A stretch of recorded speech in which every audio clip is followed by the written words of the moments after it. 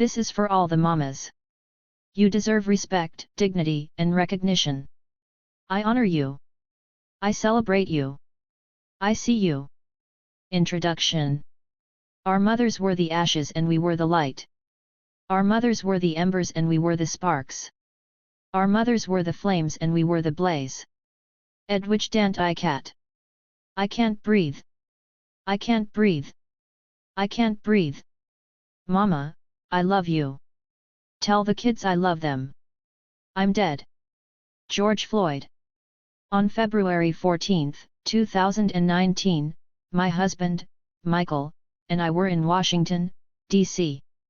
We'd traveled there for the Frederick Douglass 200 Awards Gala, held in the Library of Congress. I remember feeling annoyed with myself that evening in a rushed week filled with commitments. I'd packed an off-white dress to wear to the event. While there, I remembered that my monthly visitor was due and I excused myself to use the restroom several times throughout the night, paranoid I might find a red stain on the back of my dress.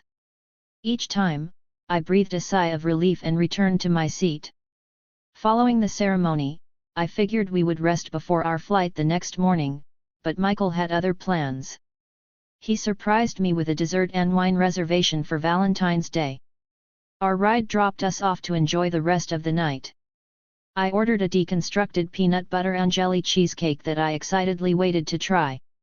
When it arrived and I took my first few bites, I suddenly felt sick to my stomach. I paused and sat back in my chair to take a breath. Then it occurred to me that my period wasn't only due, it might actually be late. I was in my own world. I pulled out my phone to count my days again. The small possibility filled my mind with excitement. We'd recently decided to start trying for a baby. I was clearly distracted, and Michael asked what I was thinking about.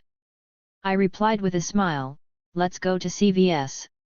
Long story shortened, that night, toward the last hours of Valentine's Day, following an event honoring those carrying Frederick Douglass's work forward, I held a positive pregnancy test in my hands. My heart filled with an indescribable feeling and my eyes watered as I showed the result to my life partner. A human being was developing inside of me. I was going to be a mother. I was going to bring a life into this world. Joy quickly started to vacillate with worry, the weight of the world falling on my shoulders. I wondered if up until that moment I'd been taking enough care of myself and my little one. I worried that I didn't know enough about the steps I was supposed to take to make it through my pregnancy successfully. As if all the research I had done up until that point, as if all our conversations before deciding to try, had simply not been enough. A worry that so many feel. I was overjoyed, yes, but I was also instantly scared of losing my child. I prayed to God that we, my baby and I, would be protected. I suppose this is an accurate and pithy description of motherhood, a lifelong wavering between utmost happiness and consuming worry. This might sound strange, but I was more grateful in that initial moment than I had ever been for the work that I do, especially for my Ph.D. I had just begun the second year of my doctoral studies at the University of Cambridge and was on my leave to work away. This meant that the year was dedicated to my fieldwork and research, which happened to be on Black motherhood. I was grateful because my research, which led to this book, gave me examples of 3 incredible women and mothers who could guide me in the next stage of my life. In the journey of finding evidence of their lives, I was able to acknowledge the very real fears that come with motherhood, specifically Black motherhood, both during and after pregnancy, but I also found encouragement and a warm embrace to welcome me. The 3 women I speak of are Alberta King, Bertus Baldwin, and Louise Little, women who have been almost entirely ignored throughout history. While this disregard of Black women's contributions is widespread and so extensive that it is unquantifiable, the women I honor here have been ignored differently, ignored even though it should have been easy throughout history to see them, to at least wonder about them, and to think about them, ignored in ways that are blatantly obvious when the fame of their sons is considered. They were the mothers of Martin Luther King, Jr., James Baldwin, and Malcolm X, respectively. While the sons have been credited with the success of Black resistance, the progression of Black thought, and the survival of the Black community, the 3 mothers who birthed and reared them have been erased. This book fights that erasure. Through the lives of the three mothers Alberta, Bertus, and Louise, I honor Black motherhood as a whole and celebrate knowledge passed from generation to generation through the bodies and teachings of Black women. While we are all influenced by our mothers in one way or another, it is especially clear in these three instances just how influential each mother's life experiences and teachings were on her son's views and actions. Because of who Alberta, Bertus, and Louise were, Martin, James, and Malcolm were able to become the great leaders we all revere. Because of who Alberta, Bertus, and Louise were, the world was changed forever, and it is time they receive their due credit. In the book All the Women Are White, All the Blacks Are Men, But Some of Us Are Brave, Black Women's Studies, editors Akasha, Gloria T. Hull, Patricia Bell Scott, and Barbara Smith make a case for the significance of studying Black women in order to raise our collective consciousness. They highlight the crucial role an understanding of Black women's lives can play in saving Black women's lives. They write, merely to use the term Black women's studies is an act charged with political significance. At the very least, the combining of these words to name a discipline means taking the stance that Black women exist and exist positively. My work is largely inspired by the guidelines found in But Some of Us Are Brave and specifically addresses the stance that Black women exist and exist positively. We must affirm Black women, a group that has historically been dehumanized in humanizing ways. Positively does not mean that we should focus only on the positive facts about Black women's lives. Instead, we must take in the whole picture, one that includes diverse perspectives, an acknowledgement of oppressive forces as well as an understanding of the ways in which Black women have survived such circumstances. Erasure, misrecognition, and historical amnesia have certainly contributed to the formation of our identity as Black women, but our fight against such forces with our affirmation and recognition of ourselves and each other has been much more telling. Through these practices we've created new possibilities that defy the limits placed upon us. Writing about Black motherhood while becoming one gave me a much deeper perspective than I had before. As my own life and body transformed, it became even more important to me to tell Alberta's, Bertus's, and Louise's stories before they became mothers. Their lives did not begin with motherhood, on the contrary, long before their sons were even thoughts in their minds, each woman had her own passions, dreams, and identity. Each woman was already living an incredible life that her children would one day follow. Their identities as young Black girls in Georgia, Grenada, and Maryland influenced the ways in which they would approach motherhood. Their exposure to racist and sexist violence from the moment they were born would inform the lessons they taught their children. Their intellect and creativity led to fostering such qualities in their homes. The relationships they witnessed in their parents and grandparents would inspire their own approaches to marriage and child rearing. Highlighting their roles as mothers does not erase their identities as independent women. Instead, these identities informed their ability to raise independent children who would go on to inspire the world for years to come. These women's lives create a rich portrait of the nuances of Black motherhood. Yes, all three were mothers of sons who became internationally known, and their stories share many similarities, but by no means can their identities be reduced into one. Each woman carried different values, faiths, talents, and traumas. I hope their rich differences will open our eyes to the many influences and manifestations of Black motherhood in the United States and beyond. The narratives of these three women have fueled and empowered me, but this work has been extremely difficult at times. Black motherhood in the United States is inextricable from a history of violence against Black people. American gynecology was built by torturing Black women and experimenting on their bodies to test procedures. J. Marion Sims, known as the father of American gynecology, developed his techniques by slicing open the vaginal tissues of enslaved women as they were held down by force. He refused to provide them with anesthesia. François-Marie Prévost, who is credited with introducing C-sections in the United States, perfected his procedure by cutting into the abdomens of laboring women who were slaves. These women were treated like animals and their pain was ignored. There is a paradoxical relationship between the dehumanization we Black women and our children face and our ability to resist it. Beyond the normal worries all mothers encounter as they progress through pregnancy and get closer to their labors, we Black mothers are aware that we are risking our lives. Black women in the United States are more likely to die while pregnant and while giving birth than other mothers. Beyond the normal fear that all mothers feel when the gut-wrenching thought of losing their child creeps its way into their minds, we Black mothers experience a heightened level of worry. We are aware of how differently our children are seen and treated in society, and our fears are confirmed by articles and news stories reporting the violence that Black children experience constantly, whether at parties, in school, or at their local parks. This fear continues as our children become adults who are in danger even as they sleep in their beds, sit in their own apartments, when they call for help, or when they go on a run. Louise, Bertus, and Alberta were well aware of the dangers they and their children would be met with as Black people in the United States, and they all strove to equip their children not only to face the world but to change it. With the knowledge that they themselves were seen as less than and their children would be, too, the three mothers collected tools to thrive with the hopes of teaching their children how to do the same. They found ways to give life and to humanize themselves, their children, and, in turn, our entire community. As history tells us, all of their sons did indeed make a difference in this world, but they did so at a cost. In all three cases, the mother's worst fears became reality.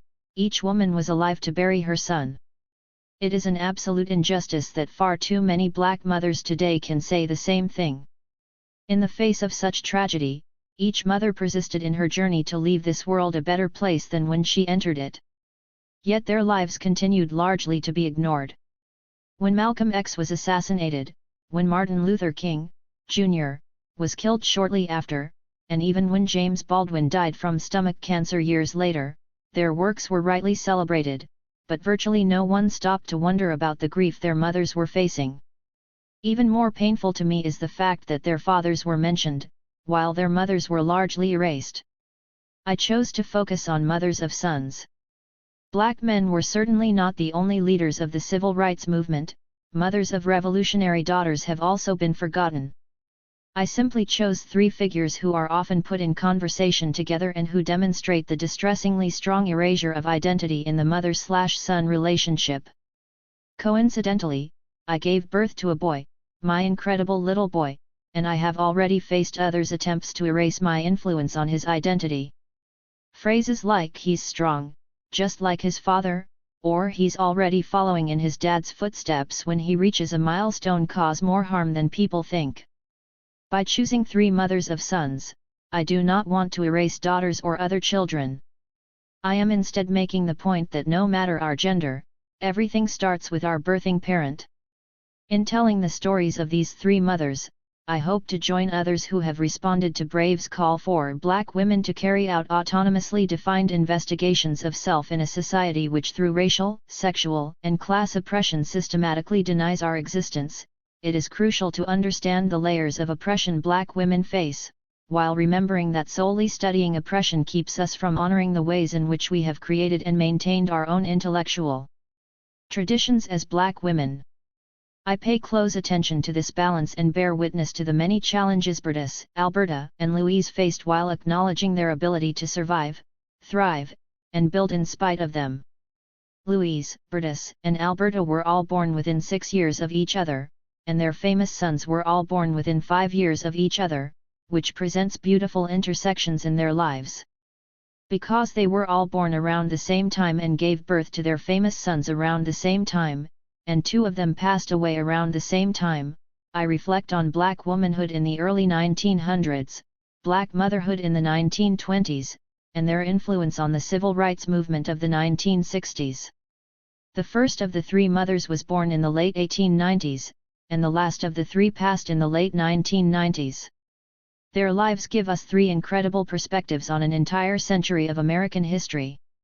By seeing the United States develop through the lives of Bertus, Alberta, and Louise, you will be left with a richer understanding of each world war, the Great Depression, the Great Migration, the Harlem Renaissance, race riots, police brutality, welfare debates, the effects of policies proposed by each president they lived to witness, and much more. But their stories go beyond a new understanding of American history, especially the civil rights movement of the 1960s. An ode to these three women is an ode to Black womanhood. Perhaps Black women of today will also be able to find themselves in the life stories of Bertus, Alberta, and/or Louise, as I have. When I first started this work, it quickly became apparent that without knowledge of the stories of these three women, the world was missing an enormous piece of our understanding of Black resistance in the United States. The fascinating facts I have been able to uncover provide incredible new depth for our appreciation of Black American history, but this research is about far more. The women's lives offer invaluable new knowledge about the context of the past, how the storyteller influences the story, and how re-evaluations guide our contemporary understanding of individuals, communities, and society. This kind of writing becomes even more needed and holds even more power when thinking about groups who have historically been erased and misrepresented, groups who have been kept from telling our side, groups who suffer the repercussions of such exclusion to this day, and groups who continue to resist all of this. In my desire to better understand the circumstances of the lives of Louise, Bertus, and Alberta, I have called upon the work of Black feminists in the fields of sociology, history, and political science and others outside the academy. Interwoven with their life stories and historical context, you will also find an engagement with Black feminist analysis relating specifically to dehumanization, resistance, and motherhood. Black women have been, and continue to be, treated as less than human, so it's crucial to break down the terms I will be using to discuss this going forward. Dehumanization takes various forms. People are treated as less than human when their basic rights are not granted/respected, when their agency is taken away, when they are objectified through language and actions, when violence is used against them, and when they are expected to remain silent despite these circumstances. All three mothers experienced this throughout their lives. Audre Lorde, one of the most renowned poets, essayists, and activists in history, writes about the reason dehumanization happens in the introduction to her essay Race, Class, and Sex, Women Redefining Difference. Much of Western European history conditions us to see human differences in simplistic opposition to each other, dominate/subordinate, good/bad, up/down, superior/inferior. In a society where the good is defined in terms of profit rather than in terms of human need, there must always be some group of people who, through systematized oppression, can be made to feel surplus, to occupy the place of the dehumanized inferior. Institutionalized rejection of difference is an absolute necessity in a profit economy which needs outsiders as surplus people. Lorde shows that dehumanization is a component of any society that views capital as more important than humanity and as something that affects and implicates all members of such a society. However, each member is inherently treated differently depending on levels of disadvantage. As you read about Alberta, Bertus, and Louise, keep Lorde's words in mind.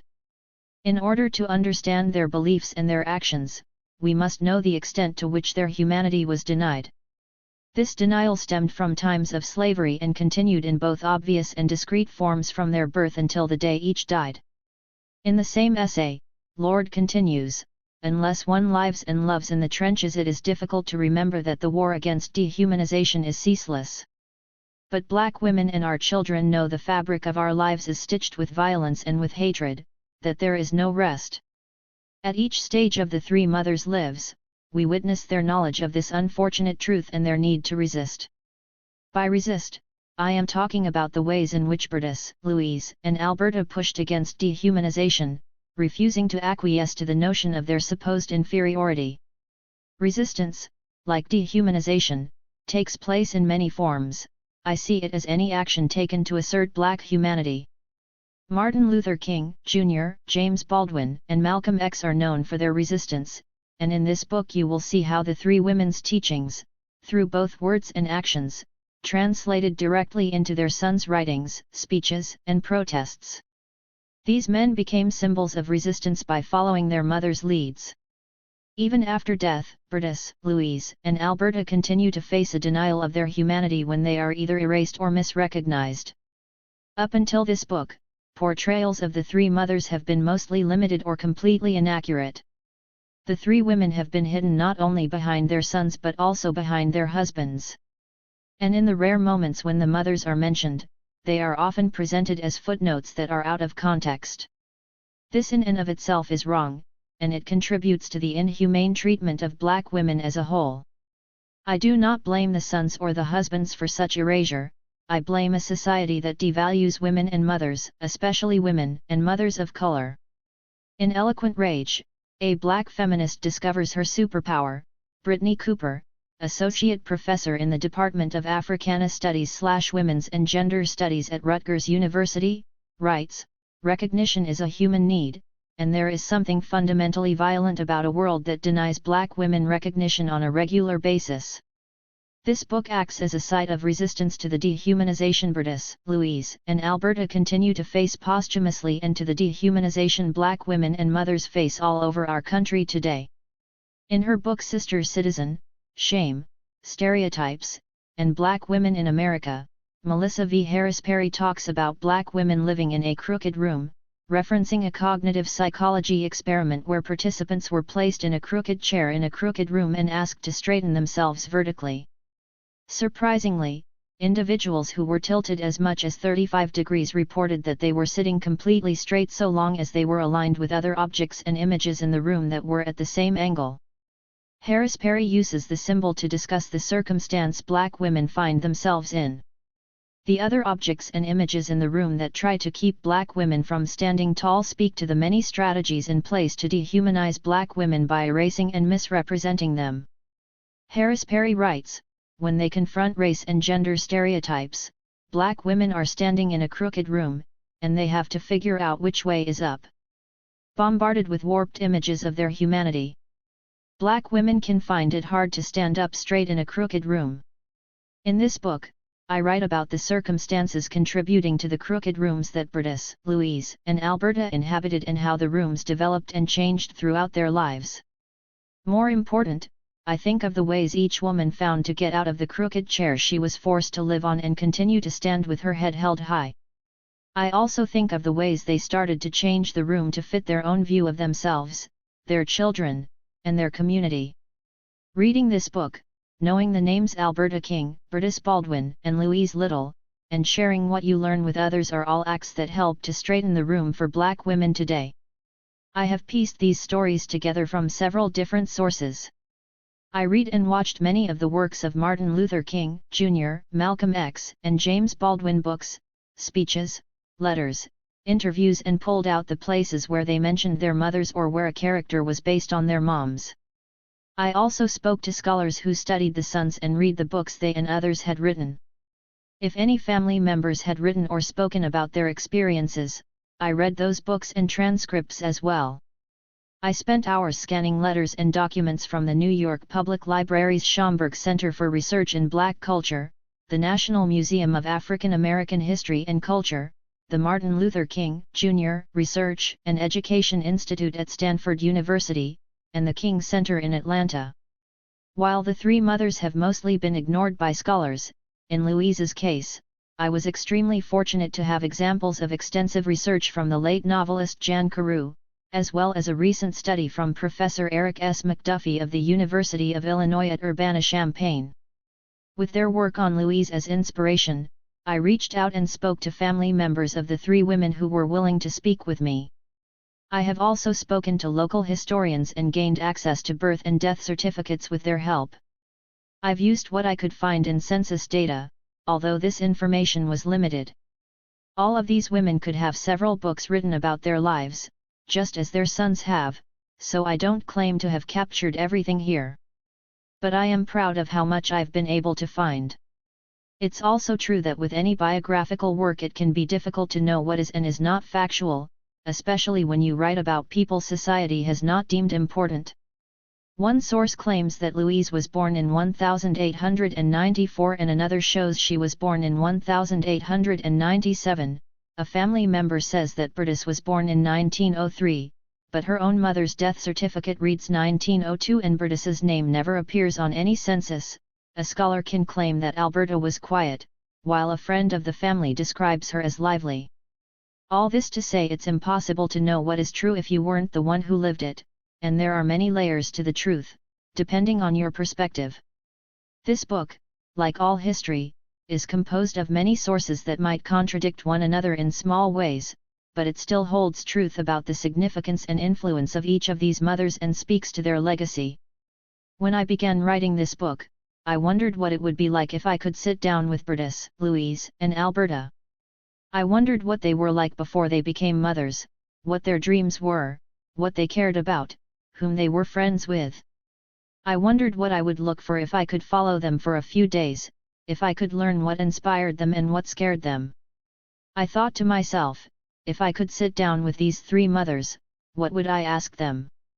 I realized I would want to know how they pushed themselves to keep going even when various factors tried to stop them in their tracks, how Louise held on to her courage even when her husband was killed, how Berta stood up to her husband even when he was abusive, how Alberta saw hope even after her sons died. I would want to know what advice they would give us after witnessing some of the most transformative moments in American history and after seeing progress come and go. In the absence of being able to speak with them directly, I am consoled by my ability to study them, write about them, and share their stories. It is time that the world knows their names. In Alice Walker's book An Essay of the Same Name, In Search of Our Mother's Gardens, she writes, "Our mothers and grandmothers, some of them, moving to music not yet written. And they waited. They waited for a day when the unknown thing that was in them would be made known, but guessed somehow in their darkness, that on the day of their revelation they would be long dead. But this is not the end of the story, for all the young women our mothers and grandmothers, ourselves have not perished in the wilderness. And if we ask ourselves why, and search for and find the answer, we will know beyond all efforts to erase it from our minds, just exactly who, and of what, we Black American women are." With Walker's words in mind, I hope to bring more Black women's stories out of the darkness and into the light, to find the clues laid out for me by women who possessed their own dreams and talents, to revisit our current accounts and reread them with Black women's lives at the forefront, and to better know who, and of what, we Black women are. By paying tribute to Louise, Alberta, and Bertus, by recognizing who they were, I believe I have a better understanding of who we as Black women are today. I hope you will feel the same way. Part I. The circumstances of our birth. I had reasoned this out in my mind. There was one of two things I had a right to, liberty, or death. If I could not have one, I would have the other, for no man should take me alive. I should fight for my liberty as long as my strength lasted, and when the time came for me to go, the Lord would let them take me. Harriet Tubman. Negro women are the greatest menace possible to the moral life of any community where they live. And they are evidently the chief instruments of the degradation of the men of their own race. When a man's mother, wife, and daughters are all immoral women, there is no room in his fallen nature for the aspirations of honor and virtue. I cannot imagine such a creation as a virtuous Black woman. An anonymous white woman. When multiple forces are working to deny life, to take away rights, to coerce people into submission, hope persists, the fight does not weaken, and life continues to be birthed. Through individual agendas that battle oppression and in the uniting of efforts, Black women have found a way, even when seemingly impossible, to give life. This sentiment sets the scene for the arrival of our three girls, girls who would grow up to become their own givers of life, Black girls who were born in a time of social upheaval, particularly in the United States, and also a time of Black women's continued battle for their community. We do not begin in the United States, however. Instead, we launch in a majestic place where a ridge of mountains runs north and south, where the reds, yellows, and greens of the flora and agriculture are surrounded by the blues of the Caribbean Sea. Here, you find a culture that stems from a mix of West Indian, West African, and Caribbean traditions that were forever changed by British and French colonization. Originally inhabited by the Arawaks, who were displaced by the Carib Indians, who were then colonized by the French and later the British, the area is now populated primarily, 82%, by people of West African ancestry who are descendants of slaves. This island of volcanic origin is filled with rainforests, waterfalls, beaches, rum, nutmeg, calypso, reggae, and soca. We begin on the island of Grenada, where Louise Langdon Norton was born. In order to understand Louise, in order to know how the color of her skin influenced her thinking, in order to comprehend why her grandparents were so important in her life and, as a result, in Malcolm X's life, we cannot begin with her birth. Louise would become a warrior and a symbol of resistance because the struggle for freedom pulsed through her genes. The blood of her ancestors carried with it messages of liberation, while the land that held her whispered tales of revolutions it had witnessed over the years. The water all around her held the bodies of fighters who came before her, and she was proud to continue the legacy of her country, her people, and her family. To this day, one of the defining features of Grenadians is their resistance, specifically to white supremacy. In 1650, more than 200 years before Louise was born, dozens of French soldiers were sent to the island to capture and colonize the Caribs. Striking at night and beginning a bloody slaughter on May 30, the French sought to take control of Carib land and life. Instead of surrendering, at least 40 people chose to jump several hundred feet to their deaths from a hill overlooking the Caribbean Sea. The story of these Caribs is known in Grenada's history as a symbol of resistance to European domination, and the hill from which they leapt is known as Leapers Hill. Through history like this, Louise would learn of the bravery of Carib people. She would learn that sacrificing one's life in the name of freedom was more admirable than living in captivity. A century later, in 1795, Grenada witnessed more radical resistance to colonization, this time in the form of Fidon's Rebellion. Led by Julian Fidon, a man inspired by the Haitian Revolution, an estimated 14,000 enslaved Africans joined forces with freed Africans to revolt against British rule. The rebels burned houses and dragged British settlers into the streets where they would be executed. This rebellion engulfed Grenada for more than a year until 16 regiments were deployed on the island to regain British rule. The revolt was halted by the British force, but Fidon was never captured. Though his whereabouts were unknown, his revolutionary spirit was there to stay, and the rebellion contributed to Grenada's eventual independence. From hearing stories like Fidon's, Louise knew to never simply accept defeat. She found champions of rebellions and revolutions. She knew fighting against injustice called for serious measures. In the first years of the 20th century, the population of Grenada was approximately 63,000. Two of these residents were Louise's grandparents, liberated Africans by the names of Jupiter and Mary Jane Langdon, who brought 6 children into the world. To be a liberated African meant that of an estimated 4 million Africans brought as slaves to the Americas, Atlantic Ocean and Indian Ocean islands, Arabia, and India, you were part of the 6% who had been emancipated by a judicial network made up of international courts and local authorities. In the 19th century, British and U.S. governments passed laws to diminish and ultimately ban maritime human trafficking. This by no means signaled the end of slavery, instead it furthered the already detestable sexual exploitation of slaves. With fewer slaves being captured overseas, more slaves would need to be produced on land to meet labor demands. However, some did find freedom as a result. With this kind of legislation in place, authorities seized any ships that were suspected of violating maritime rules, and when slaves were found, their fate was decided. A small percentage of these slaves were actually freed. Jupiter and Mary Jane were captured in Nigeria and then released by the Royal Navy. With them, they brought their own stories of resistance against colonial rule. They shared these with their children and grandchildren. Not only was Louise raised on stories of the Carib Indians and revolutionaries like Fidon, she was also well aware of her West African roots.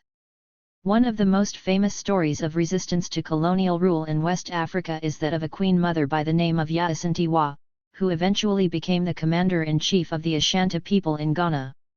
Yacintiwa fought in the War of the Golden Stool in the late 19th century.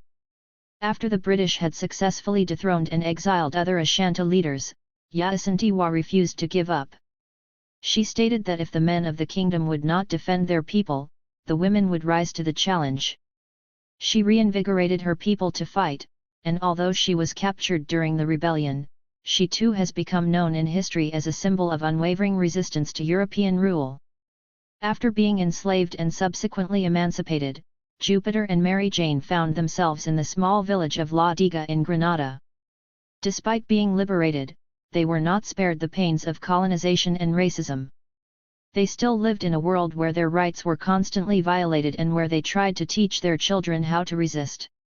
As their children grew older, Jupiter and Mary Jane continued to lead the household with strength and love no matter what came their way.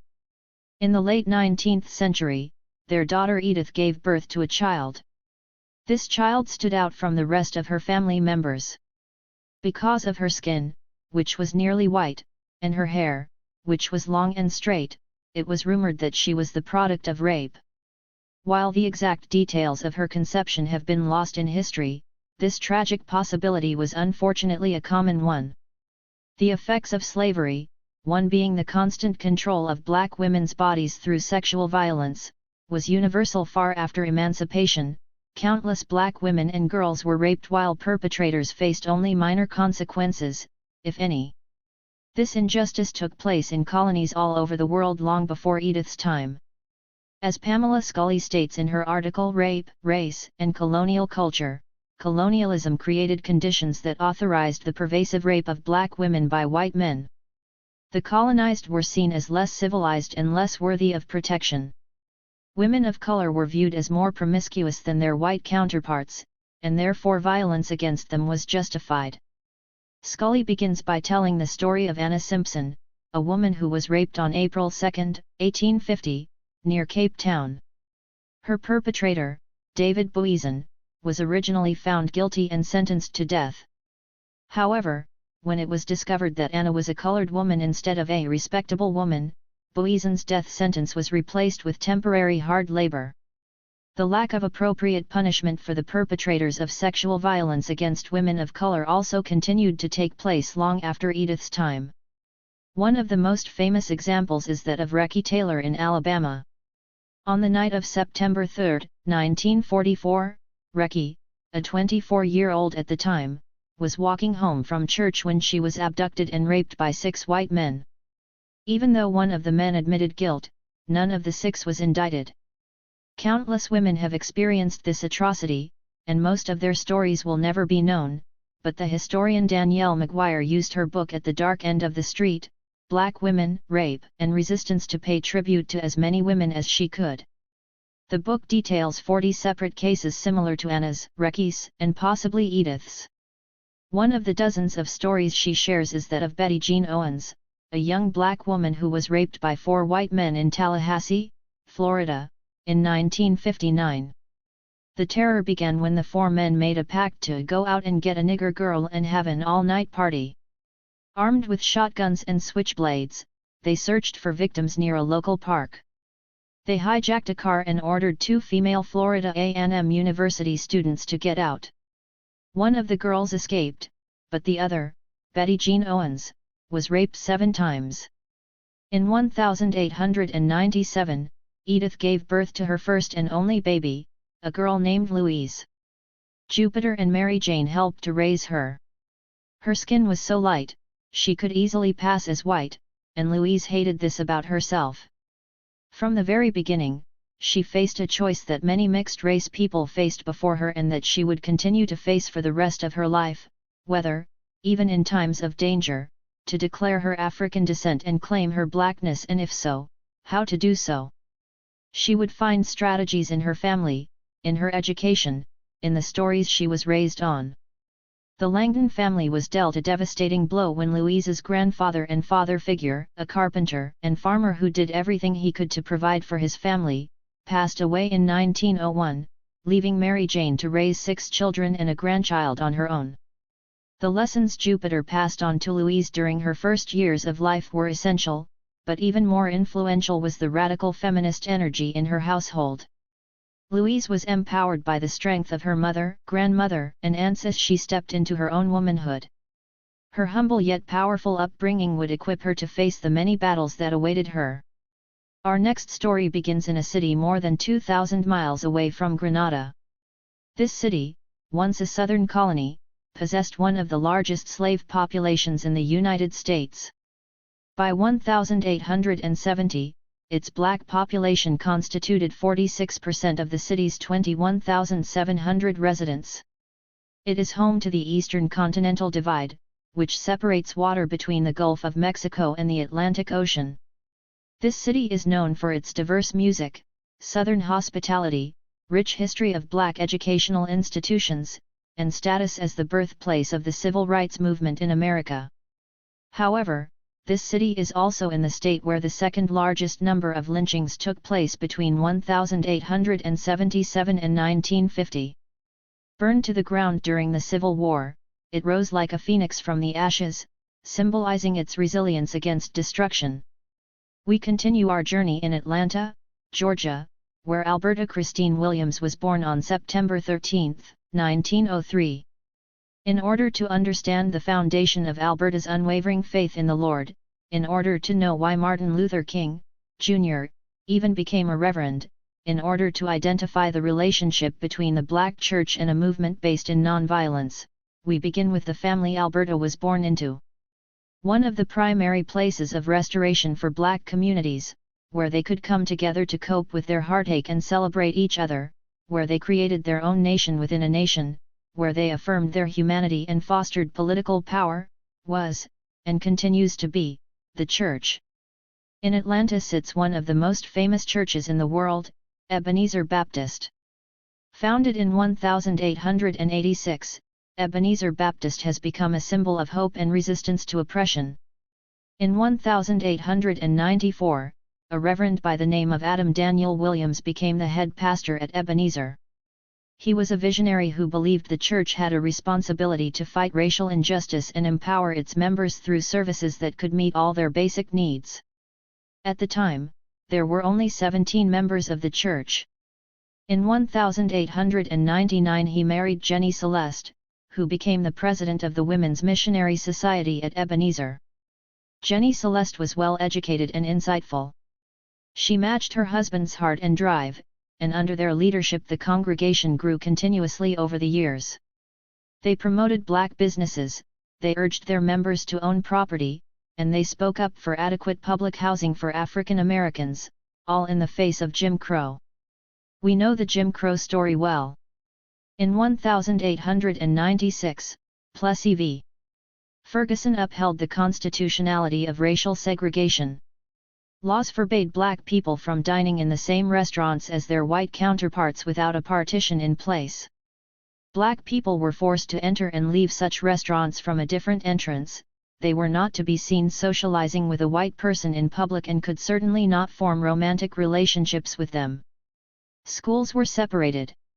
People of color were not even allowed to give testimony or evidence against a white person. People of color were forced to live in the most underserved parts of their respective cities.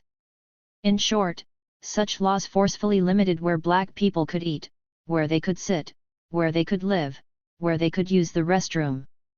Not a single part of a Black person's life was left untouched by the false claims of separate but equal. We know that if these dictates were ever defied, or if it was simply said that they were, the rule breaker would face the ultimate price. Between 1890 and 1917, 2 to 3 Black Southerners were murdered each week. This era marked the highest number of lynchings and rapes of Black people across the United States as well as the beginning of mass incarceration of Black people through its various forms. Constantly looking for ways to keep Black people in slavery, white supremacists enforced a world where Black people could be locked away in prison, forced to work without pay to settle arbitrary debts, or put to death without any justification. This can be seen through the horrific story of Mary Turner, born in 1899, whose life was cut short in 1918. While she is not one of the 3 women at the center of this book, her life illustrates the painful possibilities Black women born at the turn of the 20th century faced. Mary and her husband, Hazel, had 2 children and were expecting their third when the owner of the plantation where they worked was killed. A manhunt began to find the killer, and more than a dozen Black men were lynched in the process while others were put behind bars. Mary tried to defend her husband. Although she was only 19 and pregnant, she stood up for his innocence, demanding he be released from jail. This demonstration in the face of ruthless oppression was met with rage from the white residents of the city. For speaking up, she was tied by her ankles, strung upside down, set on fire, and cut open. Her unborn baby fell from her body and was crushed. Mary was then shot hundreds of times. Black women were not safe. Black men were not safe. Black children were not safe. Violence against all black people was justified by the law. In the midst of all this, Jenny and Adam brought life into the world. Only one of their children survived past childhood, and her name was Alberta. She was born only 4 years after Mary Turner and only 200 miles north of where Mary and her baby were brutally murdered. Alberta was deeply loved by her parents, who gave her all of their attention and encouraged her faith as well as her education. She was born into a family of love, faith, vision, and means. She had access to resources, education, and the support of a budding congregation. From her parents, Alberta learned that everyone was equal in the eyes of God and that we all had a role to play in achieving such equality on earth. From the moment she was born, Alberta would be told that faith would guide and empower her to speak up for what she believed in. The small, happy, and influential family would buy a 2-story Queen Anne-style home on Auburn Avenue, putting them only a short walking distance from Ebenezer Baptist. In line with both the segregation laws of the South and teachings like those of Reverend and First Lady Williams, the early 1900s saw the beginnings of what is now known as the Sweet Auburn Historic District in Atlanta. Ebenezer Baptist Church was part of the Sweet Auburn community, once referred to as the richest Negro street in the world. In addition to congregations, black residents established a wide range of successful businesses and social organizations. It was even home to the second largest black insurance company in the United States. So important to black history is Sweet Auburn that it was designated a National Historic Landmark in 1976. Thinking of the young Williams family, I feel a sense of peace and joy as I imagine them moving into their home, as I think of the lessons Jenny Celeste and Adam Daniel passed to their daughter, as I envision Alberta holding her parents' hands as they walked to their church and back. However, being a black family in the early 1900s was always accompanied by the possibility of unrest and interruption, and in 1906, when Alberta was only 3 years old, black residents experienced one of the darkest moments in Atlanta's history. Tensions rose during that year's governor's race, where candidates inflamed and capitalized on racist ideologies, stating that if they were elected, they would put blacks, especially uppity ones, back in their place. Fabricating stories painting black people as criminals aiming to hurt innocent whites, newspapers continued to fan the flames with headlines like Negro dives and clubs are the cause of frequent assaults and half-clad Negro tries to break into house. All of this came as backlash against the budding of a black upper class. On September 22, white men and boys formed mobs and began a rampage through black neighborhoods. They destroyed black-owned business buildings, broke home windows, wounded countless black people, and beat dozens to death. There were reports of policemen participating in the mobs. After 2 days of havoc, the governor finally instructed authorities to control the violence. Yet the end to the riot came too late. The black community in Atlanta was left devastated, as lives were forever changed and the economy they had worked so hard to build was almost completely destroyed. The riot also left the city as one of the most stratified and segregated in the United States. However, devastation is not the end of the story. The black community as a whole has never been influenced solely by the actions done to it but instead continued to grow in its incredible fight to persevere despite such actions. The black citizens of Atlanta would come together to find a way to not only survive but go on to inspire the rest of the nation and the world for years to come. Atlanta later gained the nickname Black Mecca of the South because of its importance in the civil rights movement, being home to the largest consortium of historically black colleges, its number of black-owned restaurants and businesses, its immense black political power, as well as the number of famous artists and activists who have called Atlanta their home. Black women are the ultimate practitioners of this ability to turn tragedy into opportunity, face fear and persecution with faith and unmatched perseverance, and create something out of nothing, because it has been required of us. As the community organizer and editor Bethany M. Allen writes in her essay My Girl, I wish that I had a formula that I could have shared in response to the recurring "How do you do it?" query. I called upon the age-old tradition of the black every woman, doing everything simply because I had to. Black women have faced a denial of their worth based on both their race and their gender. But despite the constant misrecognition and persecution of black women, we have continued to resist because we see it as the only option. As Melissa Harris Perry puts it in Sister Citizen, sisters are more than the sum of their relative disadvantages, they are active agents who craft meaning out of their circumstances and do so in complicated and diverse ways. Harris Perry reminds us that we must never focus on black women solely as a type of conquered victim but instead acknowledge the circumstances that have oppressed them, while simultaneously highlighting the ways in which they have reclaimed their agency despite these circumstances and made meaning of their lives in their own ways. The year that Plessy v. Ferguson was upheld is the same year that the National Association of Colored Women was formed at the first annual convention of the National Federation of Afro-American Women in Washington, D.C. The oldest African American secular organization still in existence today, the NACW was founded by Ida B. Wells Barnett, Harriet Tubman, Frances E. W. Harper, Mary Church Terrell, and others who risked their lives daily to liberate as many people as they possibly could. While there were several atrocities that led to the NACW's creation, the final straw came in a letter written by John W. Jacks, the president of the Missouri Press Association. In it he stated, "The Negroes in this country are wholly devoid of morality. They know nothing of it except as they learn by being caught for flagrant violations of law and punished therefor sick. They consider it no disgrace but rather an honor to be sent to prison and to wear striped clothes.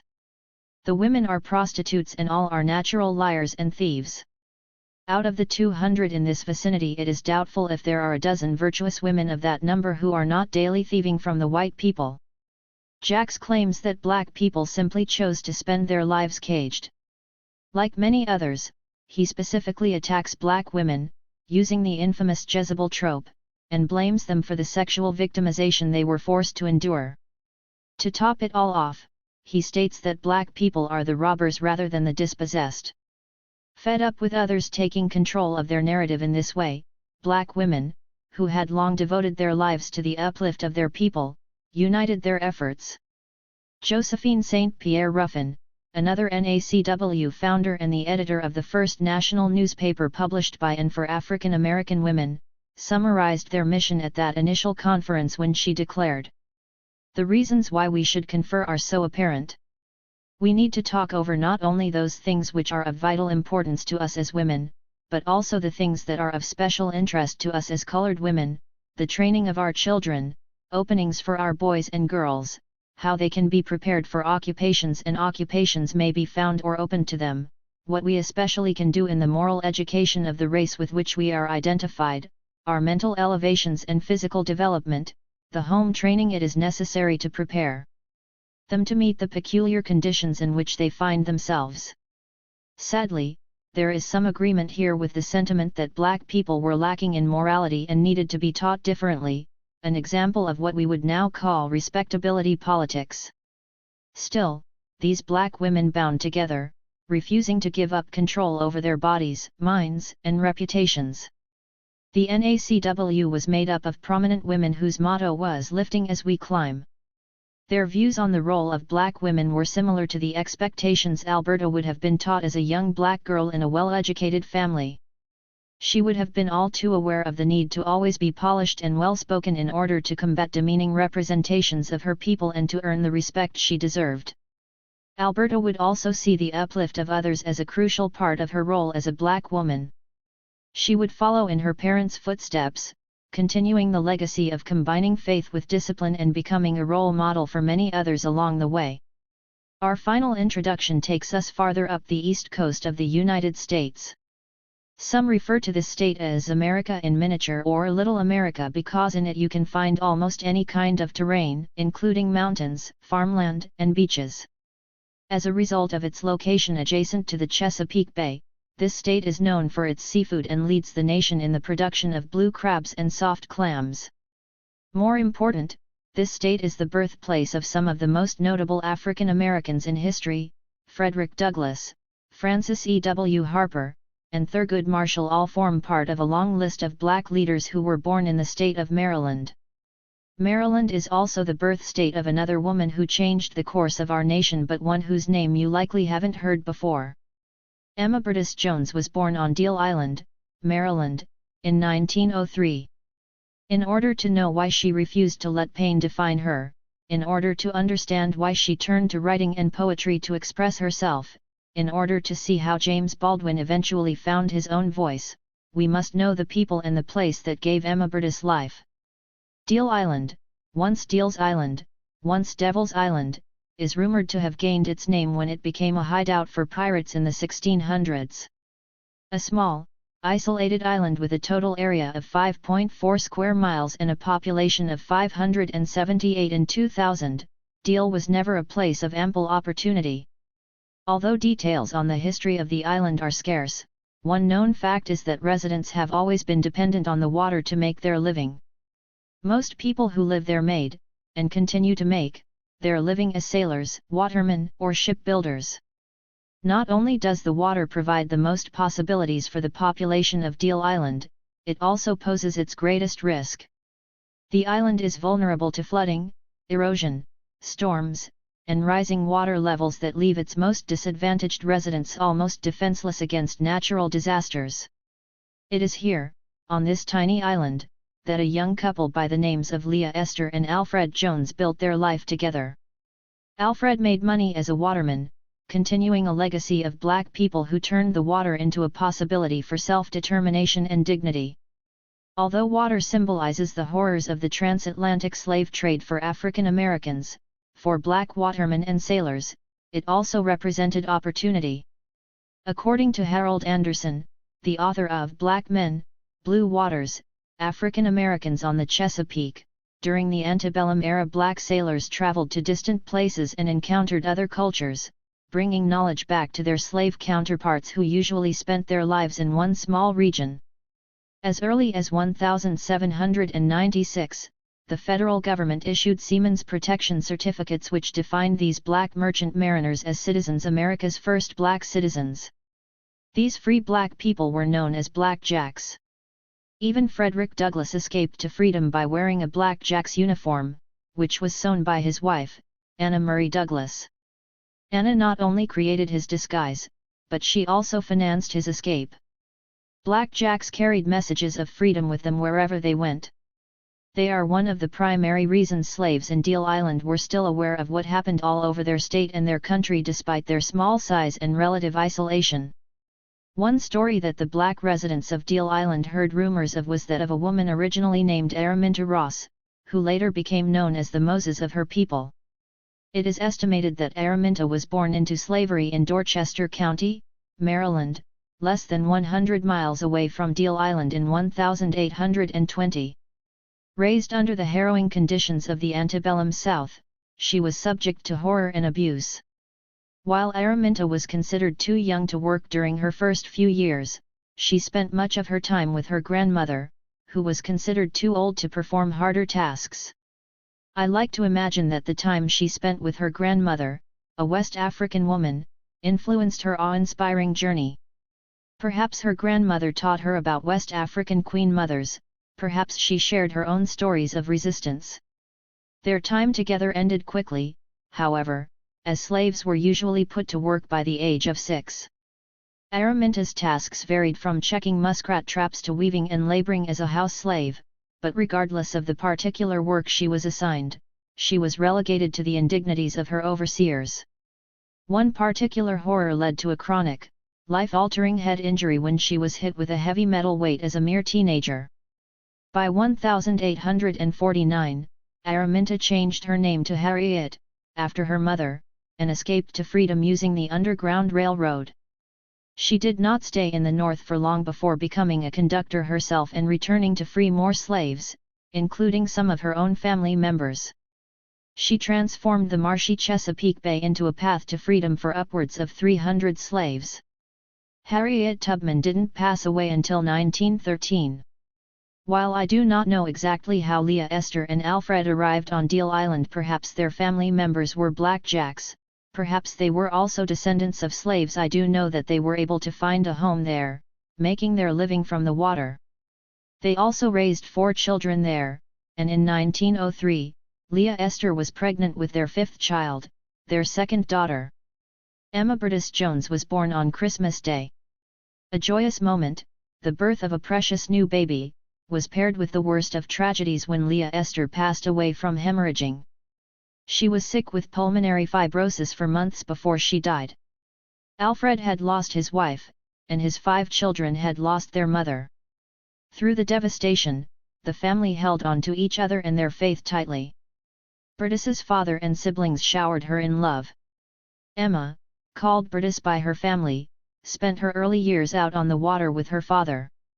Despite the seeming lack of opportunity for upward mobility on the island, its isolation, along with its small population and a shared reliance on the water, allowed residents to bond across race differences at times.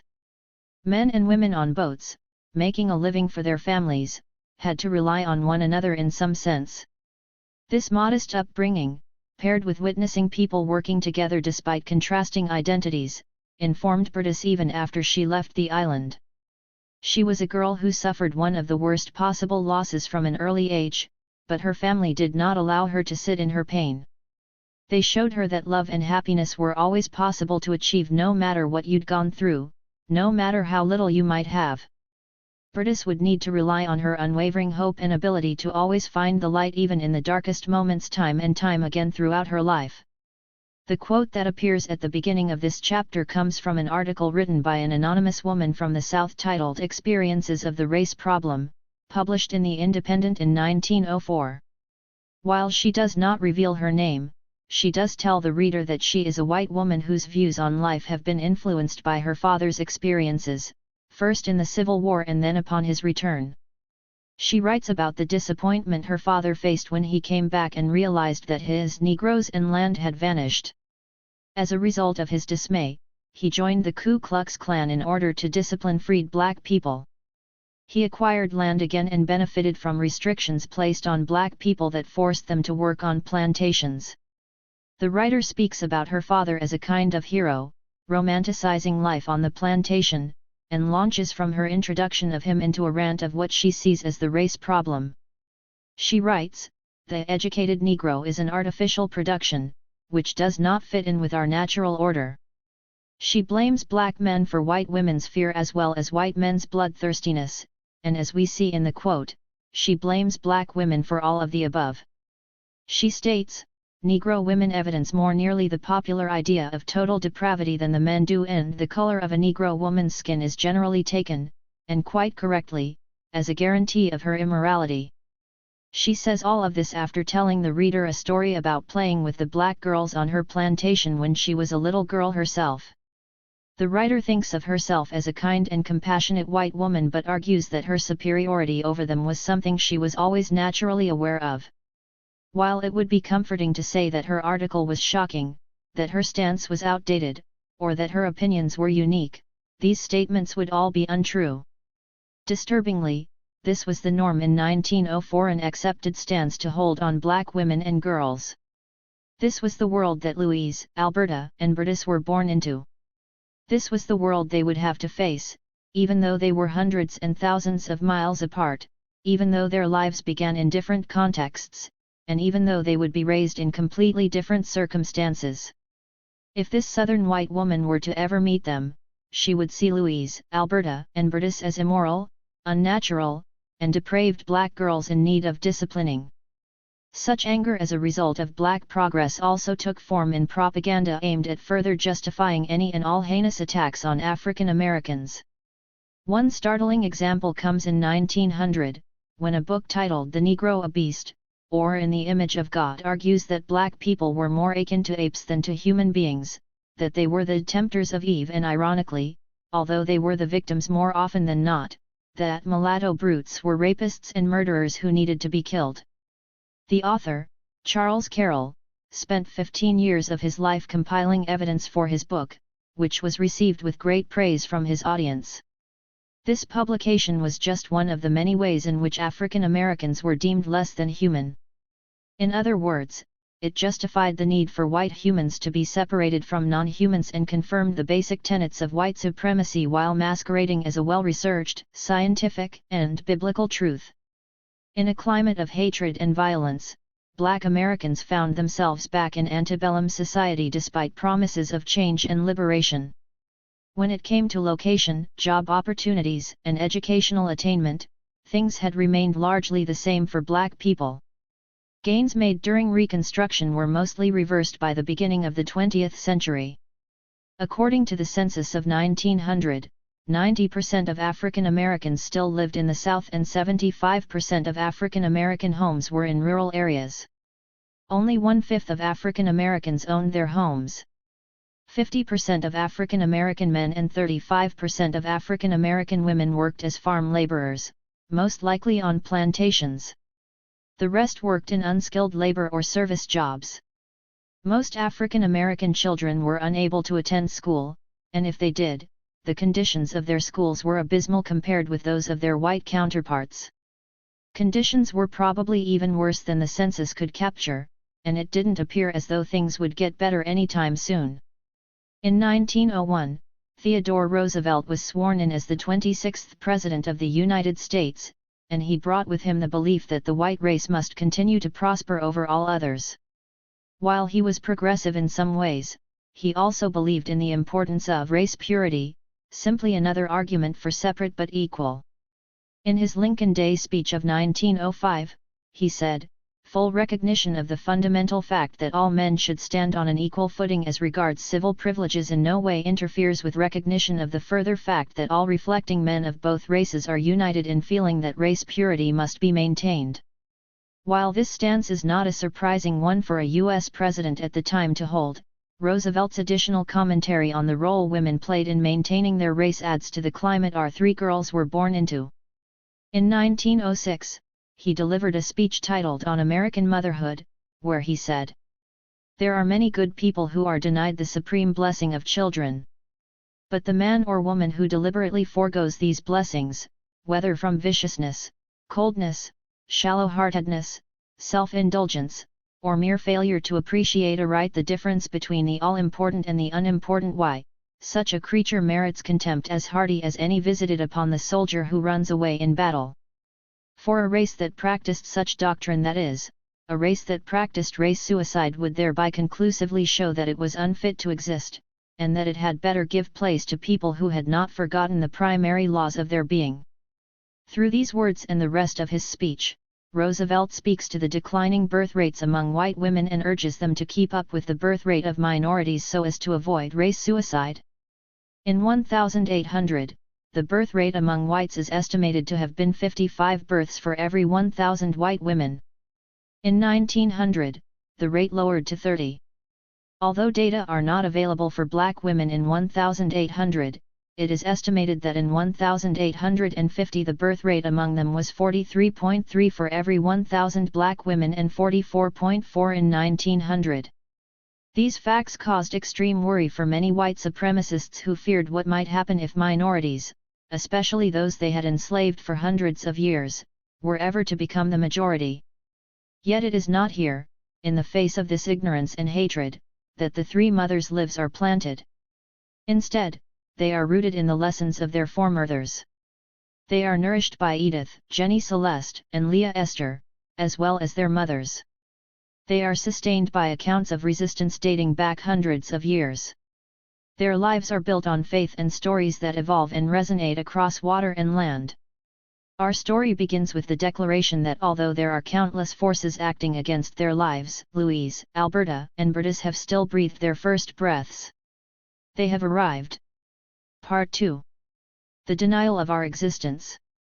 One of the things that has to be faced is the process of waiting to change the system, how much we have got to do to find out who we are, where we have come from and where we are going. Ella Baker. The enfranchisement of women would ensure immediate and durable white supremacy, honestly attained, for, upon unquestionable authority, it is stated that in every southern state but one, there are more educated women than all the illiterate voters, white and black, native and foreign, combined. As you probably know, of all the women in the South who can read and write, 10 out of every 11 are white. When it comes to the proportion of property between the races, that of the white outweighs that of the black immeasurably. The South is slow to grasp the great fact that the enfranchisement of women would settle the race question in politics. Bell Carney. The same year that Harriet Tubman passed away, Woodrow Wilson took office as the 28th President of the United States. Under his administration, the country witnessed unprecedented segregation in public offices, interracial marriage became a felony, and attacks on black people's very existence only grew. So too did the black revolutionary spirit, however. A time period of increasing threats was also a time period defined by evolution. The next decade of Bertus's, Alberta's, and Louise's lives saw unprecedented change in the United States. In every corner people could feel the growing volume of calls for black freedom. Some leaders encouraged black people to remain in the South and claim the cities that they and generations of their families had built with their own bodies. Others encouraged them to seek prosperity by leaving and starting over somewhere else, where they might live on equal terms with their white counterparts. And yet others advocated for the complete independence of black people from white America and spoke in favor of Pan-Africanism and a return to the motherland. Momentum and a glint of transformation loomed on the horizon. Much would change in this 10-year period as a result of World War I, the Great Migration, and the expansion of black nationalism. Because of their locations, Louise, Bertus, and Alberta were affected differently by each of these landmark moments in history. Grenada was the headquarters of the British Windward Islands from 1885 to 1958, making anything that affected the United Kingdom a concern for Grenadian people. Louise's fellow Icelanders would find themselves questioning the level of involvement they should have in the war. Like black citizens in the United States, British colonies debated whether they should participate at all. Some called it a white man's war while others pledged their support for the United Kingdom, hoping it would create opportunities for advancement at home. While the story of Caribbean troops has been largely ignored and virtually erased, it is estimated that around 16,000 Caribbean people voluntarily enlisted in World War I. They, like black American troops, were seen as less valuable than their white counterparts. They were discriminated against and put in charge of some of the most dangerous work within range of German artillery. Many Caribbean troops suffered frostbite and pneumonia when they were given worse accommodations and resources as compared with white troops. I do not know if any members of Louise's family enlisted, but based on the beliefs she was raised with, I would guess that they stood on the side of those who were not willing to risk their lives for their colonizers' gain. Before he passed, Jupiter, Louise's grandfather, was determined to be free from the grasp of whites. He was a skilled carpenter who was able to provide his family with more comfort than the average black Grenadian. Over time he even acquired land in La Diga, where he built a home that would house generations of his family. He and Mary Jane taught their children the importance of land ownership and trained them to raise their own food through gardening and hunting. Even after Jupiter's passing at the age of 75, Louise's family enjoyed a degree of autonomy that most blacks did not have access to. They saw their independence from the white man as key to their freedom. Louise grew up in the warm embrace of a tight-knit extended family that did whatever they could to maintain their autonomy. She was mostly raised following the guidance of her female relatives. Her grandmother Mary Jane was a domestic worker who was known for being extremely resourceful, able to stretch the little that she was given to take care of her family as a single woman. Louise's Aunt Gertrude was a skilled seamstress who used her gift to make her own money. I wish we could know more about these women and the memories they shared with Louise, as I am sure there are traces of them in Louise's children as well, but such precious moments have been lost in history. In regard to this loss, the Caribbean novelist Jan Carew wrote the following in 1998. Louise's extended family are now scattered across 3 continents. The stories of her growing up in rural Grenada are, therefore, fragmented and dispersed across the Caribbean and in Latin America, Great Britain, Canada, and the United States. All of those who knew her as a child growing up in La Diga, however, are now dead, and memory plays strange tricks when it is filtered from one generation to the next. We may not know the specifics, but it is fair to say, based on the little we do have, that Louise learned to be resilient from her mother, learned to be creative and clever from her grandmother, and learned a trade as well as the value of self-determination from her aunt. Through all these lessons, she was taught to challenge the status quo. She also learned that the more you could do on your own the better. If you could build your own house, sew your own clothes, plant and hunt your own food, you could live a liberated life. The fierce female energy in her home was paired with access to education at the local Anglican school. Her teachers believed in the maxim "spare the rod and spoil the child," and they were strict with students, pushing Louise to be strict with herself as well. They also believed in the importance of poetry and would have students recite verses routinely. Louise developed a deep love of words. She tried to learn as many as she possibly could. If she encountered a word she didn't yet know, she would look it up and commit it to memory. Having grown up in a place as diverse and multilingual as La Diga, Louise learned to master not only English but French and patois as well. According to her granddaughter Ilyaza Shabazz, Louise spoke 5 languages. Her family reminded her of her worth and ability to sustain herself. Her schooling developed her understanding of the world and gave her more tools for survival. Her island hinted at the expansive diversity of the world, and everything pushed her to want more for herself than what colonial Grenada could ever give her. She was a multilingual, cosmopolitan scholar who was aware of her excellence. She was unafraid to face the challenges that came with being a young woman of color. During this time, many Grenadians sought better opportunities for themselves than what they could hope for at home. Following the crash of the sugarcane economy, Grenadians migrated to neighboring countries, and some even made their way to Canada and the United States, seeking better pay. Migration to the United States and Canada paled in comparison with migration to Central America and Cuba.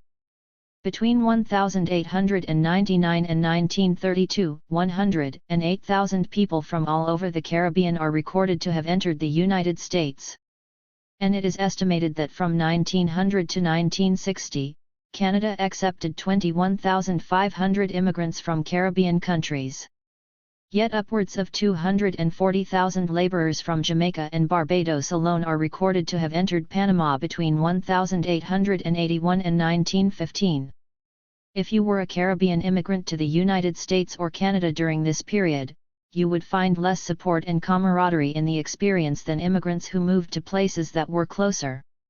Regardless of where they went, Grenadians sought more opportunities for upward mobility, better pay, relief from hurricanes, and separation from British colonialism.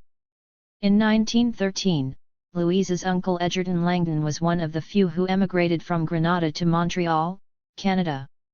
In 1916, he traveled to New York, where his friends took him to hear a man by the name of Marcus Garvey speak. The message he heard that day changed his life, and when he traveled back to Montreal, he began to spread the word about Garveyism. Garvey was a Pan-Africanist born in Jamaica in 1887. He would go on to become one of the most influential political leaders, journalists, and orators in world history. He was born into poverty as one of 11 children in his family and only one of 2 of the 11 who survived into adulthood. His family was poor, and Garvey was forced to leave school at the young age of 14 to work as an apprentice in a print shop, where he became involved in the labor union for tradesmen. He eventually went on to study law and philosophy. Following the completion of his degree, he founded the Universal Negro Improvement Association, first in Jamaica and then in the United States in 1916. The UNIA advocated for racial unity, financial independence from whites, and the formation of independent black nations in Africa. Despite religious differences, there are many ties between the UNIA and a group that would be founded years later, known to the world as the Nation of Islam. Following in his footsteps, Louise accepted her uncle's invitation to join him in Montreal. She left Grenada in June 1917, traveling alone by steamship, never to be seen in La Diga again. Imagine being a young black woman, an immigrant, traveling to North America in the early 1900s, all alone. Brave, excited, and ready for the next stage in her life, she landed in St. John, New Brunswick, Canada, on June 26.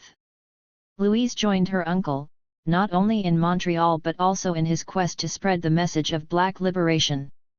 In Garveyism, Louise found echoes of the lessons she was brought up on. She found a home away from home where she could channel her anger against white supremacy, where she could use her writing to advance the cause of her people, where she could join others in the fight for Black independence. Garvey encountered criticism from other civil rights leaders who called him an impostor who went against the best interests of Black advancement. In particular, he was often in opposition to leaders of an organization founded 5 years before the UNIA called the National Association for the Advancement of Colored People. As its name suggests, the NAACP was created to advance the interests of citizens of color and promote their equal civil rights. Its founders were exhausted by the indignities Black people were still subject to and brought their efforts together to organize mass movement and change. By 1919, the NAACP had upwards of 90,000 members and more than 300 branches across the United States. To this day, it is the nation's largest and most widely recognized civil rights organization. Garvey criticized the NAACP in return, saying that they advocated solely for assimilation into white society. He argued that because whites did not see Blacks as equals, Black people should advocate for their own independence rather than join the causes of white America, including involvement in the war. One of Garvey's most famous quotations reads, "The first dying that is to be done by the Black man in the future will be done to make himself free. And then when we are finished, if we have any charity to bestow, we may die for the white man. But as for me, I think I have stopped dying for him." Among the disagreements that emerged between different Black movements and leaders concerning the best approach to achieving Black freedom, perhaps the most apparent during this decade concerned participation in World War I. Garvey spoke against the involvement of Black people in the war, while others saw World War I as an event with revolutionary implications for the future of Black people. These implications included possibilities for social, political, and economic growth as a result of enlisting. Many Black people saw the war as a chance to gain respect and full citizenship. They saw it as a moment to declare their patriotism by serving, believing that their civil rights would be waiting upon their return. Many were afraid that if they did not serve their country in the war, they would be declaring that they were disloyal to the United States, which might result in the loss of even more of their rights. Upwards of 350,000 African American men fought in World War I. World War I was the first time in U.S. history that the Army and Navy Nurse Corps were activated and the first time in which women officially and openly served. However, Black women who tried to participate faced obstacle after obstacle. Fewer than a dozen Black women were allowed to cross the ocean as volunteer nurses. Still, Black women continued to serve the country as volunteers at home through organizations such as the YMCA. Like their white counterparts, Black women covered jobs in the absence of their men. Temporarily, Black women were able to shift from domestic jobs to work in factories and offices. As the poet, essayist, and activist Alice Dunbar Nelson described it, the women worked as ammunition testers, switchboard operators, stock takers. They went into every kind of factory devoted to the production of war materials, from the most dangerous posts in munition plants to the delicate sewing in airplane factories, contributions that have often gone unnoticed. It wasn't clear yet if the end of World War I would bring relief to African Americans, but horror certainly pursued Black people while the battle continued. They were constantly harassed and blamed for any hardship white families faced. On September 9, 1912, an 18-year-old white woman by the name of May Crow was found beaten, bloody, and breathless in the Appalachian foothills north of Atlanta, Georgia. The mystery surrounding her murder remains unsolved to this day, but, unsurprisingly, Black families in Forsyth paid the price of May's bloodshed. On September 10, the county sheriff arrested 2 young Black men and 1 Black boy by the names of Rob Edwards, Oscar Daniel, and Ernest Knox, ages 24, 18, and 16, respectively. While Ernest and Oscar were formally tried and sentenced to hang, death found Rob more quickly. White farmers stormed the county jail and dragged him from his cell while he pleaded for mercy. The streets filled with spectators as Rob's limp young body was hoisted upon a telephone pole. The audience's roars grew progressively louder while they took turns shooting the already mutilated corpse. The next morning, his body was left on display in front of the courthouse. This was not enough for the bloodthirsty mobs. Weeks later, on the night of May's funeral, white men of Forsyth set out on horseback toward the black cabins that dotted the woodlands. They gave black residents two options: pack and leave the county before the following night or stay and die like Rob Edwards. Threatened with rifles, torches, and dynamite, an estimated 1,100 black people evacuated Forsyth County, leaving behind their homes, schools, and businesses. Forsyth would remain all white for decades to come and would stand as a clear reminder of the deadly vulnerability black people lived with, where their survival rested on the whims of their white fellow citizens. Without any evidence, they would be blamed for any misfortune suffered by whites. Less than 60 miles away from Forsyth County, the Williams family fought their own battles against racism. Alberta was raised by two devoted and distinguished parents, rooted in their religious faith and committed to the fulfillment of human rights for all. She was raised with beliefs that the human spirit would prevail over oppression, that love and fellowship would conquer hate and violence. Alberta's parents taught her to be an activist. A young Alberta watched as her parents organized strategy meetings, as they addressed their congregation, as they stood up to injustice. Even while their daughter was very young, Reverend and First Lady Williams taught by example. Reverend Williams was one of the founders of the Atlanta chapter of the NAACP. The couple also led a successful drive for the first black high school in Atlanta as well as a boycott of the Georgian, a publication that did everything in its power to disparage African American residents. When Reverend and First Lady Williams noticed that many of the ads in the paper were from stores that black people patronized, they and other church leaders stood in front of their members and encouraged them to boycott such businesses. In the midst of racial violence, Alberta was raised with examples of resistance in the name of humanity and love. As a natural result of her parents leading Ebenezer Baptist, Alberta also became an active member and most of her life was tied to the happenings of the church. Although she was an only child, she grew up around several children in the congregation as well as youths the Reverend and his wife took in when they had nowhere else to go. Through Ebenezer, Alberta also developed her love of music, and she brought back the church's choir, one that would become famous over the years. She was an extremely talented musician who learned to play several instruments, including the piano and the organ. As soon as visitors entered the Williams home, they would see a piano to the left of the front door that Alberta played for hours each day. Beyond being an incredible instrumentalist and singer who would continue to develop her craft, Alberta, like Louise, was a brilliant student. She attended public institutions in her elementary and middle school years, before following in her mother's footsteps and attending Spelman Seminary. She was a young woman who paired her love of music and reading with an extensive knowledge of art and a passion to become a teacher. She put words together with ease and spoke confidently. Her intelligence could not be ignored. Alberta went on to enroll in Hampton Normal and Industrial Institute, where she obtained her teaching certificate. Her parents cared deeply about her education and wholeheartedly supported their daughter's journey toward her career. Alberta wanted to share her privileges with as many others as she could, and she believed teaching was the best way for her to do so. Keeping black people from advancing by restricting their ability to become educated has long been a strategy of oppression. During times of slavery well through the 1800s, it was against the law to teach black people to read and write. Once the law allowed it, black people who pursued education were still met with attacks, intimidation, withholding of resources, shortened school years, and more. It was an act of resistance every time a black family was able to prioritize education, but it was not an easy feat.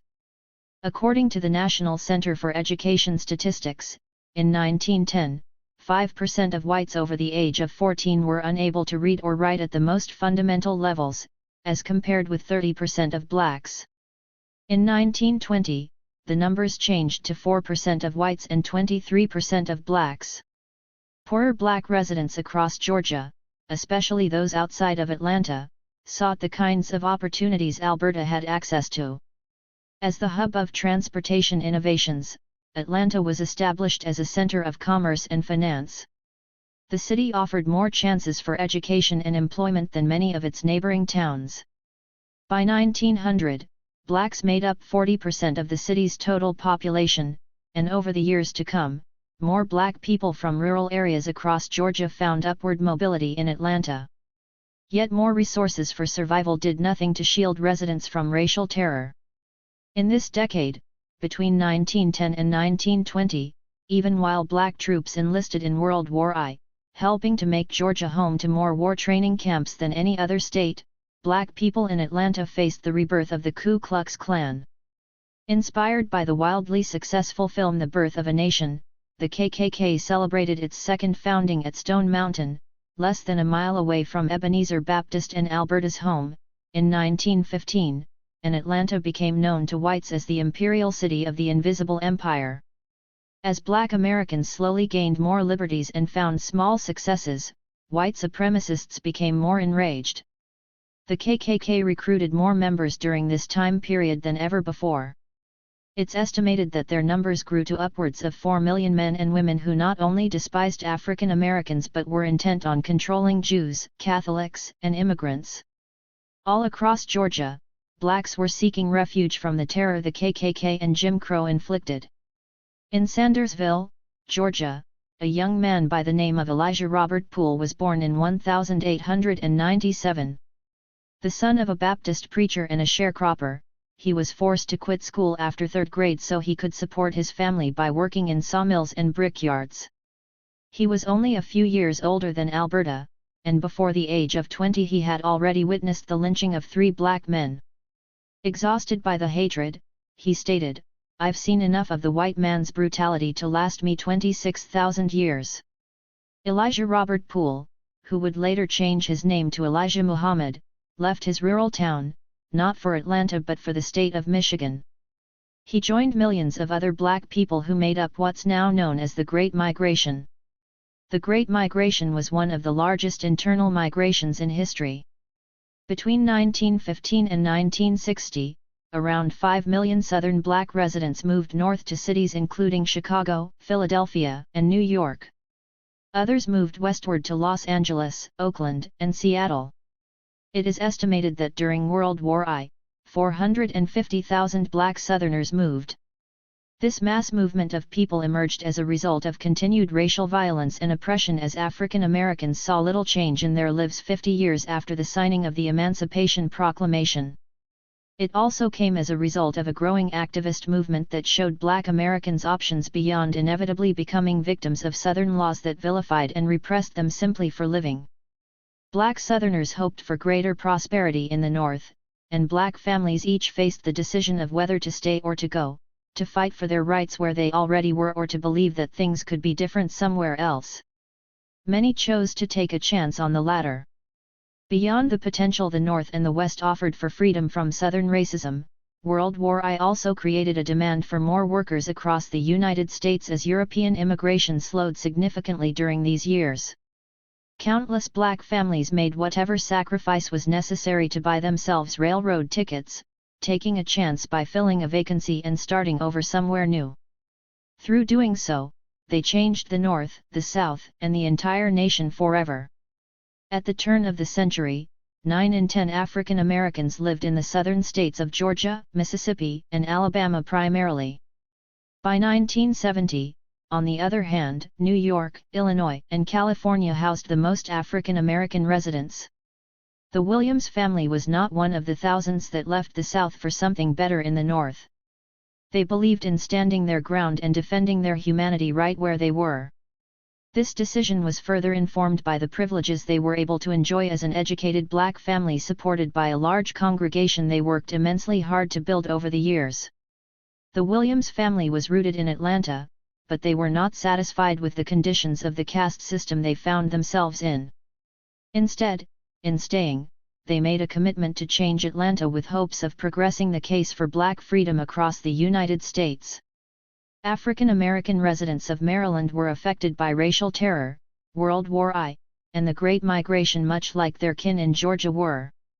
While racist attacks are more often associated with the Deep South in many minds, black residents of Maryland were by no means spared the mistreatments of the Jim Crow era. At least 44 of the hundreds of lynchings that took place during this time period were recorded in Maryland. Approximately 62,000 Marylanders enlisted in World War I, and roughly 11,000 of them were black. Black Marylanders, especially those living in rural areas, also sought more opportunity for economic freedom and relief from racial injustice. Continuing the legacy of black liberation fighters from the state, the beginning of the New Negro movement found its way into Maryland, specifically in more urban areas, and the Baltimore branch of the NAACP was established in 1914. In Deal Island, just a steamboat ride away from Baltimore, the Jones family also enjoyed a degree of economic autonomy that was not common for black families at the time. Despite coming from humble means, Burdis's parents acquired 1/2 acre of their own land in 1884. All three families, the Langdons, the Williamses, and the Joneses, saw land ownership as an essential part of their agency and battle to gain dignity in their country. Alfred Jones married Leah Esther on September 24, 1880. Before Burdis was born, Leah Esther had given birth to 9 children, 4 of whom were still living: Isaac, born 1883, Joel, born 1888, Beulah, born 1890, and Alfred, born 1896.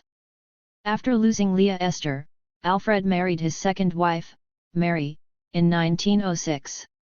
During this period, it was not uncommon for children from previous marriages to move in with other family members when their fathers remarried. Burdis moved in with her older sister, Beulah, the only mother she ever knew. Beulah and her husband, Samuel, raised Burdis and Alfred Jr. In 1911, Alfred Sr. and Mary sold their property before moving away from Deal Island for good. At the time, virtually all black residents of Deal Island were educated at the John Wesley Methodist Episcopal Church, located in the middle of Deal Island's black neighborhood. John Wesley M.E. Church has since been deemed a historic site by the Maryland Historical Trust because of its importance as the colored church and school. Burdis likely worshipped and attended school in the Gothic Revival building that is described as standing in sharp contrast to the low-lying marshy ground surrounding the site. Burdis was known to have a brilliant mind, and in these early years of her life she developed a love of writing and of poetry. She sometimes performed her pieces in front of her family members. This love for words and her education expanded her mind and allowed her to imagine what existed beyond what she could readily see. It was a form of resistance for black children to dream in this way, to see themselves past what was shown to them by a world intent on controlling their every move. Beyond what Burdis saw in her immediate surroundings, she and other black children were also exposed to media representations that aimed to disparage them. Black children were represented in books and on television as pickaninnies, typically dark black caricatures with bulging eyes, unkempt hair, and big mouths. They were shown on postcards running away from alligators toward watermelon or chicken. The presentation and popularization of the pickaninny served to objectify black children as worthless and black parents as inept. Pickaninnies were often portrayed crawling on the ground next to animals to suggest their lack of affiliation with humans. In the face of such dehumanization, black families taught their children to love themselves. The families of Burdis, Alberta, and Louise encouraged them to believe in their dreams and future possibilities. They resisted by giving them a foundation of love and encouraging their minds by sacrificing whatever they needed to for each of the three to receive an education. Just like her place of schooling, Burdis found herself standing in contrast with her surroundings and such racist representations. Similar to Louise, she formed a desire for more in life beyond what her island could offer her. Similar to Alberta, she was taught to believe in God and was therefore strengthened by her conviction. She found herself looking north, full of hope for better circumstances and more opportunity. Just a few years after Louise, she too made her move, taking a leap of faith on her ambition and joining thousands of others in the Great Migration. Her first stop would take her to a cousin in Philadelphia before she ended up in New York City. Soldiers returned from World War I at the end of 1918, women's newly acquired jobs were quickly taken away from them, and black veterans were met with increased violence rather than the relief they were promised upon enlisting. After facing rigid segregation during the war and surviving the daily assaults of their fellow soldiers, they returned to find that conditions had become worse. Having fought for the ideals of their country and having displayed their commitment to the United States, black soldiers came home with a sense of pride and accomplishment, knowing they had earned at least the most basic recognition. Instead, they were greeted with fear of their sense of fulfillment. Their military experience made them more of a threat. Their pride was seen as something in need of control. Once again, irrational white supremacist fears turned into extreme forms of brutality. According to the Equal Justice Initiative, no one was more at risk of experiencing violence and targeted racial terror than black veterans who had proven their valor and courage as soldiers. Thousands of black veterans were assaulted, threatened, abused, or lynched following military service. Violence targeted at black veterans and their families led to one of the bloodiest summers for black Americans, known in history as the Red Summer. Approximately 25 race riots broke out across the United States. In different cities, white rioters attacked black men, women, and children, targeted black organizational meetings, and destroyed black homes and black businesses. Hundreds of black people were killed and thousands were injured in the onslaughts. The Chicago Defender ran an article on August 2, 1919, titled "Ghastly Deeds of Rioters Told." The article begins with the subhead "Defender reporter faces death in attempt to get facts of mob violence. Hospitals are filled with maimed men and women," and goes on to describe several unimaginable instances of racial violence. In all parts of the city, white mobs dragged from surface cars, black passengers wholly ignorant of any trouble, and set upon them. An unidentified young woman and a 3-month-old baby were found dead on the street at the intersection of 17th Street and Wentworth Avenue. She had attempted to board a car there when the mob seized her, beat her, slashed her body into ribbons and beat the baby's brains out against a telegraph pole. Not satisfied with this, one rioter severed her breasts, and a white youngster bore it aloft on a pole, triumphantly, while the crowd hooted gleefully. All the time this was happening, several policemen were in the crowd, but did not make any attempt to make rescue until too late. I choose this haunting and sickening tragedy because it sheds light on the terror black women faced, terror that is often erased in our telling of history. Black men are frequently spoken about as the only victims of racial violence and police brutality, but we must also remember the women who lost their lives. It is estimated that around 200 women were lynched between 1880 and 1930, and countless numbers of black women and girls were victims of rape. All black people were left unprotected, their bodies mutilated and justice for their lives denied. Such horrible acts were further justified in the minds of those who carried them out because of representations that denied black humanity.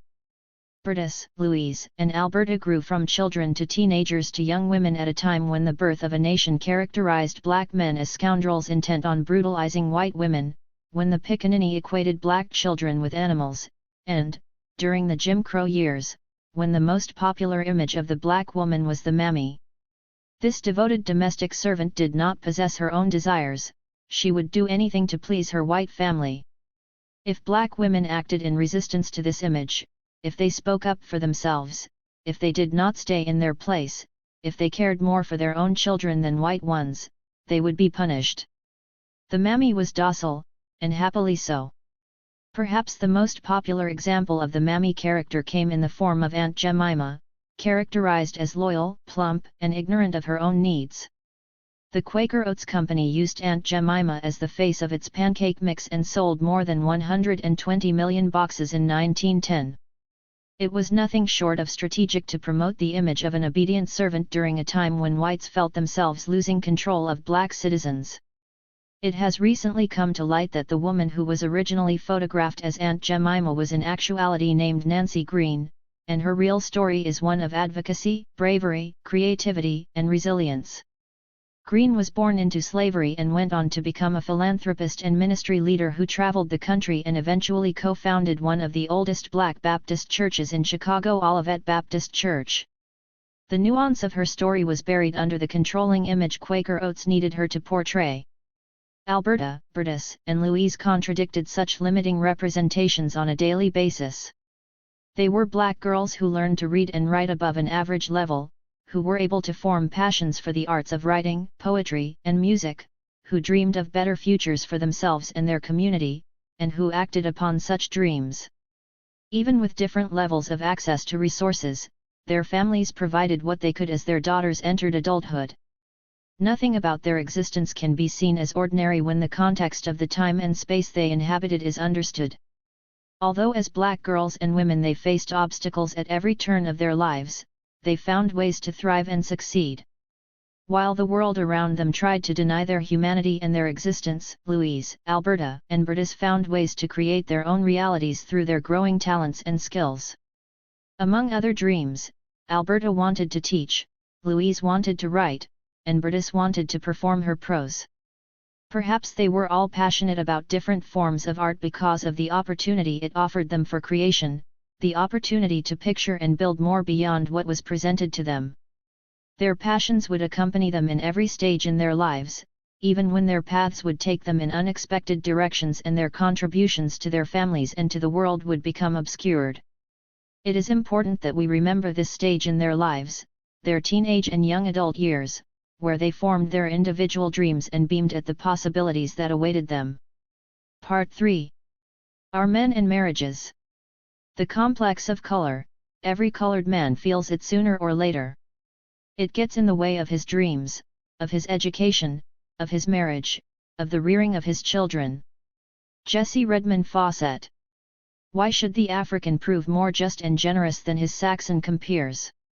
If the 2 millions of Southern Black women are not to be secured in their rights of person, property, wages, and children, their emancipation is but another form of slavery.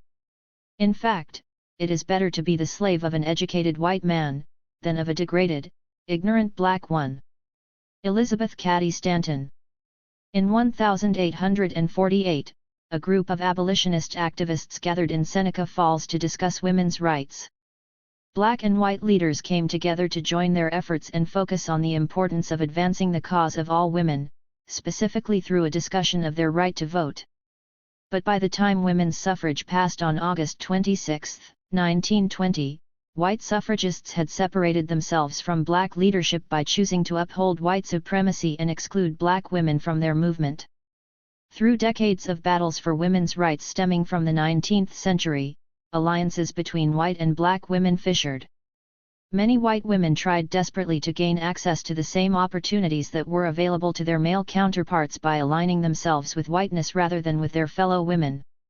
The 19th Amendment says that the right of citizens of the United States to vote shall not be denied or abridged by the United States or by any state on account of sex. Although these words technically guaranteed the right to vote to all women, Black women were excluded through various levels of disenfranchisement and intimidation. Black women who attempted to vote would face obstacles like being forced to wait in line for up to 12 hours, to pay additional and arbitrary taxes, to take tests that were designed for them to fail. They also faced threats of bodily harm and of fabricated charges that could result in jail time. White women sought their right to vote as a symbol of parity with their husbands, brothers, and sons. Black women sought their right to vote as a means of empowering their communities and escaping reigns of terror. For many who sought relief from their hardships, the North offered potential for change. Southern Blacks arrived in places like Philadelphia and New York City, bright-eyed and inspired as the white-only signs began to disappear. They imagined, if only for a moment, opportunity abounding. Yet they found themselves facing Jim Crow in different forms, perhaps more subtle and implicit but still palpable. They were still treated as less than, still excluded not only from voting but also from certain restaurants, hotels, whole neighborhoods. Many were confined to labor and domestic jobs even if they had training to work in higher positions. The excitement of starting over, paired with the disappointment of realizing that things were more similar to the South than they were different, defined the experience of migrants like Berdis. Berdis traveled on her own, leaving her sister's home and her small island, heading first to Philadelphia and then to New York City in the early 1920s. She was a petite young woman who spoke with an extremely soft voice. Maya Angelou would say she had to bow to nearly half of her height just to kiss Berdis on the forehead. This small, gentle young woman embarked on one of the scariest and most exciting adventures of a lifetime. As Berdis and other migrants continued to make their way north, New York City became a mecca of black culture, a space where black identity was being reconstructed and reclaimed. When Berdis arrived, she found herself right in the center of the burgeoning Harlem Renaissance. The Harlem Renaissance of the 1920s was a social and artistic explosion of black strides in literature, music, stage performance, art, and more. Intellectuals and performers alike came together and experimented with their ideas and experiences of black identity. More stories about black life emerged than ever before, allowing for a celebration of the diversity of black people.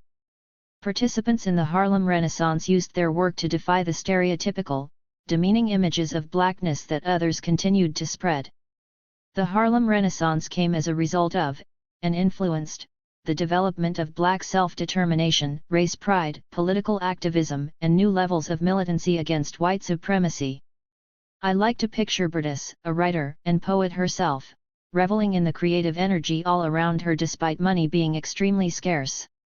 Perhaps between her shifts working as a cleaning woman and laundress she also found time to take in the excitement of the city, perhaps she pictured herself performing on stage one day. Although the 19th Amendment excluded black women and ignored their contributions to the women's suffrage movement, black women, especially those who contributed to the Harlem Renaissance, continued to find ways to express themselves, to gain control of their narratives, and to fight for their rights. Even though they were given less attention than their male equivalents, they greatly influenced the movement and continued to redefine what it meant to be black women and black people. They challenged tropes like the Jezebel and the Mammy and claimed ownership over their bodies and minds.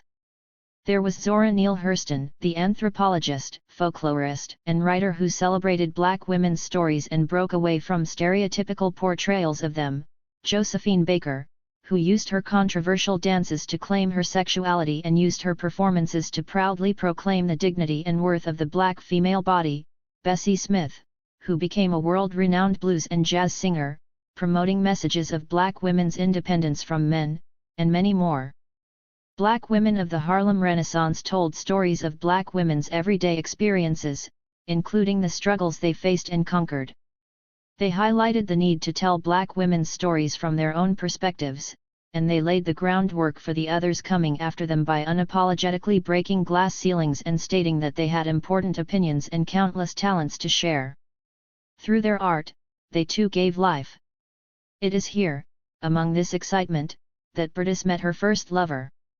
While we have lost his name in history, as well as the basic details behind their relationship, we know that in 1924 Berdis gave birth to a child out of wedlock, a son who was the spitting image of his mother. He had her petite build, her big and inviting eyes, her friendly and welcoming smile. He brought her joy in the midst of tumultuousness. Some rumors say that his biological father suffered from drug addiction or that he passed away, but regardless of what actually happened, we know that Berdis was left to raise her son on her own. By the mid-1920s, she struggled to make ends meet as a single mother without any kind of support system around her. She worked night shifts cleaning an office building, and although she did not enjoy the work, it allowed her to take care of her son during the day. She was able to save the little bit of money she made rather than spending it on childcare. It was in the thick of this kind of desperate living that she met a preacher, laborer, and fellow migrant by the name of David Baldwin. David had arrived in New York after leaving Lone Pine, Louisiana, in the early 1920s. In its history of race relations, Louisiana differed slightly from the rest of the South in the 19th century as a result of a sizable free population of French-speaking Creoles of color, but by the 1900s, the regime of Jim Crow reigned supreme. In 1896, 130,334 black people were registered to vote across the state of Louisiana, yet in 1904 only 1,342 could pass the newly imposed restrictions. David was just one generation removed from slavery. His experiences were shaped by the overt racism and dangers he faced as a black boy and man in the South. He witnessed the worst Jim Crow had to offer, he experienced the tragedies of racial violence and lived with the daily fear and torment. In seeking relief from these, he sought God. He saw the white man as the devil, and he became a preacher in the Pentecostal tradition, hoping that in his sermons he could reveal the truth behind white supremacy. He wanted others to know what he knew, that although whites did not see him as a man, God did. And that God would punish white people for their sins. Berdis, the kind, gentle, open-minded young woman from the small town of Deal Island who was facing the extreme financial struggles of being a young black single mother, was introduced to David, the preacher who was afflicted by the pains caused by racism. Before meeting Berdis, David had already had at least 2 children, one of whom had died in prison and another who barely spoke to his father. I'm not sure who introduced them in real life, but in Go Tell It on the Mountain, James Baldwin's first and semi-autobiographical novel, Gabriel, based on David, and Elizabeth, based on Berdis, are introduced by Florence, Gabriel's sister and Elizabeth's friend. The fictionalized dialogue reads: Then Florence introduced them, saying, Elizabeth, this here's my brother I been telling you so much about. He's a preacher, honey, so we got to be mighty careful what we talk about when he's around. Then he said, with a smile less barbed and ambiguous than his sister's remark, ain't no need to be afraid of me, sister. I ain't nothing but a poor, weak vessel in the hands of the Lord. You see, said Florence, grimly. She took John from his mother's arms. And this here's little Johnny, she said, shake hands with the preacher, Johnny. He a mighty fine boy, said Gabriel. With them big eyes he ought to see everything in the Bible. David and Berdis met each other during a trying time in both their lives. Perhaps in each other they saw the possibility to begin again. In David, Berdis could find security and more stability, relief from raising her son on her own. In Berdis, David could find some peace, a partner to share his load with, a woman he could start a new family with. Their meeting brought potential, just like their move up north. However, the same mixed feelings loomed. Would this be an experience filled with the new opportunity it promised, or would it come on the wings of disillusionment and despair? David Baldwin proved to be a husband who did his best to provide for his wife and his growing family but was constrained by the lack of opportunities and fair treatment for black men. He was prevented from doing what he felt he must do as a man, provide a stable life for his family. He was riddled with despair and blamed white supremacy for not giving him a fair chance to fulfill his duty. While David did not leave Berdis and the kids they brought into this world together as he had done with his previous family, his inability to control his circumstances beyond the discrimination he faced drove him mad. His righteous anger was apparent in his sermons and felt deeply in his mistreatment of his wife and children. Berdis maintained her sense of calm and her loving view of humanity but was often stifled by her husband's anger and his growing paranoia that everyone was out to get him. He was the victim of his circumstances, one who eventually could no longer see hope in his condition. The air grew heavier and heavier between them as their family grew. In 1929, the Harlem Renaissance began to slow, and it ended soon after as a result of the stock market crash. Throughout the 1920s, the stock market was seen as a place where anybody could become rich. Virtually everyone invested in the stocks, and very few people saw this as a risky business. Even those who could not afford it took out loans to invest in the market. Prices continued to rise as more people invested, and the stock market boomed in 1928. Even with small dips like the reduced production of steel, the decrease in home construction, and the waning of car sales, people continued to have faith in their stocks. Many even invested their entire life savings. However, the market reached its peak before dropping and eventually plummeting in 1929. People panicked and started selling their stocks rapidly, in turn lowering the prices and leading to its collapse. This crash, paired with other factors of the decade, signaled the beginning of the Great Depression. Companies were ruined, families lost their savings, and people of color were hit the hardest, as they were often the last hired and first fired. The crash also led to the end of the Harlem Renaissance. Performance venues went out of business as everyone suffered from economic turmoil, and artists were forced to find other ways to make ends meet. This era came to a close but left an unerasable mark on the portrayal and treatment of black people, not only in the United States but across the world. One of its most impactful accomplishments was its celebration of black pleasure and black love. Writers focused on black relationships and black families, singers and performers shared stories of finding love and dealing with marriage, and intellectuals discussed the role of black unions in their continued strides toward black liberation. In Alberta's love story, we find a union that many dream of having. At the beginning of the second decade of the century, Alberta continued to grow in her passion for music and her pursuit of a career in education. She was a young woman who was concerned primarily with the future of the children in her community, who focused on her schooling, her family, and her church, leaving no room for any distractions. Her community members knew her to be a young woman who gave freely and unselfishly of her talents, her time, and her energy. She was gracious and scholarly, and she had a captivating smile. Alberta's light continued to shine and she thrived, pushing herself closer to her dreams while loving and supporting those around her. During this time, she continued her education at Spelman Seminary as a boarding student, returning home only on Sundays to attend her parents' church. She would also obtain her bachelor's degree at Morris Brown College. During one of her visits home, she sat reading a book on her porch one evening when a young man approached her.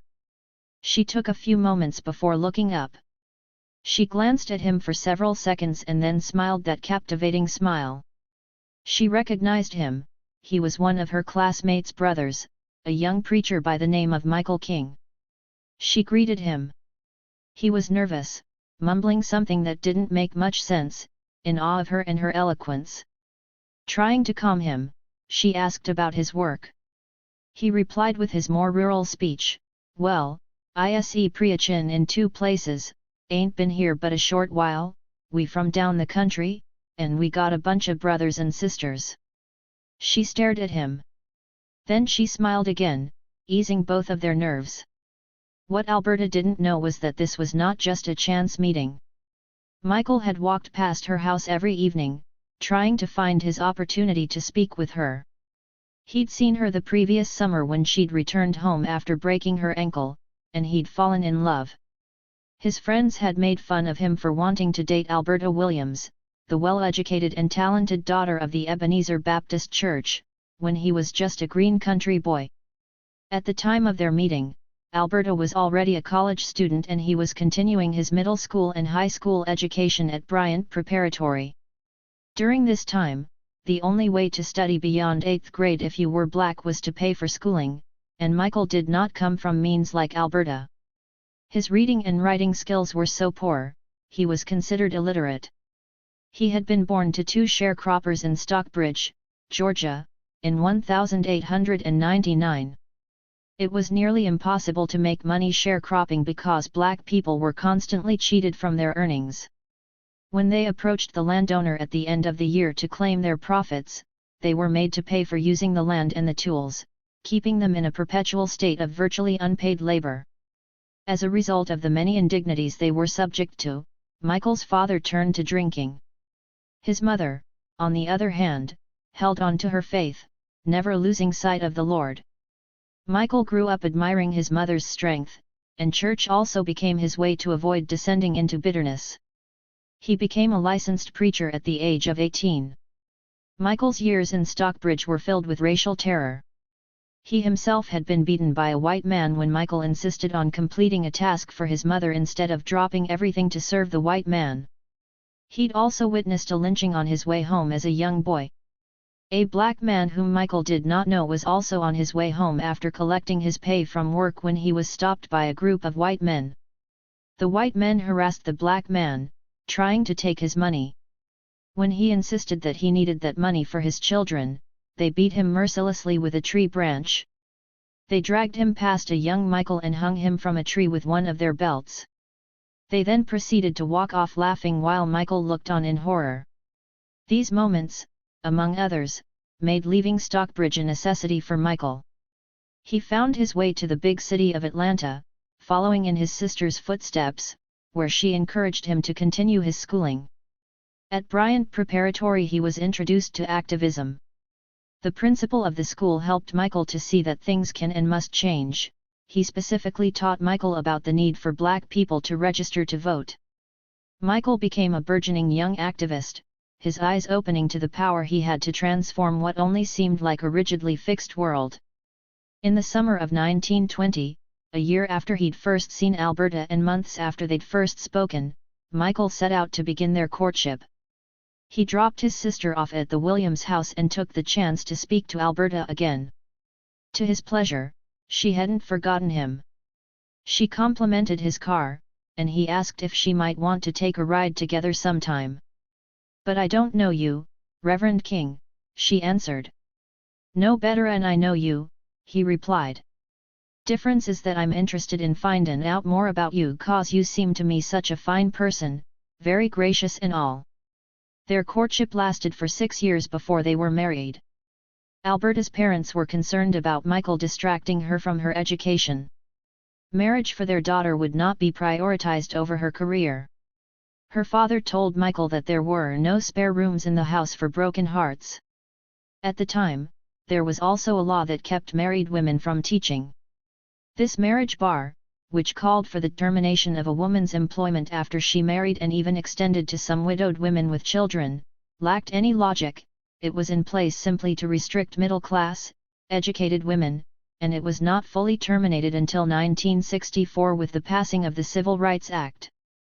Alberta's parents would not let their daughter give up on her dreams that easily. They made sure to test the young couple's commitment to each other before voicing their support. Insisting that they needed some time apart to cool things down, they sent Alberta to Virginia to pursue her teaching certificate. For a year and a half, the young couple communicated only through letters. Yet they were unwavering in their love for each other. Upon Alberta's return, Michael swept her up in his arms, saying, "My bunch of goodness is back with me again." He shortened bunch of goodness to bunch and made this his official nickname for Alberta. It wasn't long before the couple announced their engagement, and they were married on Thanksgiving Day in 1926. While they were engaged, Alberta insisted that Michael complete his education. She would say, "You're not an educated man, King, not yet.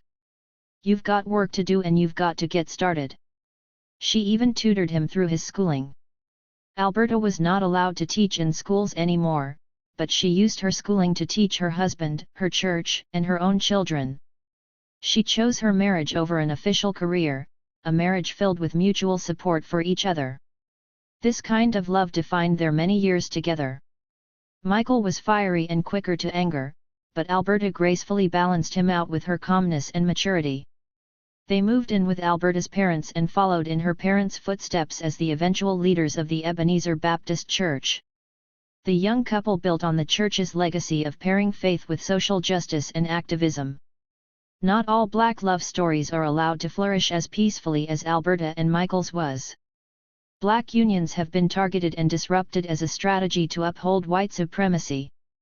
Black marriage in the United States has been intertwined with and inevitably influenced by the effects of slavery, racism, and white supremacist violence. Any efforts to build cohesive black family units have faced the immense challenges of their respective time periods. The lack of environmental support for black marriages and families has made them both fragile and precious. During the earliest times of slavery, African families were separated from one another as soon as they were captured and put in groups with those who spoke different languages in order to keep them from communicating with one another. Once they arrived in the United States, many slaves were forbidden by law to marry, while others were forced to pair up in order for them to breed more children. In fact, many plantation owners gave rewards to slaves who birthed the most offspring. Those who chose to marry even when their unions were not legally recognized constantly feared the forced separation of their families. Slaves could be sold off at any point, especially if they were young and in their prime years, whether they had a family or not. This fear allowed plantation owners to use black love as a means of control. They could threaten to separate couples at any point for whatever reason and used this to invoke worse atrocities. Slaves were constantly victimized sexually, making it so that their unions and vows to one another were consistently ignored. A slave could be told to impregnate another slave by force, they could be called to the master's house at any moment, they often gave birth to the master's children, and no slave could form a marriage under any semblance of peace. Still, they found ways to love each other and tried their best to protect their families. After the Civil War, the option to marry legally became a priority for black couples and a crucial aspect of their freedom. By 1880, 80% of African American families included a husband and a wife. Additionally, records show that black women married at younger ages than their white counterparts. This was due in large part to the fact that black women were not given many options outside of a heteronormative marriage. It was nearly impossible for a woman to take on independent agricultural work, for instance, because white men didn't believe in doing business directly with women. It was also the case that many black people valued marriage as part of their Christian faith and their desire to protect their family units. Yet black families continued to be separated by plantations, and they continued to face disenfranchisement, exploitation, and violence. In later years, black marriages were challenged by economic instability, high rates of unemployment, and poor health outcomes, all obstacles that erode relationships. They were subject to lynchings, rapes, race riots, and many forms of mass incarceration. The factors that led to the Great Migration also led to the separation of black couples from their extended family members and their support systems. The marriages of Bertus, Alberta, and Louise were inevitably influenced by these larger factors. Black marriage has been vulnerable to immeasurable stresses throughout the entirety of American colonial history. It is for these reasons that black love and marriage are so revered and celebrated in the black community. It goes without saying that black couples, especially in the 19th and 20th centuries, came up against seemingly unending obstacles, but if they survived these, they became a symbol of black resistance. These unions evidenced that nothing was more powerful than black couples' love for each other, that through this love the possibilities were endless. Out of all the places Louise, a slender, light-skinned, 5'8" woman, would live throughout her life, Montreal proved to be the most peaceful outside of her home village. She arrived there during the summer of 1917, and it did not take long for her to find her community, although a small one, away from home. Canada is not exempt from historic racism and the enduring effects of slavery, but in many ways, Canadian cities served as a symbol of freedom for Black Americans in the late 19th and early 20th centuries. Black Canadians also faced racism and many of the same restrictions as their American peers, yet Canada was viewed as an escape from the fierce indignities of the United States, more specifically the South. Many African Americans were not trying to make it only to Northern American cities, they wanted to go as far north on the continent as they possibly could, all the way to Canada. Louise built relationships with Black Americans, Black Canadians, and fellow Caribbeans who were also finding their way and further discovered and developed her activism by becoming an influential member of the Universal Negro Improvement Association. As a well-educated, multilingual, confident person who carried herself with her head held high, she was able to write for the Negro World, a paper devoted solely to the interests of the Negro race, founded by Marcus Garvey. As a branch reporter, she became an indispensable member of her local UNIA branch. It was in her community, mixed with other activists, that she met Earl Little, a young man just a few years her senior. At one of the chapter's organizing meetings, Louise laid eyes on a 6'4" muscular man with dark skin. In other words, he was tall, dark, and handsome. Despite their obvious physical differences, it was the similarities between them that Louise noticed first. She knew that he too was proud of his African heritage, that he too cared about social justice, and that he had also come to Montreal in search of something better for himself. He was confident, he was self-sufficient, and he was willing to stand up to the white man. Earl was unafraid, but he had grown this sense of conviction for reasons that differed slightly from Louise's. She had been empowered, among other factors, through her family's independence and her education, one that Earl viewed as illustrious. Earl Little had come to Montreal from his hometown of Reynolds, Georgia. Reynolds was a dangerous and violent place for black people, and many were forced to seek refuge elsewhere. Growing up, Earl, the son of a farmhand, had seen violence firsthand, just like the young Elijah Poole. In Earl's case, 4 of his 6 brothers died as a result of violence, at least 3 of them at the hands of white men, and at least 1 was lynched. This violence fueled his desire to fight not only for his rights but for the rights of all black people. The violence also fueled his immense anger and inability to control his actions at times. Earl struggled with this lack of control in his previous relationship. By the time he fell in love with Louise, he had already married and left another woman in Reynolds. They had 3 children together. But after tiring of constantly hearing from his in-laws about his mistreatment of his first wife, compounded by the exhaustion of facing racist violence daily, he walked away from his tumultuous marriage and left his first family behind. Earl had drive and a desire to do more with his life, yet his temper was only further fed by racial injustice. Earl was educated at no more than a 3rd or 4th grade level, but he had an entrepreneurial and creative spirit. Like Jupiter, he had trained as a carpenter to make ends meet. He was a Baptist preacher and dreamed of one day opening his own small business. He left Reynolds first for Philadelphia, then for New York City, and then for Montreal, searching for meaning. When he met another dreamer, someone who also stood against white supremacy and saw herself beyond the confines of her space and time, he could not help falling in love. Louise and Earl married on May 10, 1919.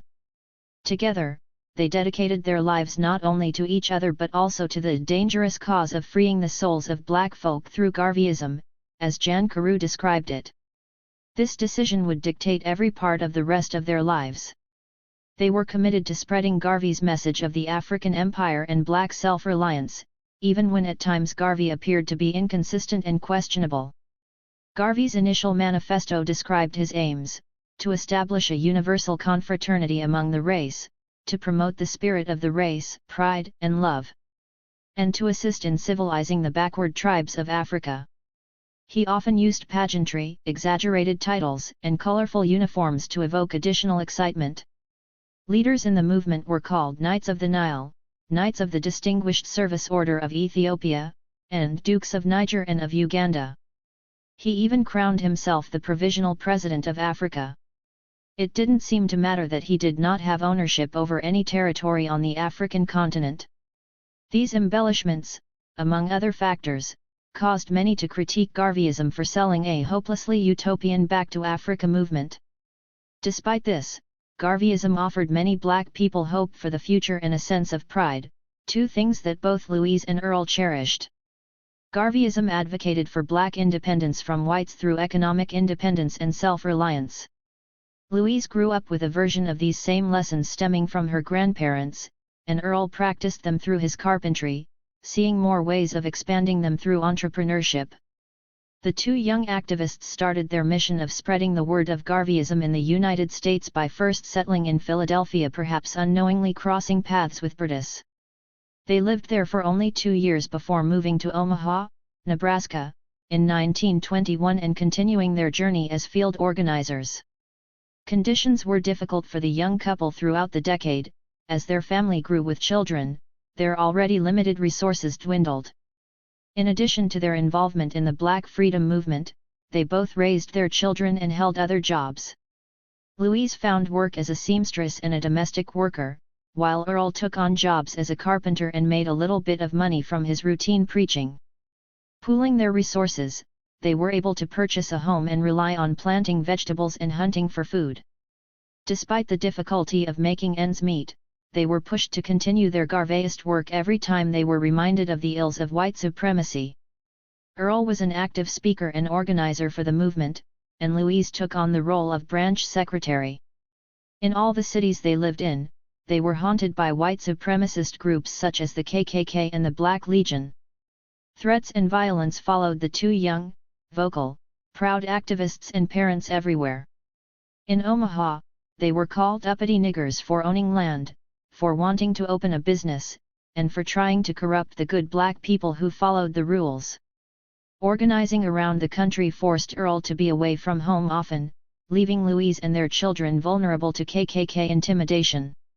After several years in Omaha, the little family moved to Wisconsin, followed by Indiana and then Michigan. The violence Louise and Earl faced had perhaps inevitable adverse effects on their marriage. Constantly running away from threats, constantly having to start over, and constantly worrying about their survival took a toll on the ambitious couple. The tragedy is that in many ways they just wanted the same things as any other young couple of their time period. They wanted to build a life together, to own their land without issue, to provide for themselves, to teach their children self-sufficiency and pride. They thought about opening a store, and they wanted to share this feeling of agency with their diasporic community. Yet at every turn they were stopped, intimidated, and threatened, their property was destroyed or seized, their human worth and dignity were ignored. Unfortunately, they too had a tumultuous marriage. Earl's anger and despair clashed with Louise's unbreakable confidence and tenacity. It's interesting to see how the quotes at the beginning of this chapter play out in the lives of David Baldwin, Michael King, and Earl Little.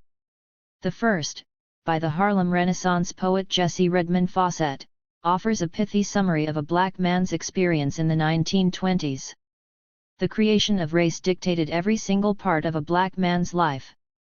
One's ambition, schooling, and relationships were all pursued with simultaneous reactions to violent racism.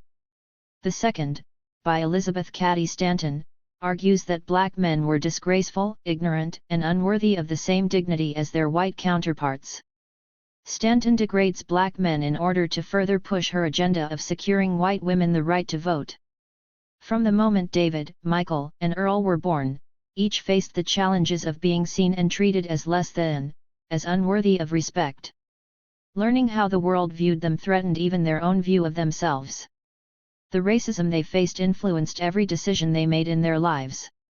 Their reaction to white supremacist violence dictated the kinds of men they would become, as well as the kinds of husbands and fathers they could be. In these three men, we witness several similarities. All three were born with little means and all three were born in the Deep South. They each witnessed racial violence firsthand early on in their lives. None of them were granted opportunities to pursue their education as their wives were.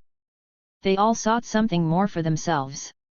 They had dreams for better circumstances than the ones they'd been dealt as poor Southern black men. They all tried to turn to God for salvation and as a means to make a living as preachers. They all had a hard time controlling their anger. And all three left their hometowns seeking to take control of their own lives. Yet they also differed in several ways, and these differences would dictate the kinds of husbands and fathers they would be. These differences were influenced by their own birth families, the women they married, and the families they married into. It is impossible to know how Michael would have approached his marriage had he not had the support of the Williams family to get him through his education, to give the young couple a place to live, to make it possible for him to become head pastor of the church the family had spent years building up. Perhaps we cannot commend him for his loving nature and his peaceful marriage while castigating the actions of Earl and David. Earl and David were not able to continue their education, they had to work several jobs to try to make ends meet, and they were far away from their support systems, just like their wives. This is not to say that the abuse and violence they brought to their families were in any way justified, it is simply that the circumstances of these three men teach us the effects of class, education, access to social capital, and familial support, things the Kings had but that the Littles and Baldwins were denied during their years together. We learn that at least in these three cases, in order for a black couple to thrive and be able to provide for their family in peace, multiple factors need to be present, in particular an extensive support system. We have to ask ourselves as modern readers what Earl's and David's options were. They could not seek relief anywhere they were denied more money from a better job, a safe space to voice their feelings to a therapist, protection from law enforcement, an opportunity by continuing their education. They were caught in a hopeless situation. Through the husbands, we learn even more about the characters of the three mothers. We witness Alberta's understanding of the need for education to enable her family to thrive. She does not take this privilege for granted, and she pushes Michael to complete his own. We also learn of Alberta's reimagining of her own dreams in order to start her family. We see Berta's ability to provide for herself and do whatever it takes to move forward. Unlike her husband, she is able to keep her calm and loving demeanor despite the seemingly unending hardships they faced. We observe Louise's constant ability to adapt to all the changing circumstances around her as she moves from place to place. We witness her ability to stand bravely in the face of racial injustice, to use her gifts to support the larger cause of liberating Black people. Their interactions with their husbands and reactions to their circumstances speak to the extraordinary women they were.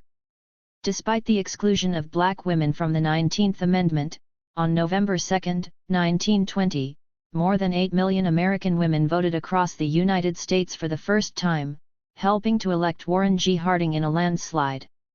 Although Harding's presidency lasted only 2 years before he passed away from a heart attack, he was a wildly popular president during his time.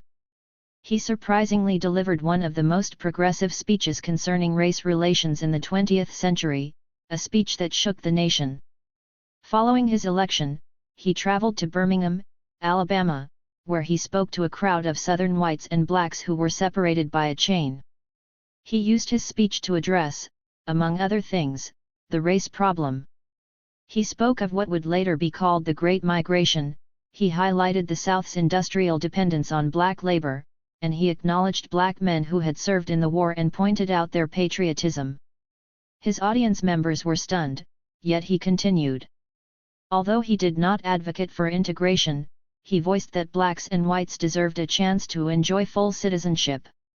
Harding's presidency did not last long, and following his passing, scandal after scandal emerged about his personal affairs, but his speech meant something to both white and black spectators.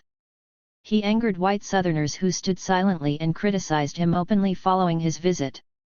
Yet his words offered a hint of progress, an acknowledgement of black people's accomplishments in their struggle for freedom. Black people continued their valiant fight, they demanded their rights while practicing revolutionary love. Part 4. The birth of our children. Raising black children, female and male, in the mouth of a racist, sexist, suicidal dragon is perilous and chancy. If they cannot love and resist at the same time, they will probably not survive. And in order to survive they must let go. This is what mothers teach: love, survival, that is, self-definition and letting go. Audre Lorde. On its negative side, it shows us that we are paying for and even submitting to the dictates of an ever-increasing, unceasingly spawning class of human beings who never should have been born at all. Margaret Sanger. Like black marriage, black parenthood, specifically black motherhood, is both awe-inspiring and extremely vulnerable. When a black woman is able to choose when she will bring children into the world of her own accord, it is a revolutionary act in the context of American history. When she is able to raise her children or choose to prioritize her children over obligations outside her home, it is in many ways an incredible feat. This is especially the case in times of desperation on a national level. When the country is suffering from the effects of war, economic loss, health crises, or social upheaval, the most disadvantaged groups experience the most misfortune. They are the first to lose jobs, the first to be forgotten, and the first to be unable to feed their young. The three mothers brought their children into the world during such a time in American history, when resources were scarce and racism was rampant. It was also a time when black voices continued to rise and demand the rights they deserved. Black pride movements surged. Based on the conditions they were facing, conditions that seemed only to grow worse rather than better, black organizers called for change through political activism, boycotts, and protests. In the 1920s, groups such as the NAACP and NACW focused on challenging segregation in schools and pushing forward their anti-lynching campaigns. Negro History Week was celebrated for the first time, and Marcus Garvey reached the height of his power with more than 700 UNIA branches in 38 states. Louise and Earl continued spreading the message of Garveyism across the United States. And as their involvement in the movement for Black Lives grew, so did their family. Their first child, Wilfred, was born in Philadelphia in 1920, and his siblings would later say that he was highly favored by his mother. Louise adored her eldest son. Having the most experience witnessing his parents' ability to stand against injustice in the many places they lived over the years, Wilfred would gain a deeper understanding of their incredible resilience. The young couple's lives were dictated simultaneously by their pursuit of a home where they could actively resist white supremacy and their need to leave when the threats and violence they faced became too dangerous for them to endure. They joined communities of black folks who were known for their unapologetic and bold responses to white groups, because in them the Littles could further progress their Garvate mission.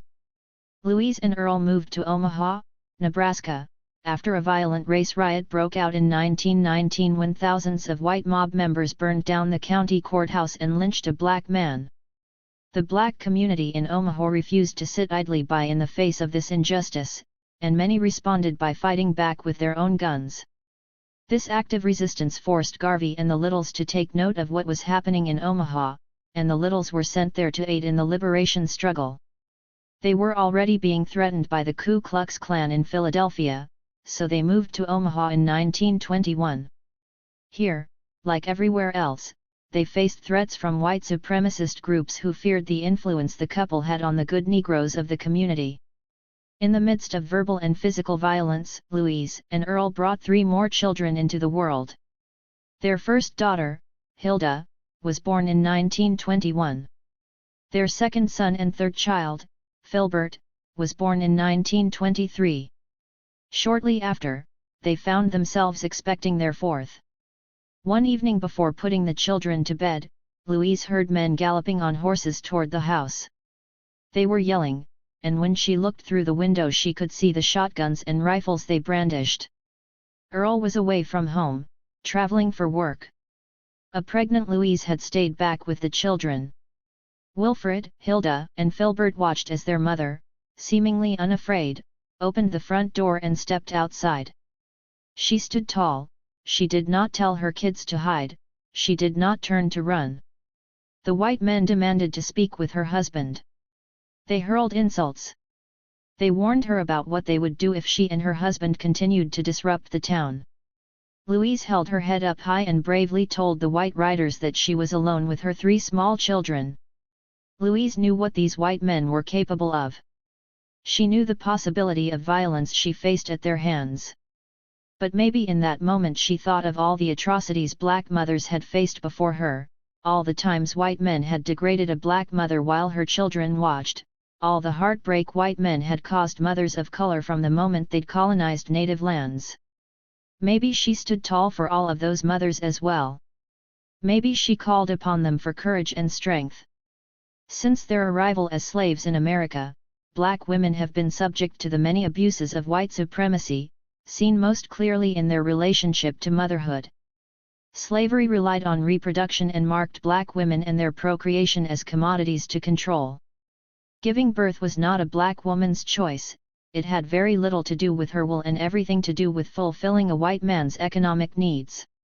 Slavery relied on black procreation, and white slave masters did everything in their power to increase production of their most valuable resource. Black procreation was determined by the needs of plantation owners. This reality rendered slaves extremely vulnerable to sexual violence. The rape of black women equaled financial gains, and since the law defined them as objects, black women had no rights over their own bodies or those of their offspring. Children born to slaves were slaves, regardless of how they were conceived. Becoming a mother did not change a slave woman's primary task of being a physical laborer for her masters, and so long as she was not killed by the abuse she endured at their hands, they were free to do whatever they wanted to her. Black mothers were not revered or respected, they were simply vessels through which new property would arrive. They barely received any time to rest during or after pregnancy, and they were still subject to beatings, even while they were pregnant. Louise knew this history, and she knew that neither the presence of her children nor the fact that she was pregnant would protect her, but she was determined to stay strong. She was determined to never cower, especially when white men were watching. Like the Caribs on Leaper's Hill, she would rather die than bow down to her oppressor.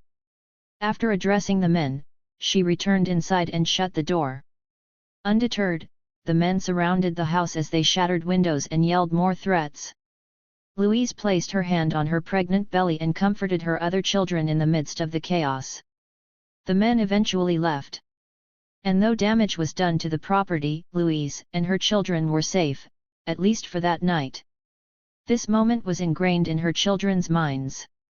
They were proud of their mother, and they were learning what she wanted them to do in the face of injustice: stand tall. When Earl returned, he was enraged to hear of the attack, but considering the impending arrival of their child, he resisted retaliating. Instead, he thought it would be best for the family to relocate once the baby was born. Louise gave birth to her fourth child and third son at home on May 19, 1925. The house, located at 3448 Pinckney Street, has since been demolished. Louise and Earl named their son Malcolm. Even though he was still in her womb when she faced the mob, he too was influenced by his mother's radical courage, something the world would see years down the line. The young family moved once again, this time to Milwaukee, Wisconsin. In Milwaukee, the Littles found a budding black community. In 1923, the black population was estimated to be around 5,000, and this number increased by 50% by the end of the decade. Black workers were paid slightly more in Milwaukee. They also had a robust entrepreneurial spirit and a tangible sense of racial awareness and solidarity.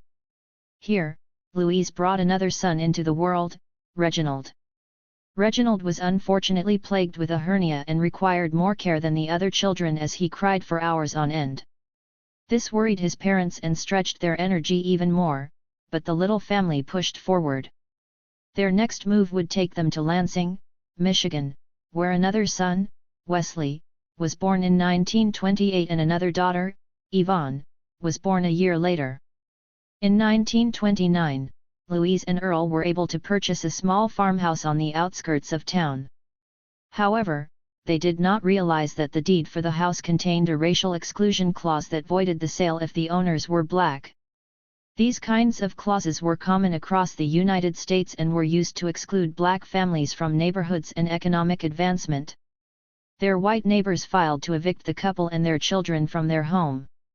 Louise and Earl sought the help of a lawyer, who filed an appeal, and as they waited on the due process of the law, the family experienced yet another painful tragedy, one that happened when Yvonne was only a few weeks old.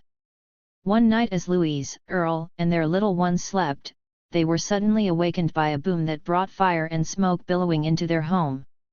They sprang out of bed, Louise and Earl yelling as they tried to round up their children, terrified one would get caught inside. The children, confused and scared, were running into each other and the walls, stumbling as they tried to follow their parents' directions. Thankfully, they all made it out of the burning house alive, but their property and their possessions were destroyed. A group of white men had doused the back of the house in gasoline before setting it on fire. These men didn't possess an ounce of sympathy for the children, including a newborn, who were asleep in the home. They wouldn't have cared if any of them had lost their lives or their parents that night. They would have celebrated. Rattled, yet determined to get back on their feet, the little family slowly recovered. Earl, a skilled carpenter, built a house with his own hands in a new area of town where they were able to acquire a cheap piece of land. The Littles' unbelievable ability to bounce back, to be unafraid, to continue in their bold proclamation of the value of black lives, framed the many lessons Earl and Louise taught in their household. They were proud of their militancy, proud of their roots, proud of their self-sufficiency, and they never failed to share this pride with their children. Louise named some of her children after her relatives in Grenada, instilling her culture in them and reminding them of their extensive family ties across the world. She would have them recite the alphabet in French, she would make them read The Negro World, the UNIA's paper that she herself had written for, and The West Indian, written by the Grenadian advocate Theophilus Albert Marichaux. Louise and Earl nurtured their family with Garvate principles of self-determination, self-reliance, discipline, and organization. The Littles were aware of current affairs and knowledgeable about global issues. The children were also taught how to raise and grow their own food, they were even allotted their own patch of garden. Malcolm particularly loved growing peas. It made him proud to have them on the table after watching over them for weeks as they bloomed. He would spend days crawling on his hands and knees tending to his garden. He'd pick out any worms and bugs, burying them in the soil. Then he'd lay by his peas, looking up at the sky, watching the clouds pass, and think about his dreams. Here he found tranquility. Louise and Earl's teachings showed their children the meaning of hard work, persistence, agency, and unbreakable resolve. Wilfred, Hilda, Filbert, Malcolm, Reginald, Wesley, and Yvonne would all grow up to believe in their worth as members of the African diaspora. They would be given the skills necessary to survive on their own and would later go on, in their own ways, to continue the fight their parents passed down to them. One of the main things Garvey and his followers were known for were their parades. Hundreds of thousands of UNIA members would take to the streets in Afrocentric outfits, marching proudly, holding signs, playing trumpets and drums, as part of their annual conference. The largest of these parades took place in Harlem in August 1924. Garvey wore a military uniform with a feathered helmet as he led his members through the streets of New York City. On their way to Liberty Hall, they passed by Harlem Hospital on Lenox Avenue. A day later, on August 2, Berta sat in that same hospital as she held her baby boy for the first time. The black maternity ward of this segregated hospital was overcrowded and understaffed, but that would not keep Berta from her joy. On that warm and humid Saturday, James Arthur Jones, called Jimmy or Jamie by his family, came into the world screaming. Immediately, he became the apple of Berta's eye. The two shared an unparalleled bond with one another. During James's first 2 years of life, they had only each other to count on, only each other to hold through the good and bad times. Berta struggled to make ends meet, but she eventually landed a live-in job as a domestic worker for a rich family, where she was able to provide some stability for herself and her son. In 1927, when Jimmy was a little over 2 years old, Berta met and married a man, several years older than her, who seemed to genuinely love her and her son. He wanted to take care of them, to provide for them, and to build a family with them. One of Jimmy's earliest memories was of being held by his mother and seeing his stepfather smiling at him. Looking over his mother's shoulder, Jimmy beamed as he sensed David's pride. This moment would unfortunately stand as an anomaly, something Jimmy would never experience again. As he grew up, Jimmy began to feel that his stepfather despised him. Jimmy had a hard time finding ways to please his stepfather and deal with his stepfather's anger as David's circumstances and mental state worsened. During the Great Depression, unemployment rates rose to 25% in the United States. The unemployment rate among African Americans at the time reached 50% by 1932. Businesses were forced to reduce wages and lay off workers. Sharecroppers were evicted, families defaulted on loans, and hundreds of thousands of Americans found themselves homeless. Black people were forced to continue working the most menial jobs for even less pay than before. These effects were felt especially strongly by black Southerners who had migrated north and were now being turned away in favor of European immigrants. They could not find a break from such a bleak economic situation and lived in conditions that were sometimes worse than what they'd left behind in the South. David was not in a position to provide sufficiently for his family, and they lived in rough conditions. As Jimmy described it, poverty and decay surrounded them: cold slush, cooling piss, weary sweat, rusted dried blood accompanied by the presence of drug dealers and broken dreams on every street corner. In her book The Warmth of Other Suns, the epic story of America's Great Migration, Isabel Wilkerson echoes Jimmy's description when she writes about the housing conditions black migrants were forced to endure in the North. Animals roamed alleyways that reeked of rotting vermin. Front doors hung on single hinges. The sun peeked through cracks in outer walls. Many rooms sat airless and windowless, packed with so many people that some roomers had to sleep in shifts, all of which made a mockery of city codes devised to protect against these very things. Wilkerson explains that black tenants were also charged more than white tenants even for rooms in the poorest condition.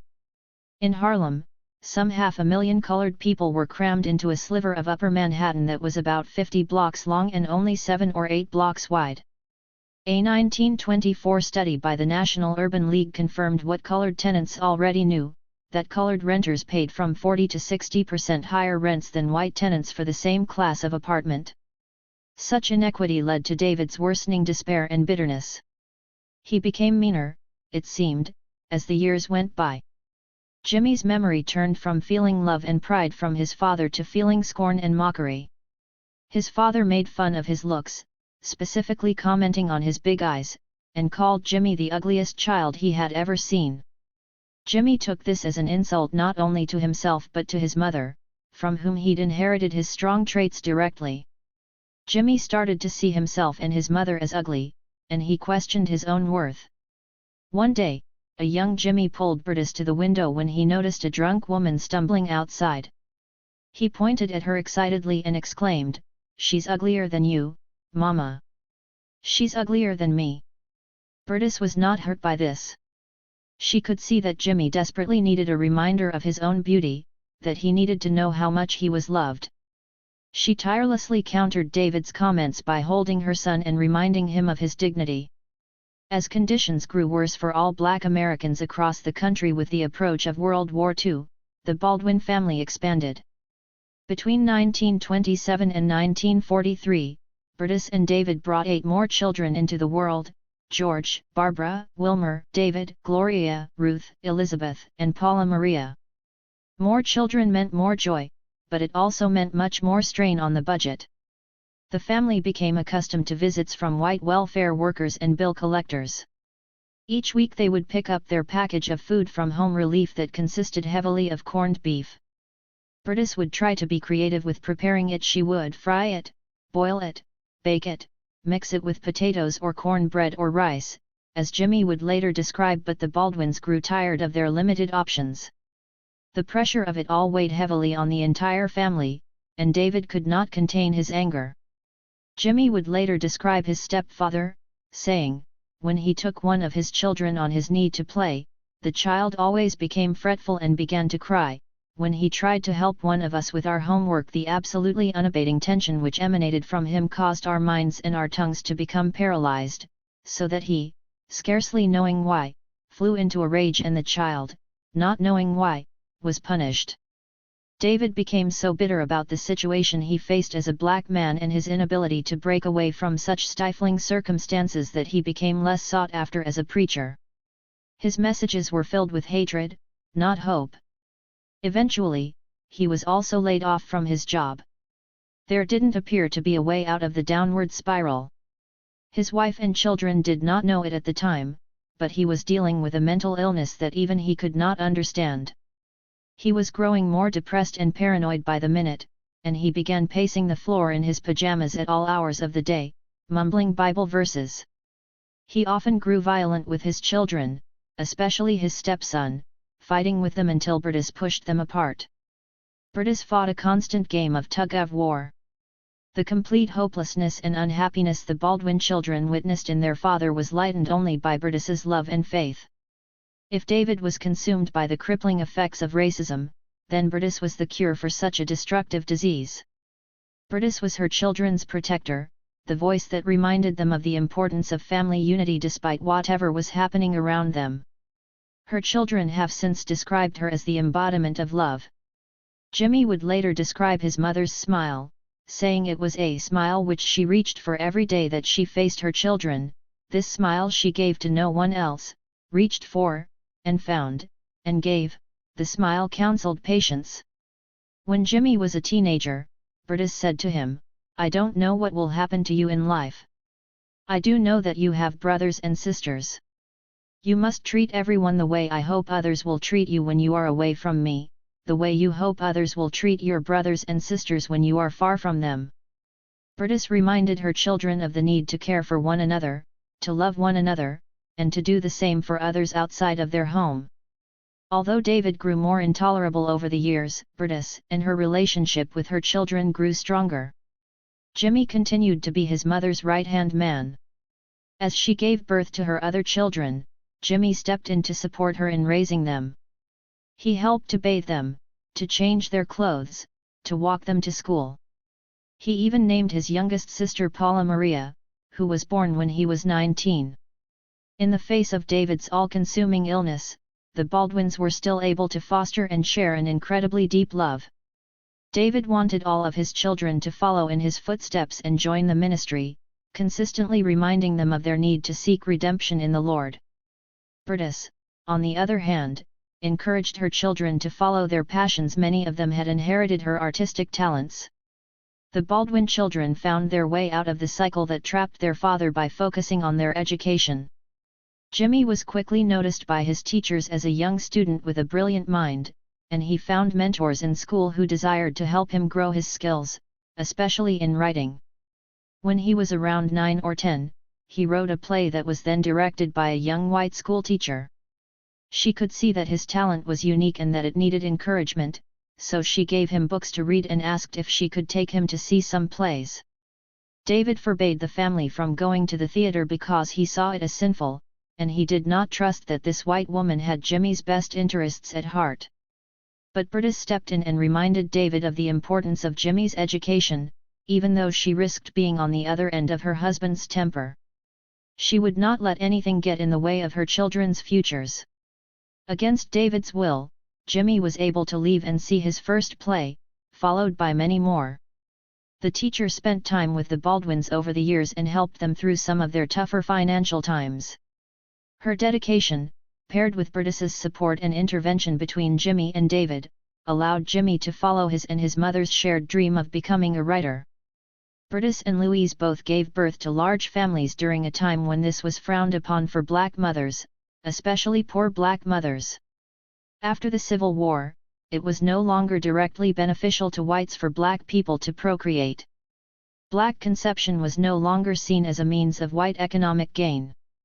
For this reason, black women's bodies were regulated in new ways. Strategy after strategy attempted to curb black birth rates. Some whites feared that black people would someday outnumber them and take control of the country.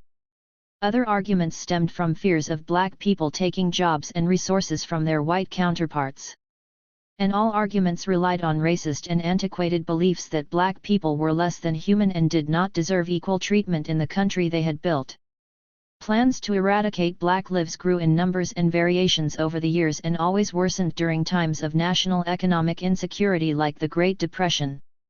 One attempt to curb African American birth rates came in the development of birth control and growth in American women's reproductive freedom.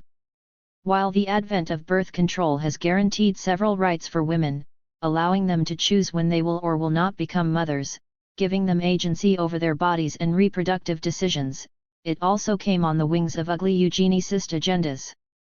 Building on President Franklin D. Roosevelt's American Motherhood speech, those originally in opposition to birth control could not see the need for white women to keep themselves from having children. But they could see the benefit of curtailing the birth of groups they found to be undesirable. With debates around birth control increasing and desires to stop black births growing, a new trope concerning black women would enter the conversation later in the century. The welfare queen was a derogatory term used to imply that some women had children simply to receive the benefits of welfare. Images aimed at criticizing black mothers, rather than the societal conditions that held them down, grew in popularity over the century. Black and poor women were also targeted by forced sterilization. Thousands of women of color across the United States were sterilized against their will throughout the 20th century. In fact, it is said that Nazis in Germany based their own forced sterilization laws on those practiced in the United States. In her book Killing the Black Body, Race, Reproduction, and the Meaning of Liberty, Dorothy Roberts writes that between 1929 and 1941, more than 2,000 eugenic sterilizations were performed each year in the United States. It has been estimated that a total of over 70,000 persons were involuntarily sterilized under these American statutes. Black and poor women, like Bertus and Louise, were often coerced into signing papers they did not understand that authorized sterilization, after they'd come to a hospital for another reason, including to give birth. While the U.S. government was able to dedicate immense amounts of money and time to curbing black women's reproduction, they never managed to match these efforts when it came to providing black families with adequate care to make it through the hardest times. Already overcharged, underpaid, underprotected, and under-resourced, black communities and families suffered worse blows during this time. Their ability to survive through such obstacles would once again be a testament to their extraordinary strength, creativity, and persistence. In fact, the Great Depression only furthered the efforts of black organizers. And during times of such great need, black churches were essential. Faith leaders widened their community outreach and increased social services to their members, banding closer together to collect clothing, food, and money for one another. Many black churches like Ebenezer Baptist also found housing for their members. Alberta and Michael would inherit Ebenezer Baptist during the Great Depression and would have to rally their members and fundraise money to keep their doors open and their services available. But before they embarked on their journey as the new leaders of the church, Alberta and Michael began their journey as parents. A year after their wedding, while Alberta focused on teaching music and Michael continued to work on completing his studies, the couple found themselves expecting their first child. On September 11, 1927, Alberta gave birth to a daughter in an upstairs bedroom of their two-story home. Willie Christine King arrived earlier than expected, even before her parents had the chance to buy her crib, and for the first few days they laid her in a drawer. Their daughter brought the young couple immediate joy, yet her first few weeks of life were filled with crisis and anxiety. She cried at the top of her lungs, shaking violently through the days and nights. She had a high fever that refused to come down, and no one could find any remedy for her distress. Alberta was incredibly weakened by the birth, and her baby's illness only worsened her ability to recover. With all the worry, Michael found himself pacing outside at night in front of the patio where he'd first introduced himself to Alberta, praying to God for peace and guidance. One night, after several weeks of this distress, Willie Christine's crying ceased suddenly. Alberta and Michael ran to the room to see their daughter sleeping peacefully at last. They would never know what caused the painful symptoms, but Michael went on to say that he believed Willie Christine's difficult entry into the world strengthened her soul for the pain her family would endure in her adult years. Before then, the small family would enjoy happiness too grand for words to describe. The Kings seemed to be natural parents, and they found the utmost joy in their daughter. 16 months following Willie Christine's arrival, the couple welcomed their second child into the world. On a cold Tuesday morning in the middle of January, Alberta was at home with her husband and daughter, as well as her parents and other family members who were visiting from out of town, when her contractions began. The women, including Alberta's midwife, escorted Alberta to the room upstairs and closed the door while Michael was left to pace and wait outside. Worried about his wife, he stayed close to the door, listening to Alberta move through her labor. Before he knew it, he heard his son's first cries right around noon. He jumped up and touched the ceiling in excitement. He wouldn't be let into the room until the women had cleaned everything up. Childbirth wasn't seen as something for men to be involved in, so he waited anxiously as he heard their movements and laughter. When Michael was finally allowed to enter, he saw Alberta sitting up in bed with their baby, Michael Jr., snuggled next to her. In awe, he moved closer to join them.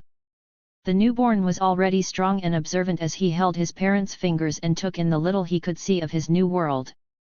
Although she'd been weakened by this birth as well, Alberta wanted a large family and insisted on having a third baby. In July 1930, the couple's second son and last child, Alfred Daniel, given the same initials as Alberta's father, was born. The children brought Alberta and Michael more fulfillment than either had ever experienced before, and their family became their top priority. All of their children were forming unique personalities and paths early on. Christine, the eldest and only girl, was quiet and polite, so gentle and well-behaved that she was often teased by her younger brothers. She took after her mother and dreamed of becoming an educator someday. Michael Jr., their middle boy, was always a sensitive child who preferred to negotiate and compromise over losing his temper. He took after his father's growing talent for orating and had his mother's love of music and singing. He was also a prankster. Sometimes he would hide in the bushes outside his house, Place Alberta's fox furs on sticks, and poke them out to scare people passing by. Their youngest, Alfred Daniel, was the rebel of the three. He was rougher around the edges, fiery like his father, but also determined to steer in his own direction, away from what his father wanted him to do. The Kings raised their children as Alberta had been raised. The couple embedded love and respect in all of their teachings. The children spent their early years in Alberta's childhood home and attended Ebenezer Baptist. Michael Sr. and Alberta balanced each other. Michael angered more easily and was more strict with the children. Alberta was strict, too, but gentler in her approach, calm and collected. The family operated on the rules of a tight ship. The three children always arrived at school on time. As soon as they returned home, they completed their homework, then divided up the chores, and after the family sat down for dinner together, the children studied and prayed before bed. Later in his life, Michael Jr. would describe his home situation as congenial and a place where love was central. He could not recall any instance of his parents fighting, even during hard times. Encouraged and tutored by Alberta, Michael Sr. finished his schooling at Morehouse College just a few weeks after Alfred Daniel was born. The boys arrived in this world at the onset of the Great Depression, which swept through their city with extreme force. In Atlanta, 70% of black workers were jobless by 1934. Times were difficult for everyone, and Michael Sr. assumed the pulpit at two different churches in order to help make ends meet. Members of their churches would bring food to the King family, making sure they were still well fed and supported as they provided their support and services to the community. The King family was not rich, but they were well taken care of, and they lived with comforts that many other black families could only dream of. Still, they did not turn a blind eye to segregation and inequality in the South. The King family was raised in lessons of social justice and progress. They were well aware that they needed to be prepared for a life where death and violence were always near. Alberta and Michael Sr. knew the importance of teaching their children about these realities despite the privileges they were able to enjoy. They were still a black family in danger of white supremacist violence. It did not matter how educated they were, nor did it matter how nice their home was, they too faced some of the ugliest forms of racism. Alberta and Michael had to teach their children how to stand up to injustice both in words and in practice.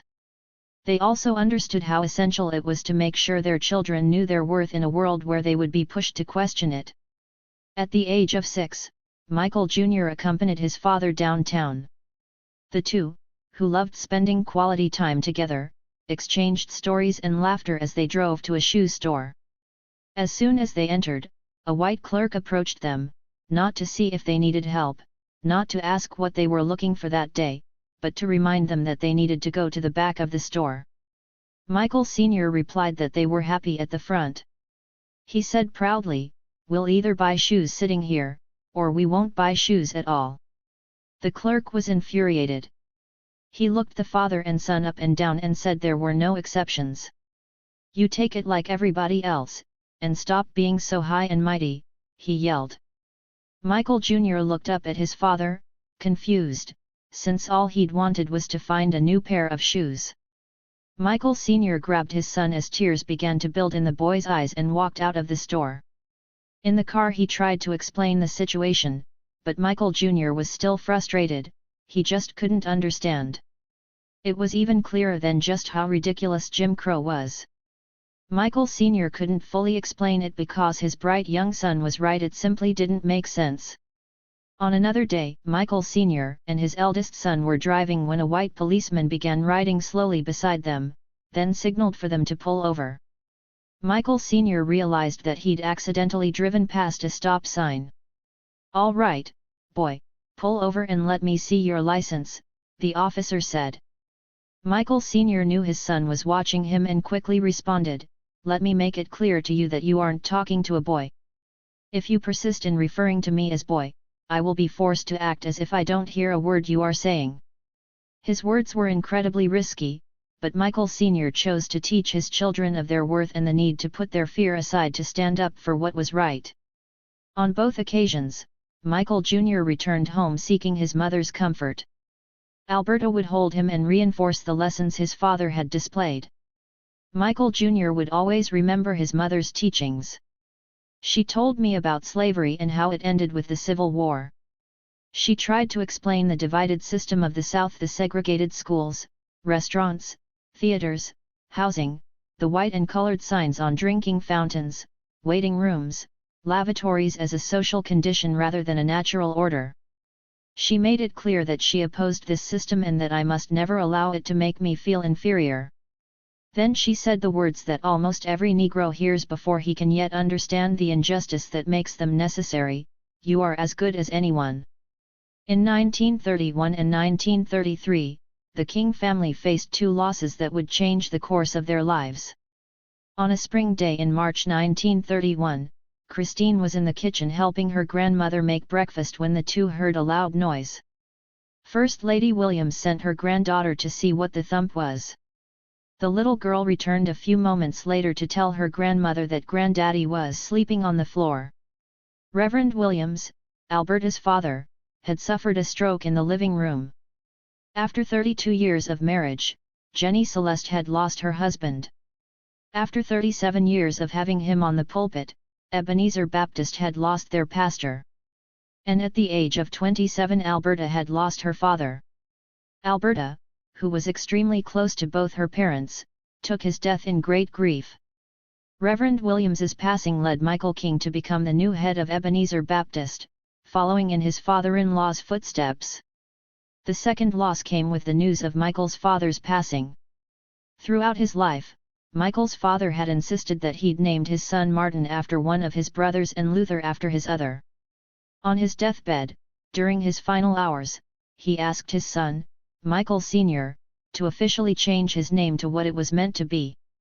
After witnessing his father stop drinking and turn to the Lord before his final days, Michael Sr. fulfilled his father's wish and changed his name and his son's to Martin Luther. In their own ways, these three mothers were responding to the history that shaped them and the circumstances that surrounded them. Their approach to motherhood was based on their strong beliefs and their political awareness, in addition to the lessons they had learned from the way they had been brought up. For all three women, having and raising proud children was part of their religious and political institutions. Alberta, Bertus, and Louise made decisions that were not arbitrary but instead reflected their deep awareness of their participation in larger systems. We cannot understand the Littles, Kings, and Baldwins without understanding African American history as well as the unique backgrounds of both parents heading the household. Without knowing about Black women's struggle to take control of their ability to have children, one would have a harder time understanding the three women's decisions to have large families. Without knowing about the refusal to allow Black women to be present for their children first and the rest of the world after, it is difficult to understand why each woman accepted the need to put her children and family over her own career. Without knowing the circumstances in which the three sets of parents were raised, we lack important context in understanding the decisions each made in raising their own children. Louise, Bertus, and Alberta give us perspectives that we can use to better understand what Black families across America faced during the 1920s and 1930s. Despite many differences, all three families faced difficulties making ends meet as a result of national economic strains. All three families faced the hardships of dealing with illness, whether physical or mental, with little support outside of their family. The best medical care was kept from Black families, leaving them in a position to hope for the best and worry about the worst without clear answers from doctors. The Littles, Kings, and Baldwins also dealt with racial violence, unable to escape its everlasting grasp on their lives. The families dealt with these factors in unique ways, yet in some form or another they all addressed the importance of familial unity and passed down what they learned from generations before them. Louise and Earl passed down the importance of self-sufficiency, Alberta and Martin passed down the importance of social justice, and Bertus, more so than David, passed down the importance of love and acceptance for all. Finally, all three families made decisions based on their Christian faith, although their approaches differed widely. There are far more differences between the three families than similarities. Many of the differences were dictated by varying levels of privilege, in both economic and social capital. The families provide insight into the ways in which societal pressures seep into the fabric of every family and affect them differently depending on the support systems they have in place to stand up against such pressures. Out of the three families, the kings had the most economic, social, and familial support. These factors allowed them to receive the best education, to live in the best conditions, and to grow even more in their faith. The littles had less economic and familial capital, but they did have some social support through their affiliation with the UNIA. Louise was able to provide her children with a global education as well. Earl was also able to use his own skills to literally rebuild what was taken from them. Their philosophy of self-reliance and their knowledge of several survival skills carried them forward. Out of the three families, the Baldwins had the least in terms of money and education. They were also separated from familial support. I do not believe it is a coincidence that they faced some of the unhappiest family circumstances, including violence in the home and unrecognized mental illness. Yet the Baldwins also speak to a family's ability to counteract the negative forces acting against them. Through Brutus we witness an incredible ability to forgive, to provide, and to love no matter how impossible things might seem. In fact, in the lives and decisions of all three women, we witness the undeniable role they played in shaping and sustaining their families. Had it not been for Louise's life experiences, the little family would have had a much smaller understanding of the world. Had it not been for Alberta's life experiences, the King family would not have had the means they were able to enjoy or the maturity with which she counseled them. And had it not been for Brutus's life experiences, the Baldwins could have crumbled under the stress of discontent and resentment. Each of the three mothers held strongly to her belief in her families and her own inherent dignity, potential, and ability to make a lasting impact on the world. After everything they'd lived through and seen, all three mothers knew their children's lives mattered, their husbands' lives mattered, and their own lives mattered, and they would not succumb to anyone or anything that told them differently. Part V. Our trials, tribulations, and tragedies. I am an American citizen and by God, we all have inalienable rights, and whenever and wherever those rights are tampered with, there is nothing left to do but fight, and I fight. Freddie Washington. As a rule, the Negro woman as wife or mother was the mistress of her cabin. Neither economic necessity nor tradition had instilled in her the spirit of subordination to masculine authority. Emancipation only tended to confirm in many cases the spirit of self-sufficiency which slavery had taught. Edward Franklin Fraser. The three women's lives vacillated between pain and joy. They raised their children through times of great social upheaval outside of their homes, and they also experienced tragedies within their family that rocked the foundation of their existence. But their pain shows us the strength of their continued ability to push forward. By remembering the events taking place beyond their homes, race riots, the onset of World War II, strides in African American freedom movements, we are able to see how each woman navigated loss and triumph both in and outside of her family unit. The way Alberta, Louise, and Brutus dealt with their own agony gave their children the strength to push through the suffering they would experience in the future. In many ways, Alberta's life was the easiest in her younger years as compared with Louise's and Brutus's. Her parents were able to provide her with a stable home, a loving community, and the education they desired for her. They laid the groundwork that set her up for success and in turn provided for her children and their children after them. Alberta was able to stay in the South and thrive. She could support her husband through his journey and pass on her knowledge to her children. This is not to say that Alberta was not required to work hard and persist through her own challenges, but the generational resources her parents built for her gave her a cushion the other two women were not as fortunate to enjoy. Alberta's father, Reverend Adam Daniel Williams, the son of a slave exhorter from Greene County, Georgia, arrived in Atlanta at the age of 30. At the time of his arrival, he was not aware of all the incredible things he would accomplish before his death, for his family, his church, and his larger black community. Under his and his wife's 37 years of leadership, Ebenezer Baptist Church became one of the most central and influential parts of Atlanta's black community. He took the church from a small gathering of people to one of the largest congregations in the country. He'd lived through the horrific race riot of 1906, when white mobs killed and attacked as many black people as they could, and he'd spoken up against such injustices. He made himself known as a person who would not stand by but would make as many changes in the world as he possibly could or die trying. He and his wife were some of the earliest members of the NAACP. They led boycotts and other demonstrations, never wavering in their fight for freedom. Alberta's mother, Jenny Celeste, had also become well known in Atlanta for her work alongside her husband and other freedom fighters. She was born in Atlanta in 1873 as one of 13 children. She married Adam Daniel in 1899 after attending Spelman Seminary and being the president of Ebenezer Baptist Church's Women's Missionary Society. She cared deeply about uplifting and highlighting the role women played in the Black church and in the Black freedom movement. Mrs. Williams was known and appreciated for many things, including her cooking, her fervent support of her daughter's education and musical training, her welcoming of everyone into her home, especially those who did not have a peaceful one of their own, and the respect she commanded as the pious First Lady of Ebenezer Baptist for all those years. Reverend Williams and Jenny Celeste made everything possible for Alberta and her family. Reverend King also owed much of his fortune to his father-in-law. Without Reverend Williams opening his home and mentoring Reverend King, the King family would not have enjoyed the same levels of comfort. But the decade of Alberta's life taking place between the early 1930s and the early 1940s would be different. The death of her father was one of the most difficult losses of her existence. When Reverend Williams was 70 and Alberta only 27, he suffered a fatal stroke.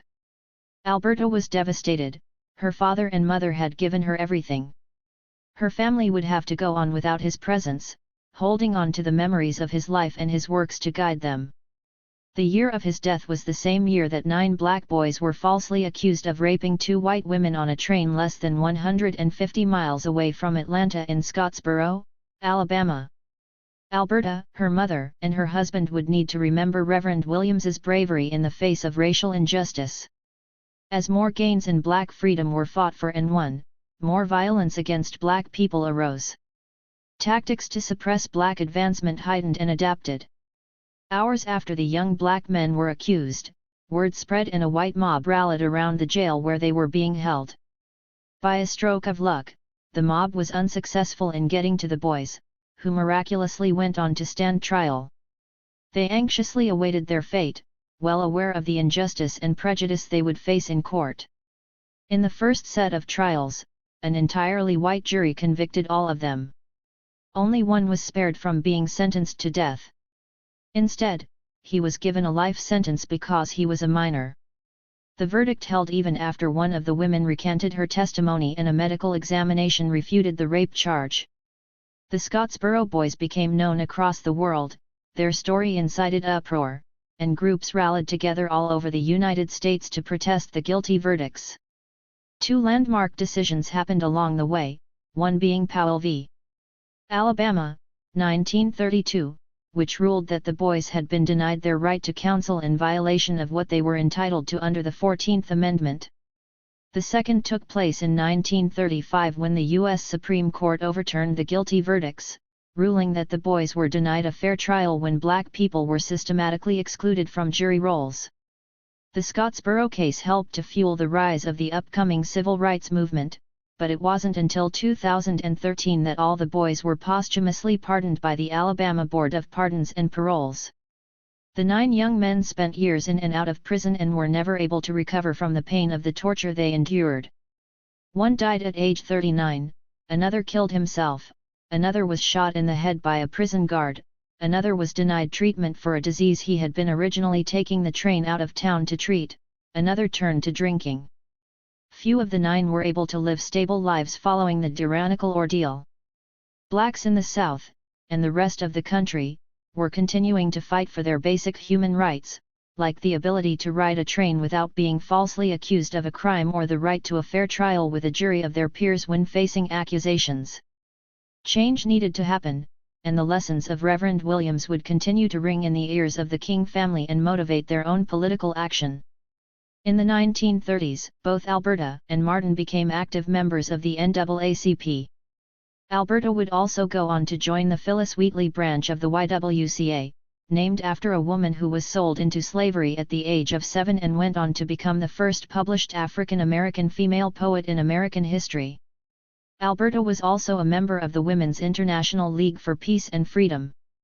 Each of these groups was dedicated to the empowerment and liberation of the most marginalized. In these organizations, Alberta carried forward her parents' legacy and fought alongside her husband and other activists for the freedom of all people. The end of this decade brought the second in a series of tragedies Alberta would face. In 1941, her mother, Jenny Celeste Williams, died after suffering a heart attack while serving as the Women's Day speaker at Mount Olive Baptist Church. Mrs. Williams adored her daughter and her grandchildren. She played an essential role in raising the 3 King children. Her death was especially traumatic for the young Martin Luther King, Jr.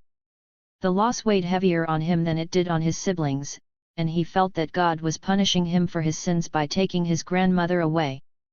The day of her death, 12-year-old Martin had decided to skip out on homework and see a parade.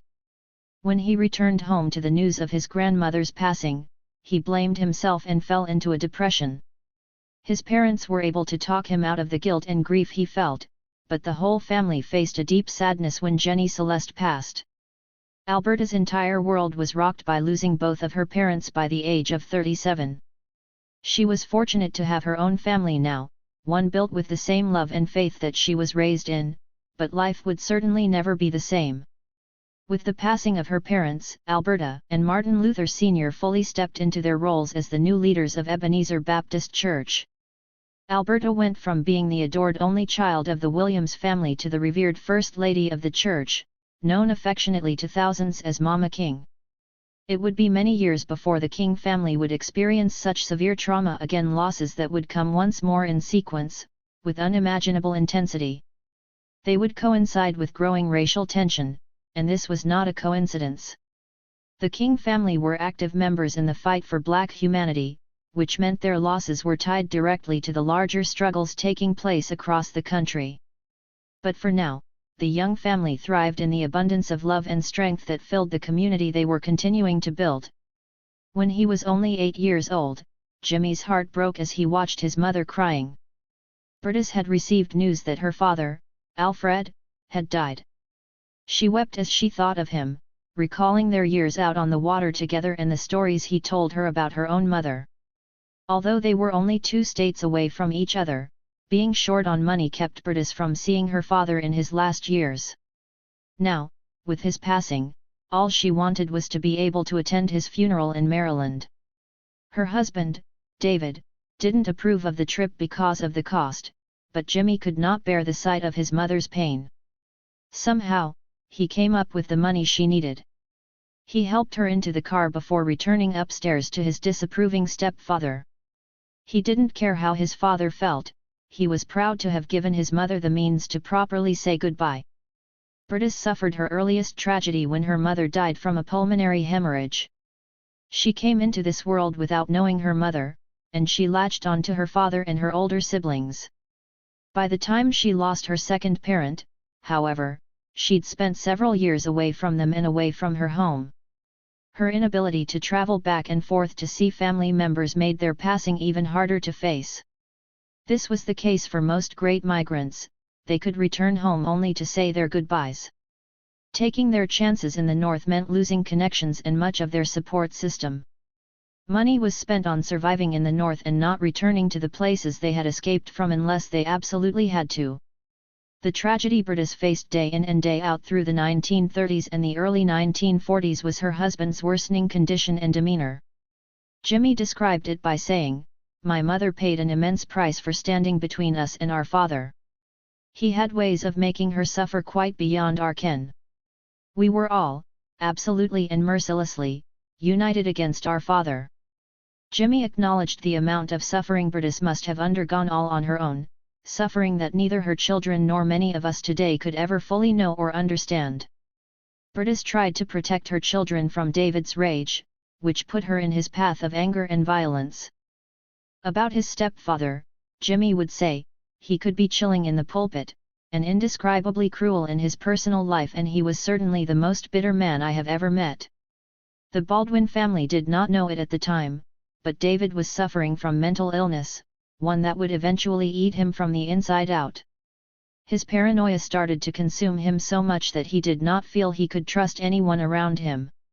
David's family had grown so accustomed to his odd ways, his telling people that they were in league with the devil, his accusing his children's friends of intending to rob them, his punctuating all of his sentences with moans and hallelujahs, that they could not identify his cries for help. It wasn't until he refused to eat, out of fear that his family was trying to poison him, that they realized something more severe was happening. By this point, it was too late. Being the victims of continued hardship and threats of violence took its toll on the minds and souls of Black people.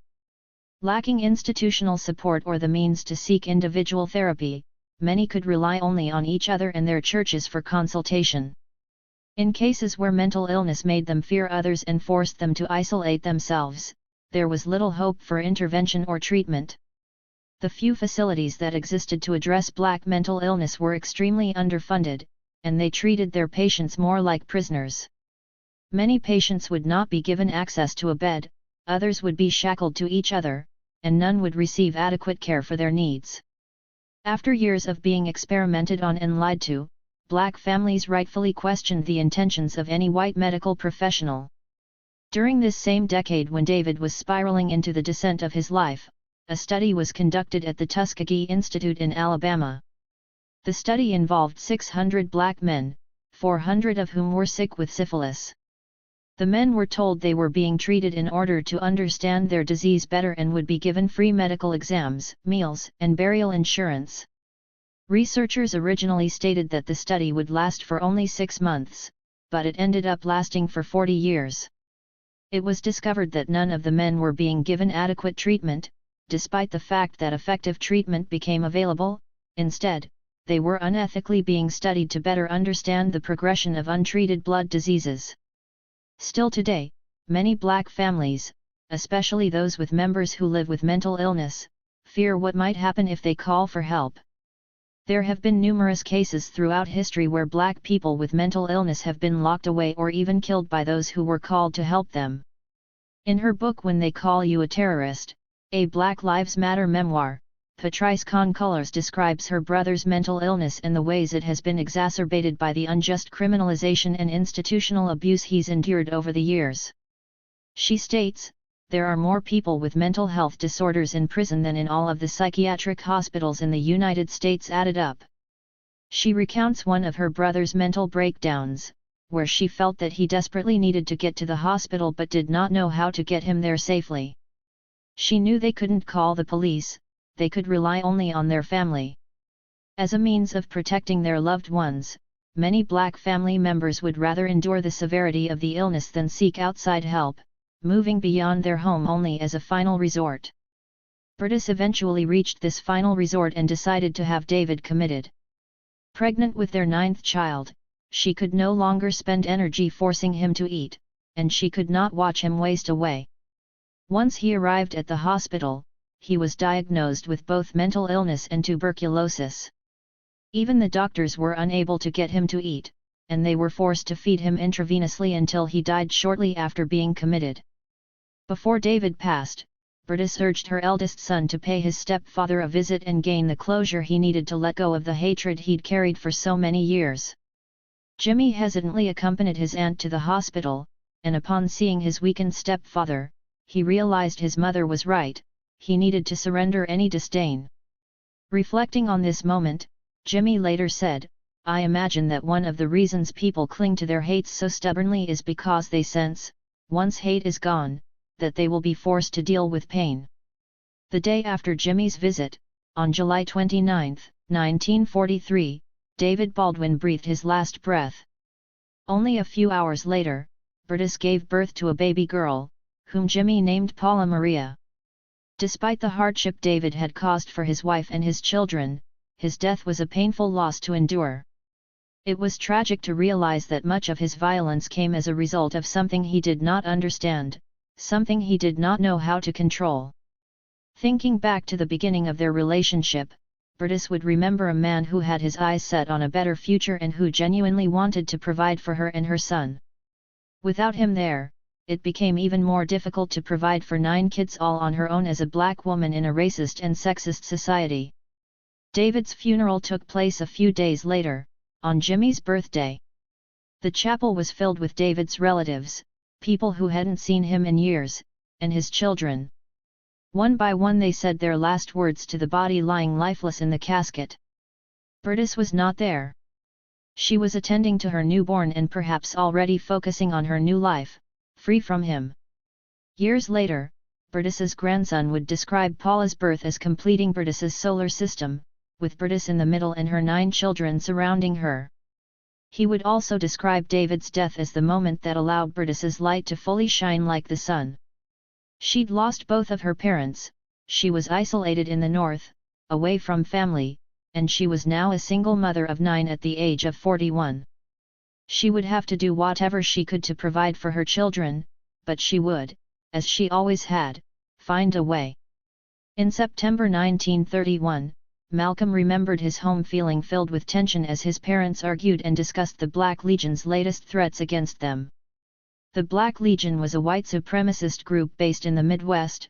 They were militant, made up largely of public officials, and set on terrorizing black residents. The Black Legion had threatened the Littles for being vocal about black rights, and their many attacks on the family caused extreme stress within the home. Malcolm recalled his father leaving the house in anger after the argument, slamming the front door behind him. His mother, Louise, ran after her husband, calling his name. Earl turned to look at her and wave, then kept walking. Louise came back inside crying, unable to shake the feeling that something was about to happen to him. Hours passed, and when Earl hadn't returned by bedtime, Louise held her children tightly, worrying as they slowly fell asleep. The next thing Malcolm remembered was his mother screaming. He made his way downstairs to find police in the living room. Louise was going to accompany them somewhere, and Malcolm knew immediately that something terrible had happened to his father. One officer by the name of Lawrence G. Burrill had been called to the scene of a streetcar accident. There, he found a man who it seemed had almost been cut in two. This man was Earl, and he'd been taken to the local hospital in critical condition. He was in horrendous pain for hours, his left arm had been crushed, his left leg nearly severed from his torso. He bled to death, and when Louise arrived at the hospital, she was asked to identify his lifeless body. She was only 34 years old, staring at her mutilated husband, her 7 young children waiting at home. The terror she must have experienced in that moment is unimaginable, but this was only the beginning of her torment. To make matters worse, something that seemed impossible, Earl's death was ruled an accident by the Lansing coroner. An article in the local newspaper was titled "Man Run Over by Streetcar Sick, Earl Little, 41, Fatally Hurt, Thought to Have Fallen Under Truck." The black residents of Lansing knew better, though. This could not have been an accident. After the many threats the Littles had received from white supremacist groups, after they'd been harassed at their home and their property had been burned down, Earl's death came across as the latest development in an ongoing racist war on the family. Louise and the children were told by their fellow black community members that the Black Legion was involved and that Earl had been shoved under the streetcar. Louise believed this to be true. She knew it was no accident, her husband had been murdered. Malcolm recalled years later that in the aftermath of her husband's death, his mother was set on continuing to provide for her family. I am sure Louise thought of her grandmother's ability to carry on even after her grandfather passed. She too was left with 7 mouths to feed. Earl had purchased 2 life insurance policies in order to protect his wife and children were anything to happen to him. The couple was well aware of the threats against their lives, and because they valued their independence so deeply, they had prepared for a moment like this. The smaller of the 2 policies was paid to Louise, but the larger one was denied her when she was told that her husband had committed suicide. Louise was also pursued by petitioners to the probate court who stated that she owed them money for past services. Some claimed they had helped with the birth of her children, others that Louise owed them for arbitrary work they had provided over the years. With their mother doing everything in her power to make ends meet amid being denied money she was rightfully due and dealing with others hoping to capitalize on her vulnerability, the eldest children stepped up to support their younger siblings. Wilfred tried to find any job he could and used his father's gun to hunt for food. Hilda became her younger sibling's second mother and took jobs as a babysitter for other children when she could. Through their unified efforts, the Littles were able to persist for a few more years, but they were now under the careful and invasive watch of welfare workers, who would enter their house from time to time, uninvited. Over the years, many families have come to resent welfare because of its ability to take away their right to privacy and dignity. Strangers are suddenly given access to a family's home at any time of the day, and many mothers, especially mothers of color, report feeling disrespected and looked down upon when they collect the services they need for their children. Relying on the state was a source of shame for Louise, the proud Garvate, and Malcolm remembered his mother being even more willing to pass as a white woman in order to earn some extra money whenever possible. Yet Louise continued to hold her head high, still standing up when the white man at the store tried to cheat her at the register or speaking her mind if welfare workers tried to treat her as inferior. She was viewed as far too resistant for their liking, and over time, welfare workers started pulling Louise's older children aside to ask them questions about their mother and to tell them that she was unwell. In the midst of all this darkness, a small beam of light appeared in 1935. Louise met a man in Lansing through mutual friends. He, like Earl, was tall, well-built, dark, and handsome. He was independent and happened to be single. Louise felt that if she had a man in the household to help her provide for her children, the people from the state would go away and stop invading her family's privacy. She started to fall in love with her new beau and find some joy in her life again. She had a reason to wear her dresses again, and she laughed more than she had in years. Their relationship developed over the course of the following months. Louise was pregnant with her 8th child, Robert, when, suddenly, the man stopped coming to see her. Perhaps he became too overwhelmed by the obligation of caring for a woman and her children, with a new one on the way. He did not come back, and Louise could not believe the reality of her continued misfortune. A severe depression overtook her. She could not provide for her children on her own, and she was degraded and disrespected by state workers who clearly did not honor her as a mother and who questioned her fitness for raising her children.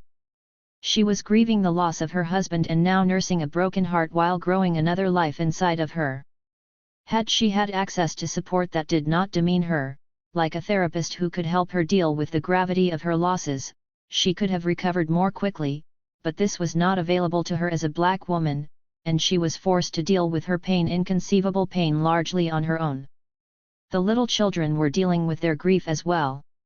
They had lost their father, heard the differing rumors about the circumstances of his death, experienced hunger, seen strangers come in and out of their home, heard these strangers speak about their mother in degrading ways, witnessed their mother being courted and then abandoned, and seen her lose her own sense of joy, not only once but twice. They all reacted in their own ways. The eldest did their best to act older than they were and provide for their family, others lashed out, and Malcolm started shoplifting. Louise was blamed for the burden her children were carrying and the different ways in which each of them was reacting to the trauma. A campaign to take them away from her began. On January 3, 1939, a white male doctor by the name of E.F. Hoffman wrote a letter to the probate court for the state of Michigan. In it he recorded his observations after examining Louise. He stated, "I certify that in my opinion said Louise Little is an insane person and her condition is such as to require care and treatment in an institution for the care, custody, and treatment of such mentally diseased persons." He went on to list his reasons for arriving at such a conclusion. Mrs. Little gives a history of maladjustment over a period of years. Began talking to herself a few years ago following the death of her husband. She has gradually lost interest in family, has had a decided change of personality and has neglected the care of the children to the point of their becoming delinquent. Recently she has given birth to a child. She has had several controversies with various agencies and is extremely suspicious of everyone. She claims people talk about her and point at her when on the street. She claims to have been discriminated against. Diagnosis: the patient is suffering from a paranoid condition, probably dementia praecox. Louise's experiences as a poor black immigrant woman in a racist city were completely ignored and misunderstood. Her ability to provide for her children for nearly a decade following her husband's death is described as maladjustment. Her depression is described as a change of personality. She is judged for the recent birth of her child. She is punished for standing up against agencies that did not treat her with dignity, and she is called insane for insinuating that she is discriminated against. The doctor believed she was imagining the discrimination she faced. Her very logical responses to tragedy and her experiences as an immigrant woman of color were diagnosed by a white man in such a way that made it possible for her rights to be completely disregarded. Louise's property was seized, her children were taken away from her, separated, and put in foster homes. She was forced to check into the psychiatric ward of the Kalamazoo State Hospital to treat her dementia precox. She would be held there against her will for 25 years. Because she did not have immediate family old enough to demand her release from the hospital, she was given no choice but to comply with the state's decision to have her put away. The Kalamazoo State Hospital was overcrowded, and the doctors who worked there had been known to go as far as performing brain operations on patients to give mentally ill recovery a chance. One operation consisted of making circular cuts in certain nerve tracts.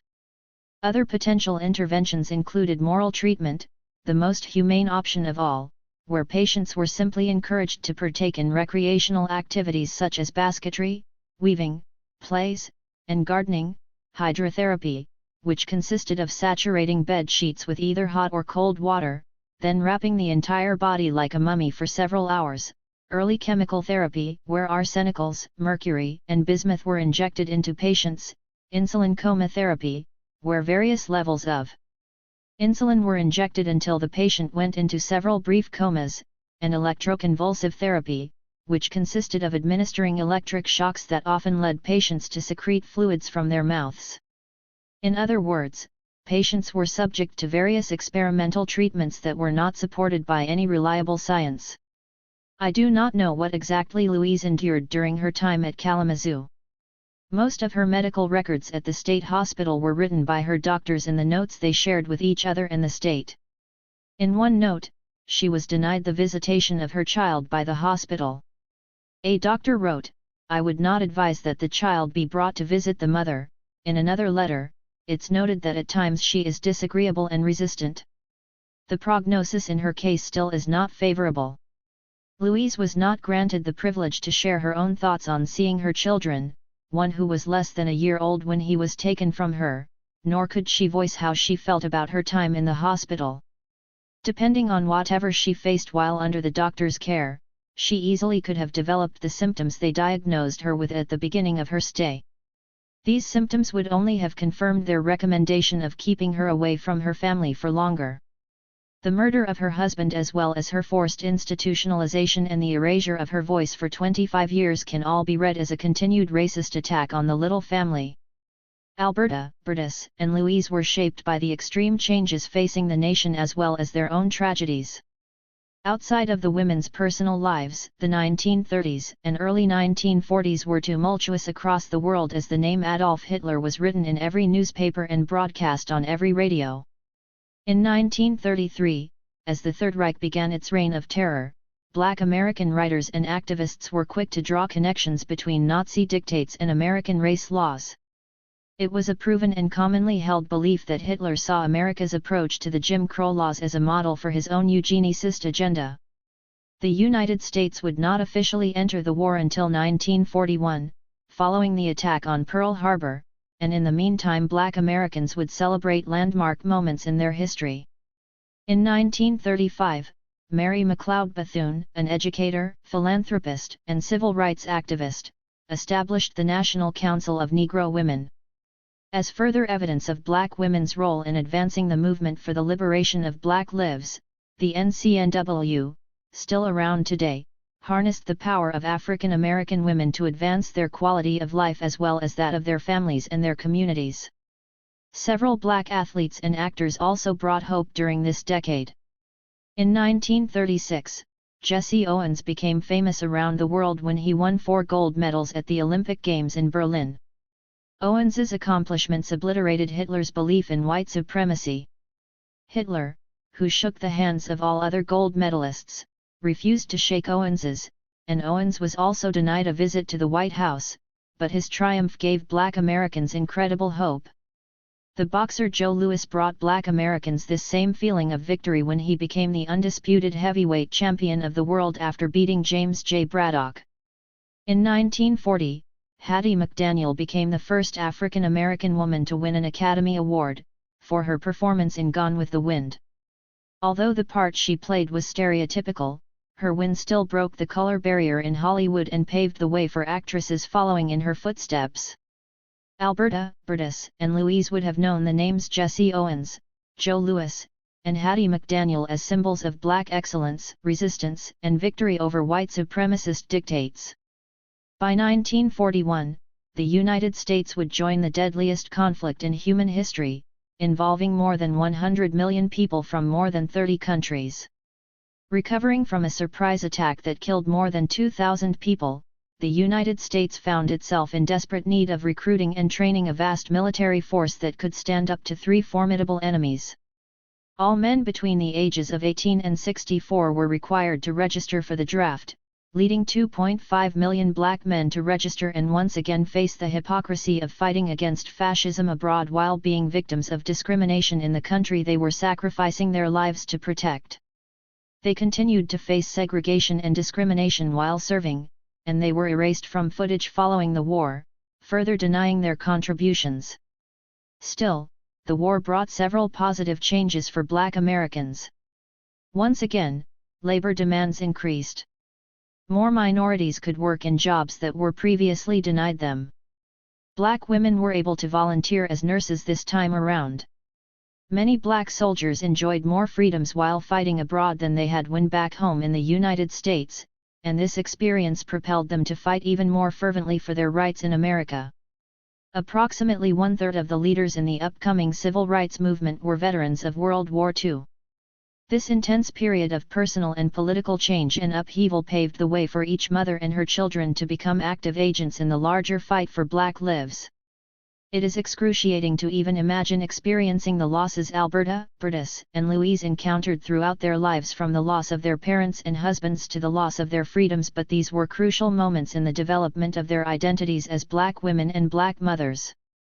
The tragedies Black women have been subject to in this country are unique as a result of their intersecting identities, and they inform Black women's varied approaches to faith and resistance.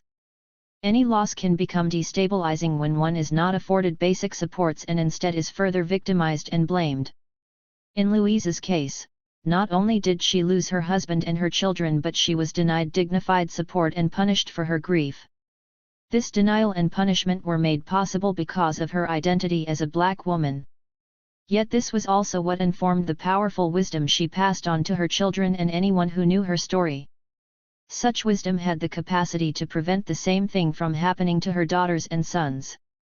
One of the quotes that appears at the beginning of this chapter comes from The Negro Family in the United States, authored by the sociologist Edward Franklin Frazier and published in 1939.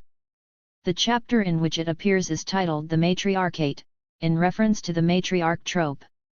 Another image used to control Black women, the matriarch criticizes Black mothers for emasculating their husbands and failing to fulfill their womanly duties. The matriarch is seen as an aggressive woman who works so hard outside of her home that she cannot adequately raise her children or be a submissive wife to her husband. Just like the Jezebel, the mammy, and the welfare queen, the matriarch is another demeaning and untruthful depiction of Black women, meant to misrepresent them and ignore the factors contributing to their victimization. Frazier's assertion that the Black woman in the 1930s resisted subordination to male authority is meant not as a compliment but instead as a critique of Black women's independence.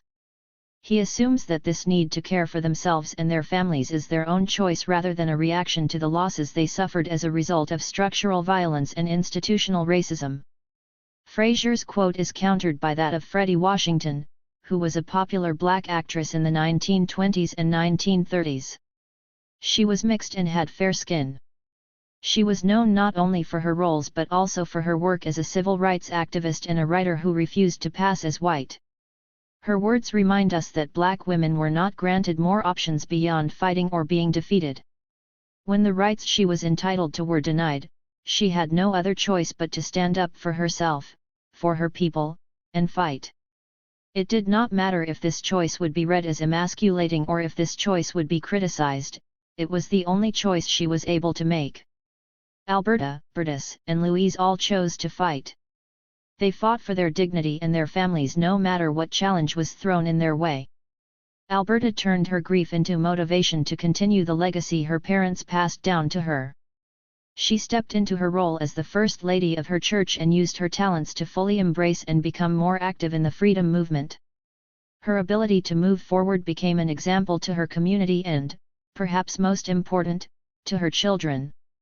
Bertus chose to turn her years of caring for her husband into an opportunity to teach her children about forgiveness and unconditional love. She taught her children that it was okay to be vulnerable when she lost her father and let her children see her sadness, and when she continued to walk in optimism, they saw her strength. Louise chose to hold strong to her ideals even when unspeakable terrors were waged against her. Even in an institution, she continued to resist and speak her truth. Her children carried forward the lessons she taught them even when they were separated from her at young ages. These lessons would later result in their successful fight to bring her back home. Part 6. Loving Our Sons. We're the only race in America that has had babies sold from our breast, which was slavery time. And had mothers sold from their babes. We are not fighting against these people because we hate them, but we are fighting because we love them and we're the only thing can save them now. Fannie Lou Hamer. The so-called Negro movement is a part of the attempted takeover of our country by the lazy, the indolent, the beatniks, the ignorant, and by some misguided religions and bleeding hearts, and all being led by the politicians who stay in office by appealing, remember not to reason, but to the most votes. Bull Connor. In a lecture he delivered at the University of Massachusetts in 1995, Malcolm's eldest brother, Wilfred, began by saying, "What people don't understand was that Malcolm was part of a whole, that he was part of a particular experience, part of a tradition, part of a family that resisted the corner into which America tried to push them." He continued by recounting the night that he witnessed his mother stand up to the white men who threatened her while Earl was out of town. Wilfred described it from his perspective, "My mother, she was pregnant with Malcolm at the time, and she stood there and just had no fear. I never saw anybody who could tell you off so intelligently and never use a word of profanity, never cussed. When she got through, you felt like you'd been beaten up." Wilfred gave credit to Louise for her children's bravery in the face of injustice and calm in the face of chaos. He explained how her lessons from that particular night and beyond taught each of her children to walk with pride. When the littles came home from school, Louise would reteach them what they had been taught by their white teachers. She refused to let her children fall victim to a mentality that told them they were inferior to anybody else. She made sure they knew how black people were standing up for their rights not only in the United States but also around the world. She would teach them lessons she'd learned from her grandparents and the Carib Indians she'd met in Grenada. Louise always had a dictionary on the kitchen table alongside daily newspaper clippings she made her children study. As Wilfred described it, we would have to stand there and read it to her. She'd be ironing, or cooking, or whatever, but she's hearing you. And whenever you made a mistake, she'd stop you and make you go to that dictionary, look it up, syllablize it, get the meaning of it, and that way you began to improve your vocabulary. She ran a strict household that, on top of expectations around their reading and writing, also included restrictions on what they could eat. She prohibited them from eating pork and rabbit, for instance, as part of her religious beliefs. She didn't subscribe to one particular religion but instead wanted to expose her children to several different faiths. She took her children everywhere. They attended Catholic Mass, congregated with Baptists, and learned from Hindus. And after every visit, they would come home and discuss their thoughts. Louise would say, "You take what you see will fit you, and the rest of it, just leave it there, but establish your own relationship with God, not a religious relationship, but a spiritual relationship with God, and be true to that. You'll find out that you'll do better than you'll ever do getting all hung up in these religions, and you won't be confused. Malcolm's childhood was rich with education, but he spent his early years under the impression that his parents treated him differently from his siblings. He was the fairest of all the little children, resembling his mother in this way, and his hair had a reddish tone. He thought his father subconsciously favored him because of this, believing that his father fell victim to the false belief that light skin was superior. Out of all the children, Malcolm was the one his father would bring to UNIA meetings, where the boy could watch his father speak out against the plight of the black man in America. Malcolm remembered being proud of his father's crusading and militant campaigning. On the other hand, Malcolm felt his mother was harder on him because of his lighter skin. Louise would often say to Malcolm, "Let the sun shine on you so you can get some color." As he put it, she went out of her way never to let me become afflicted with a sense of color superiority. Louise was the disciplinarian of the family, and it seemed this was often directed at Malcolm. This was likely because Malcolm was always more rebellious and more of a troublemaker than his siblings. He wouldn't allow others' rules to hold him back. As a child, he would cry until he got what he wanted, or he would yell out in order to avoid his mother's punishments. He knew that Louise would not want others to hear him screaming and that she would keep from disciplining him if he pretended he was in some kind of pain.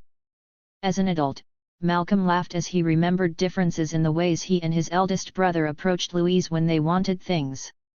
"My mother asked me why I couldn't be a nice boy like Wilfred, but I would think to myself that Wilfred, for being so nice and quiet, often stayed hungry. So early in life, I had learned that if you want something, you had better make some noise."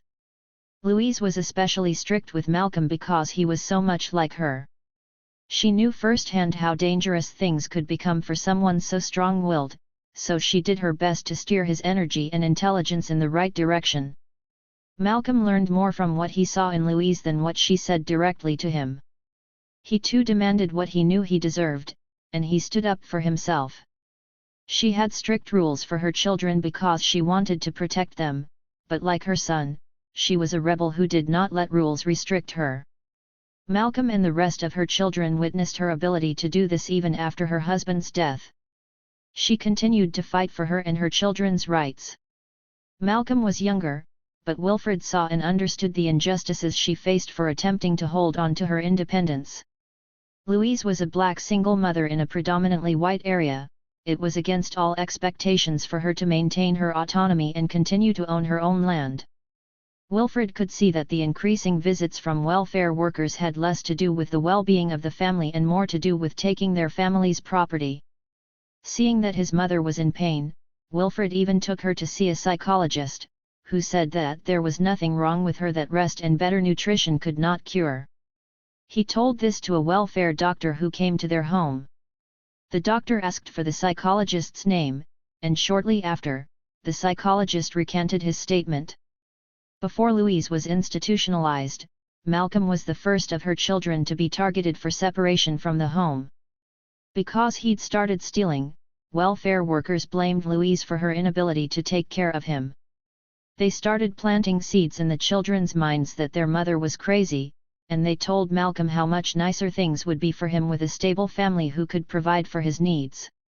Malcolm would later state, "Right then was when our home, our unity, began to disintegrate. We were having a hard time, and I wasn't helping. But we could have made it, we could have stayed together. As bad as I was, as much trouble and worry as I caused my mother, I loved her." Malcolm was taken away from his family first, and eventually all the little children were placed in separate foster homes before Louise was institutionalized.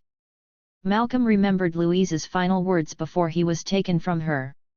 She wanted him to remember every lesson she'd imparted, she wanted him to keep his faith, to be disciplined, but to still be able to think for himself. As her son was led away from her, she simply said, "Don't let them feed him any pig." Family sit-down dinners were mandatory in Martin Luther Jr.'s home.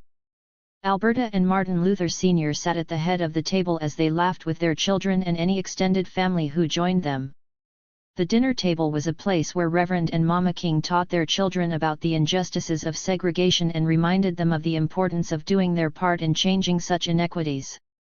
The three children would sit and commune with generations of their family members as they professed their faith, shared their wisdom, and planned their next moves in their ongoing fight against oppression, all while passing good food around the table.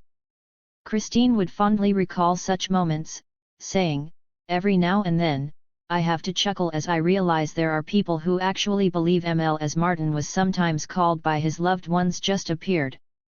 They think he simply happened, that he appeared fully formed, without context, ready to change the world. Take it from his big sister, that's simply not the case.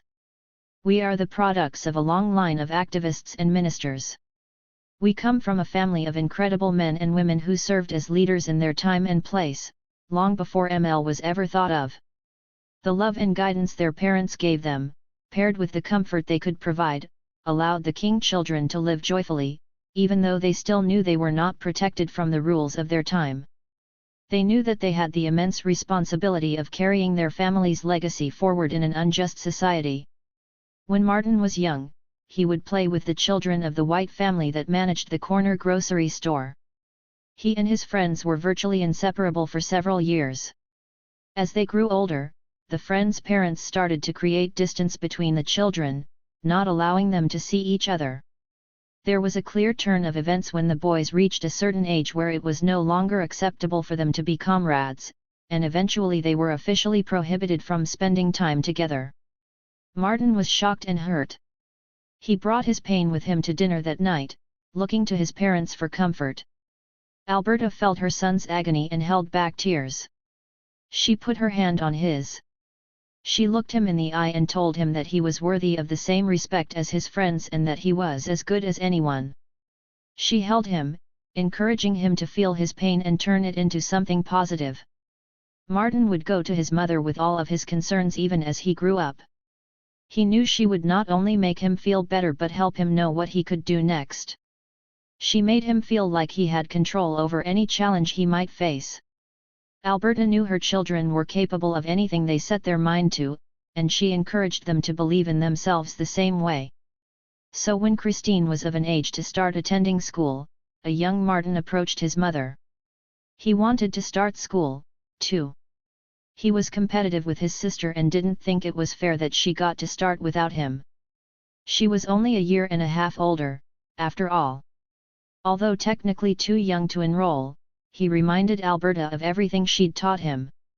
He begged his mother to let him go, to let him start on his education journey at the age of 4. Proud of his desire to start learning, Alberta eventually relented and signed him up to attend with his sister. A few months later, a teacher realized he was too young and sent him home, but Alberta had supported his effort and that's what mattered most to her son. When Martin graduated from 6th grade a few years later, Alberta bought him a brown tweed suit to celebrate the occasion. Martin wore the suit, designed to be baggy around his legs and tight around his ankles, to everything he could. He was proud of himself and proud of what the suit symbolized. Alberta's belief in her son's abilities carried him forward through his education. When his sister graduated high school and was ready to continue on to higher education, Martin was among a group of young students who seized the opportunity to take a test that would allow successful juniors to start college 2 years early. At the age of 15, Martin was admitted to Morehouse College, following in his father's footsteps as well as those of the men on his mother's side of the family. When they could not be together in person, Martin and Alberta would exchange letters updating each other on the happenings of the week. In much more casual language than what the world would later grow accustomed to from Martin, he would update his mother and ask her to send him things he missed or needed. One letter reads, "Dear Mother dear, I received your letter today and was very glad to hear from you. Yesterday we didn't work so we went to Hartford. We really had a nice time there," he continues in another paragraph, as head of the religious department. "I have to take charge of the Sunday service," and in another, "Mother dear, I want you to send me some fried chicken sick and rolls, it will not be so much. And also send my brown shoes, the others have worn out." Alberta was so close to each of her children, and so invested in their education, one can only imagine the joy she experienced every time she received one of their letters with updates on their whereabouts, their commitments, and their small requests for a bit of home. How happy she must have been every time she heard of their continued progress toward their goals. The King children's lives were filled with endless possibility, and Alberta beamed with pride. When Bertus's little boy Jimmy grew up, he became known to the world as the acclaimed writer James Baldwin, whose brilliance, eloquence, and passion were unmatched. He unapologetically forced readers to deeply examine their society and the role each played in its making. He once said, "I never had a childhood. I did not have any human identity. I was born dead." His words were not only an explanation of his life but a commentary on the Black experience in America. In many ways, Jimmy was forced to grow up faster than other children. He felt that he never had a childhood because he was the eldest in his family and his mother's right-hand man. To help support her and his siblings, he worked small jobs, like shining shoes, as soon as he was old enough to do so. He was sent to run errands for the family, like buying day-old bread and other groceries at lower prices. He helped to feed, change, and raise his younger siblings. Jimmy's environment also forced him to grow up. As hard as Bertus tried, she could not shield her son from the harsh realities of poverty and discrimination. As a child, Jimmy saw friends he'd once sat next to in church turn to drugs, some became pimps and others prostitutes on the street. He was well aware that in the society he was born into, his life and those of his friends were deemed less important and less valuable than the lives of his richer and whiter counterparts. They were seen and treated as if they did not have any human identity, denied access to opportunities, and many of them were forced to give up on their futures. Struggling to make ends meet, the Baldwins moved from place to place all around Harlem. Everywhere they went, from their apartment on Lenox Avenue on the west to the one by the Harlem River on the east, from their place on 135th Street on the north to their home on 130th Street on the south, they experienced the effects of racism and classism firsthand. Jimmy could recall multiple times when his safety was threatened as a young black boy and where another person made him feel inhuman. When he was 10 years old, Bertus sent him out to collect firewood for the family. He was walking down the street when suddenly he felt hands on him, pushing him into a vacant lot. 2 white police officers stared down at him. They said he matched the description of a suspect they were looking for. Jimmy was terrified, and he did not resist when they searched him. When they tormented him enough, they left him lying there alone, flat on his back. This disregard of his rights, this denial of his dignity, pushed him to feel that as a poor black boy in America, he was born dead. Yes, he was born into circumstances that forced him to grow up in a society that degraded him, but he balanced these pressures by keeping an eye on his education. Bertus made sure of this. Jimmy found joy in his schooling and love of words, just like Bertus. She knew her son was brilliant, and she would do whatever she could to support his dreams even as he helped her to raise the rest of her children. As the biographer James Campbell put it, James used one hand to support a baby and the other to hold a book. Bertus and Jimmy both confronted their trials and tribulations through reading and writing. At every school that Jimmy attended, he was remembered for being exceptional.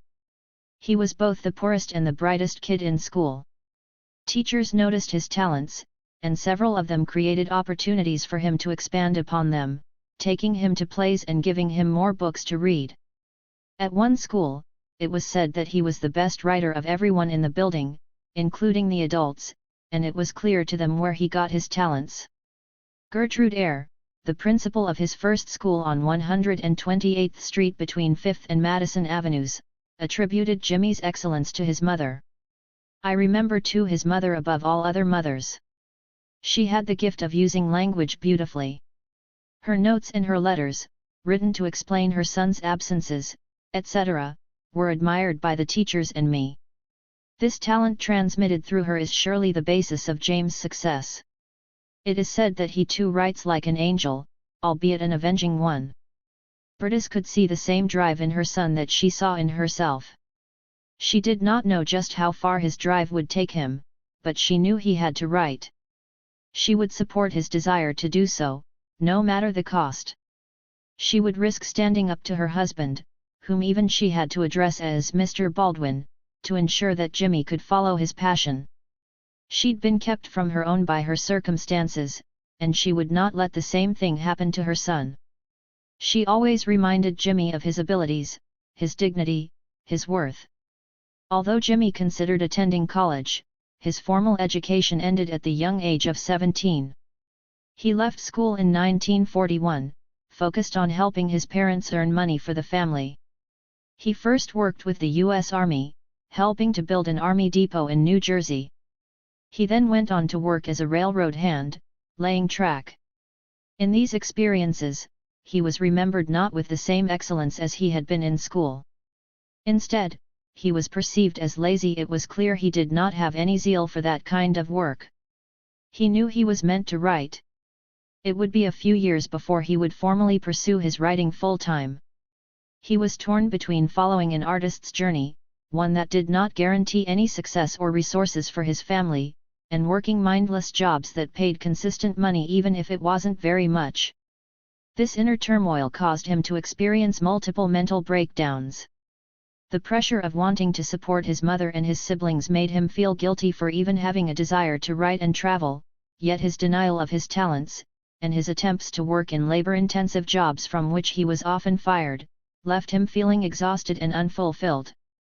But he was terrified of turning into his stepfather, a man who became so consumed with his inability to provide for his family as a black man that he turned bitter and cold. His personal struggle was paired with continued racist encounters that were even worse in New Jersey than in Harlem. Many of the people he worked with, both black and white, were from the South, and they were not especially fond of his smarts. They perceived him as uppity and disrespectful. In addition to their perception of him, Jim Crow laws were in full effect for all black people across the United States. Restaurant after restaurant would remind him that he was not welcome there, sign after sign would point to his lesser position. Later in life he would write the following: "I learned in New Jersey that to be a Negro meant, precisely, that one was never looked at but was simply at the mercy of the reflexes the color of one's skin caused in other people. It was the same story all over New Jersey, in bars, bowling alleys, diners, places to live. I was always being forced to leave, silently, or with mutual imprecations." This kind of racist treatment suffocated him even more when he was further away from his writing. He became less able to control his anger without the ability to process and express it through the written word. On his last night in New Jersey, he went to see the movie This Land Is Mine and, after, grab a bite to eat at a nearby diner with a white friend. Upon sitting down and trying to order, James was greeted by the waiter with the common phrase, "We don't serve Negroes here." The two stood up and left the restaurant, seeming unaffected at first. But when they walked outside, something overtook Jimmy. He started walking ahead of his friend and entered a different, enormous, glittering, and fashionable restaurant. He walked through the doors and sat at the first available seat before a waitress approached him cautiously. She repeated the words he'd heard earlier, "We don't serve Negroes here." Something boiled inside of him that he could no longer control. He knew from his mother, his teachers, and his friends that he deserved the basic right of sitting at the table.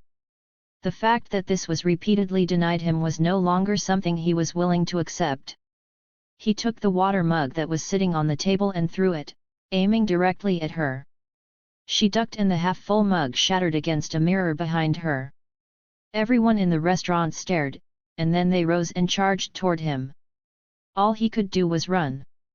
Fortunately, he ran fast enough to avoid the dire consequences that surely would have faced him had he been caught that night. Jimmy eventually moved to Greenwich Village. He networked with other writers and met mentors who would change his life. He'd speak on stage about his experiences at places like the Calypso Café. He had returned to his writing. And eventually he was given the opportunity to travel to Paris on a writing fellowship. The only thing he still had to do before leaving was tell his mother. This was something he'd dreaded since graduating high school, the moment he would tell her that he was leaving to pursue a seemingly selfish endeavor, one that she herself had given up for her family. But he knew he had to get beyond his private, incoherent pain in order to fulfill whatever role he was meant to play in the world. He told his friend later that the day he told his family he was leaving was the most dreadful he had ever experienced. He said, "My mother had come downstairs, and stood silently, arms folded, on the stoop. My baby sister was upstairs weeping." He hoped his mother would later see how her lessons had given him the courage to leave a place that did not see him as the exceptional human being she knew him to be. He boarded his flight to Paris that evening in 1948 with only $40 in his pocket. Jimmy spent almost a decade in Paris, and as much as Berdis missed her son, she knew he'd made the right decision. He kept in close contact with his mom the entire time. They wrote letters to each other consistently, and he especially looked forward to the birthday letters she sent every year. Berdis's children and grandchildren would say her letters were some of the most beautiful ever written. In Paris, Jimmy had the opportunity to better understand his identity as a queer, Black American man. "I haven't found any correspondence between James and his mother regarding his queer identity, but from other correspondence and research I can infer that she fully accepted her son without question. He did not hide who he was, in neither his professional nor his personal life, and he introduced those who were important to him to his mother when he could." Berdis believed in people's dignity, and her son sought experiences that aligned with his mother's embrace and love for all. He traveled around Europe, finding new friends and lovers, and he was better able to analyze American racism from a distance. Over those years, he began to build critical acclaim for his writing, yet he still felt guilty. It was no longer guilt for pursuing his calling to write but guilt for not contributing to the Black freedom struggle at home in the United States. The civil rights movement was building and he was watching it from afar. He finally felt he must return after seeing a picture of a 15-year-old girl by the name of Dorothy Counts. In 1956, Dorothy became one of the first Black students to be admitted into a formerly all-white school. As she tried to enter the building on her first day, September 4, 1957, a white mob made up of both adults and children greeted her with rocks, spit, and endless insults. Some of the most iconic pictures of the growing movement consisted of Black students like Dorothy being surrounded by the terror of white supremacists while holding their heads high and continuing on their mission, not only for themselves but for their people. One such photo captured Jimmy's attention and he could not let it go. It was time for him to come home. In 1957, Jimmy returned to the United States after being asked to report on what was happening in the South. He wrote to his family, informing them of his plans. There is no doubt that Berdis was overjoyed at the thought of seeing her son. Still, she was worried. Things were shifting, but it was still incredibly dangerous for Black people in America, especially in the places Jimmy planned to visit. He would travel first to Charlotte, North Carolina, and then to Montgomery, Alabama, where he would meet a man 5 years his junior named Martin Luther King. In 1957, Harper's Magazine commissioned James Baldwin to write an article about what was happening in the South. While doing research for the assignment, James met Martin, who had just become the first president of the Southern Christian Leadership Conference. The SCLC was a group made up of other ministers and activists who dedicated themselves to abolishing segregation through nonviolence. In 1960, James would write Martin a letter in which he stated, "The effect of your work, and I might almost indeed, say your presence, has spread far beyond the confines of Montgomery, as you must know. And I am one of the millions, to be found all over the world but more especially here, in this sorely troubled country, who thank God for you." By this time, Martin had found his way to world fame through his work as a civil rights activist, work that began in his home from his parents' teachings and that he developed further through his studies at Morehouse College and Crozer Theological Seminary. In 1944, Martin began his freshman year at Morehouse. There he obtained a bachelor's degree in sociology in 1948, the same year he was ordained at Ebenezer Baptist. In his studies, he encountered lessons he'd learned since he was a child but didn't yet have the language for. Stemming from his grandparents' and parents' active yet peaceful approach to challenging discrimination, he found familiarity in reading works like Henry David Thoreau's Civil Disobedience. As he put it, "Because of the influence of my mother and father, I guess I always had a deep urge to serve humanity," and in college he was able to develop the strategies and theories dedicated to making justice a reality. At the age of 19, Martin graduated from college, ready to combine his desire to end racial injustice with his calling to join his family's vocation in ministry. The same year Jimmy moved to Paris, Martin enrolled in Crozer Theological Seminary, where he would go on to receive his degree in divinity in 1951. He was on an intellectual quest for a method to eliminate social evil. He described his approach to ministry by saying, "Any religion that professes concern for the souls of men and is not equally concerned about the slums that damn them, the economic conditions that strangle them, and the social conditions that cripple them is a spiritually moribund religion only waiting for the day to be buried." Martin beautifully put words to the approaches his family had been taking to ministry, education, and social justice for generations. Throughout his years of schooling, he was always in close contact with both his mother and his sister, writing letters to them about his progress. In one letter to Alberta, he wrote, "I often tell the boys around campus I have the best mother in the world. You will never know how I appreciate the many kind things you and Daddy are doing for me." Martin's connection to his parents, especially his mom, would sustain him through his degrees and on to a life soon to be filled with both national and international demands. In 1951, he pursued yet another degree. This time he was in Boston, where he would meet a woman who would change his life forever. He was introduced to a young singer and student at the New England Conservatory of Music by the name of Coretta in 1952. Coretta had inherited her musical talents and appreciation for art from her own mother, Bernice Scott. A gifted mezzo-soprano, Coretta dreamed of becoming a concert singer, but like that of her future mother-in-law, her path was rerouted by a Baptist preacher. Shortly after meeting Coretta, Martin wrote to Alberta telling her Coretta was to be his wife. In June 1953, this became a reality. Things moved even faster after that. In 1954, Coretta graduated from the New England Conservatory and Martin was named head pastor of Dexter Avenue Baptist Church. On Sunday, October 31, 1954, Martin Luther Sr. preached his son's installation sermon while his sister sang "I Will Give Thanks," accompanied by Alberta on the organ. The moment, like many others, was a whole King family affair. In 1955, Coretta and Martin brought their first child into the world, Martin received his doctorate, and Rosa Parks was arrested. Her arrest, as well as those of countless other courageous black people who refused to give up their bus seats to white passengers, signaled the beginning of the Montgomery bus boycott as well as Martin and Coretta's official entry as civil rights leaders in the South. While Martin's work as a civil rights leader made Alberta proud, it also terrified her. He and his family were becoming more involved than the Williamses and Kings ever had before. Her husband described her angst.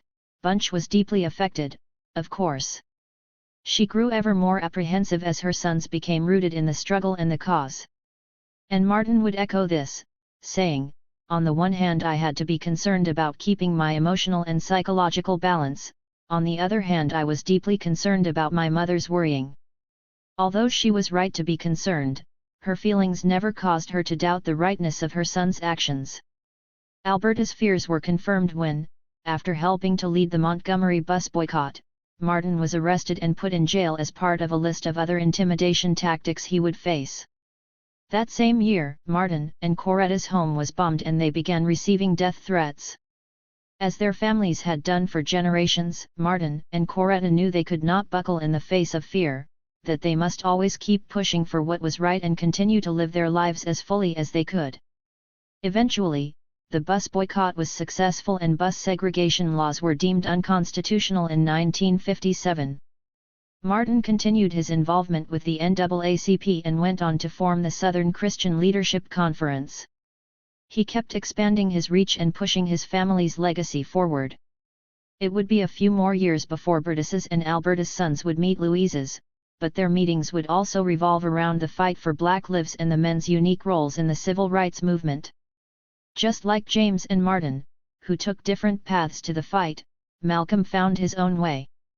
Malcolm's approach to the Black liberation movement was informed by the traumatic experiences of losing his father at a young age and being separated from his mother and his siblings, as well as by his mother's uncompromising strength in the face of prejudice. Louise was sent to Kalamazoo State Hospital when Malcolm was only in the 7th grade. His rebellious nature and quick wit often got him in trouble, and he eventually found himself in a nearly all-white juvenile home after being kicked out of his school. Despite this, Malcolm performed well in school. After all, he'd been raised by a woman who prioritized an international education. He had some of the highest grades in his class, at times the highest, and was even elected class president at his new school. At first, he enjoyed being the only black student. It made him feel that he stood out, it made him feel special. And for a short time it seemed he was accepted there, until he was reminded that even if he felt accepted by his teachers and his peers, they still saw him as less than, more as a class pet than a student on equal footing.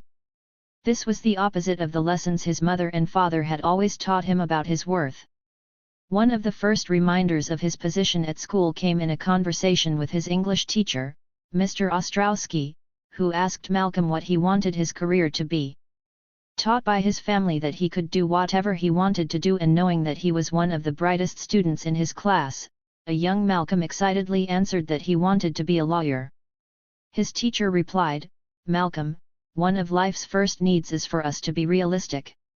Don't misunderstand me, now. We all here like you, you know that. But you've got to be realistic about being a nigger. A lawyer, that's no realistic goal for a nigger. Why don't you plan on carpentry?" This bothered Malcolm deeply, and he could no longer enjoy being treated differently from his peers. In contrast with Jimmy, whose intellect had been recognized and encouraged, Malcolm realized that his ability was recognized and limited. He became more distant, less approachable, and he longed to be somewhere else. In many ways, it can be said that the farther away Malcolm was from Louise and her teachings, the worse things became for him. While he was able to visit his mother a few times, he was no longer met by her affirmations of his worth or her exercises to expand his learning at the end of each day. With his growing discontent and his lack of her support, Malcolm would soon find himself in situations filled with danger and trouble. In 1941, he moved to Boston a decade prior to Martin. His half-sister Ella was given custody of him, and he was ready to leave Michigan behind. Boston was life-changing for Malcolm.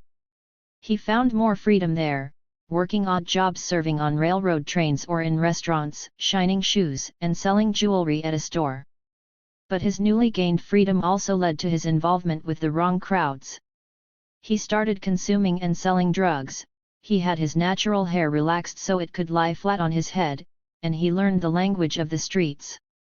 He became known as Detroit Red because of the unique color of his hair and his growing involvement with other hustlers in Boston and New York City. After years of living a lifestyle filled with drugs and violence, Malcolm hit rock bottom. He'd orchestrated several robberies before he was caught and sent to prison. Although he was resistant at first and experienced extreme withdrawal, his 10-year prison sentence, and time spent in reformatory programs where he had a private room and access to books, allowed him to return to many of the strict practices his mother had instilled in him and his siblings. By the time Malcolm was sentenced in 1946, 4 of his siblings had become devoted members of the Nation of Islam, NOI. The Black Muslim movement was founded in the 1930s at the height of the Great Depression, and it combined black religious nationalism with ideals of black political nationalism. Through their letters and visits, Malcolm's siblings introduced him to the NOI and their leader, Elijah Muhammad. In these teachings, Malcolm was certainly exposed to some new rhetoric, but he also experienced a homecoming as he was reminded of his parents' own beliefs. Malcolm saw a strong and apparent connection between the Nation of Islam and his mother specifically. In one letter to his brother Filbert he wrote, "We were taught Islam by Mom. Everything that happened to her happened because the devils knew she was not deadening our minds. All of our achievements are Mom's, for she was a most faithful servant of truth years ago. I praise Allah for her." He also returned to a different practice Louise taught him when he was a child, the practice of writing words down from the dictionary.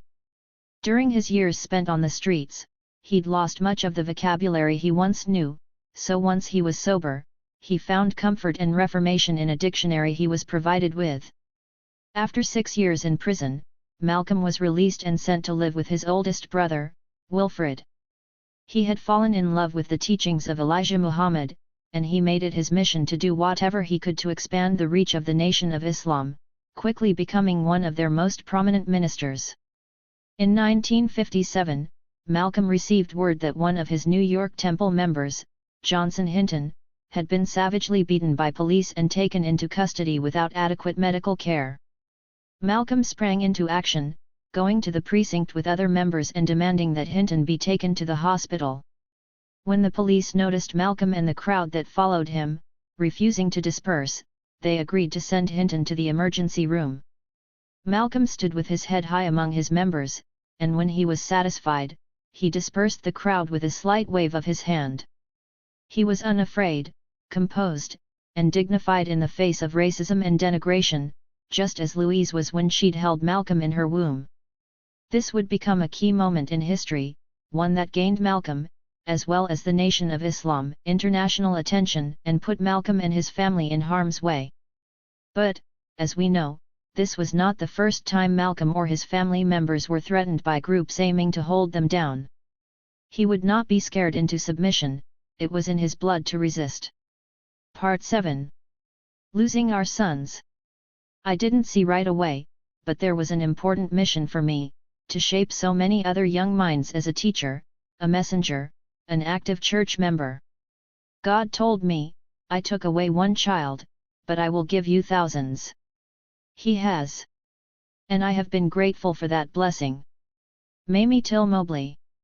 In essence, the Negro community has been forced into a matriarchal structure which, because it is so out of line with the rest of the American society, seriously retards the progress of the group as a whole, and imposes a crushing burden on the Negro male and, in consequence, on a great many Negro women as well. Daniel Patrick Moynihan. In the summer of 1955, a young boy from Chicago named Emmett visited his uncle in Mississippi. Although he attended a segregated school in the North, there was nothing that could prepare him for the level of segregation he would experience in the South. On August 28, he was kidnapped from his uncle's home after being accused of flirting with and harassing a white woman named Carolyn Bryant. 2 white men, Bryant's husband and brother, took him to the Tallahatchie River, where they had him stripped before beating him, nearly to death, gouging his eye out, shooting the child in the head, and throwing his body, which was tied to a 75-pound cotton gin fan with barbed wire, into the river. 3 days following the heinous attack, Emmett's body was recovered, but it was mutilated to such a horrible extent that the only way he could be identified was by an engraved ring he wore. This is not how Emmett Till's story ends. When his body was recovered, officials wanted to bury him immediately, but his mother, Mamie Till, demanded that her baby's body be sent home to her in Chicago. Her beautiful son was just visiting family in the South for the summer, he was supposed to return home to her alive. There are no words to describe the heartbreak she experienced when she saw her boy. Yet somehow, through her pain, she knew she needed to do more than mourn her son. She knew his life could not be lost in vain. Mamie Till demanded that her son have an open casket funeral so that the world could see what racism and racists had done to him. The world took notice, making Emmett Till a household name for decades to come and forcing a deeper evaluation of Jim Crow. While the men who murdered Emmett were deemed not guilty by an all-white jury, many consider Emmett Till's murder and, more important, his mother's decision to be one of the primary catalysts of the civil rights movement. Almost 10 years after Emmett's tragic death, James Baldwin released Blues for Mr. Charlie in the young boy's honor. In the play, he confronts the harsh realities of American racism while leaving his audience with hope for change. This was one of the many ways that James showed who raised him. He faced his pain and sadness the way Burtis taught him to, saying, "We are walking in terrible darkness here, and this is one man's attempt to bear witness to the reality and the power of light." James saw it as his duty to bear witness to the truth, and he spent his years in the civil rights movement writing books, essays, poems, and plays, fulfilling this duty. He constantly reminded his audiences that the story of the American Negro was the story of America. He traveled around the world speaking not only against racial segregation but also against homophobia and America's involvement in the Vietnam War. Although he played a prominent role in writing, speaking, and organizing protests as a member of the Congress of Racial Equality, he considered himself not a leader or a spokesperson but a witness. James spent much of his time traveling for his career, and he worried about leaving his mother and his siblings. He dealt with his guilt by writing to Burdess as often as he could, reassuring her that he was still in the service of some power for good beyond himself, that his mission was sacred, as his dear friend David Leeming, a philologist and professor, put it. In one letter to his mother, James said that he felt the responsibility to learn humility, publish the truth, sparing no one. James and Burdess's constant correspondence with each other allowed him to explore this mission and calling. He dedicated many of his works to Burdess, and in one such poem, titled The Giver, he writes, "If the hope of giving is to love the living, the giver risks madness in the act of giving." He ends the poem with "I cannot tell how much I owe." Burdess was the ultimate giver, she humbly gave without asking for anything in return. And like her son, she was happy to be in the background as a supportive observer rather than considering herself the leader or the star of the show. James was aware of this and he acknowledged everything she had done to give him what he needed. When James was away from home, he longed for his mother and his siblings. When he was trying to work out an idea, when he felt the need to explain his commitments, when he met someone of importance to him, he would write to his mom. So, when he was honored with one of his first writing awards, from the National Institute of Arts and Letters, acknowledging the importance of his contributions to the world, it was fitting for Burdess to accept the honor on his behalf. One can only imagine the depth of pride Burdess experienced when reading one of her son's works or seeing him speak on television. Her firstborn, the boy she'd given her all to provide for, the son who stood by her side through all of her pain, was now taking what he learned from her and helping millions of people. In her letters back to her son, she offered her love and support. She also voiced her concerns about Jimmy's drinking and smoking and reminded him of the need to keep his faith. Most important, she stressed the necessity of avoiding, at all costs, the road of racial or personal hatred. James's works most commonly referenced when speaking to his immense influence on the civil rights movement are Notes of a Native Son, published in 1955, Nobody Knows My Name, published in 1961, and The Fire Next Time, published in 1963. All of his works blended stories from his own life with his comments on the state of the nation. In Notes of a Native Son, James tackled issues of race in America and Europe through a collection of 10 essays. Before the book begins, he includes a section titled Autobiographical Notes, where he writes, "I also wrote plays, and songs, for one of which I received a letter of congratulations from Mayor LaGuardia. My mother was delighted by all these goings-on, but my father wasn't, he wanted me to be a preacher." James often spoke of his mother's encouragement of his career standing in opposition to his stepfather's disappointment. In Nobody Knows My Name, James builds on his reflections in notes by continuing his examination of race and reflecting on the role of the writer. Here too we see a blend between the autobiographical and social commentary. The title refers not only to the erasure of identity all black people faced in America but also to the one he felt he faced from the moment he was born as an illegitimate child. He was given his mother's last name when he was born, and because of the way society works, without his father's name he was treated as though he lacked identity. The Fire Next Time became an instant national bestseller and positioned James as a passionate voice of the civil rights movement. In it, he writes a letter to his nephew about the realities of being a black boy in the United States. In one powerful section he says, "I know the conditions under which you were born, for I was there. Your grandmother Burdess was also there, and no one has ever accused her of being bitter. I suggest that the innocents check with her. She isn't hard to find. Your countrymen don't know that she exists, either, though she has been working for them all their lives. James is telling his nephew and the rest of his audience about his mother's influence as well as the lack of credit and recognition she deserved but was denied. He's also saying that everyone would gain more knowledge if Berdis were asked to share her wisdom after all she'd witnessed. All three of these works are now classics in American history, and they show how influential Baldwin's mother was on his career. The Fire Next Time was published in 1963, the same year that James met Attorney General Robert F. Kennedy, won the George Polk Memorial Award, led a civil rights demonstration in Paris, and participated in the March on Washington. It was an exciting year, to say the least. That summer, James invited his family to join him for a trip to Puerto Rico to celebrate his birthday. Berdis had never flown and had a deep fear of flying, but she wouldn't dream of ignoring the call to see her eldest son. Berdis and her other children joined James.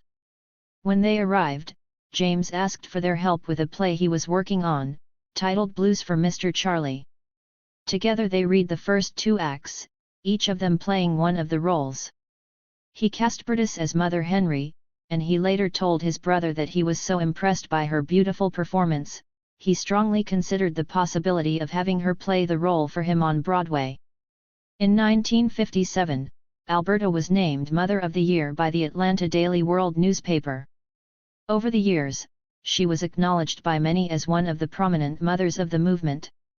It was clear to those who knew her, her own work, and her dedication to her husband's and children's work that she had made many sacrifices for the Black freedom movement.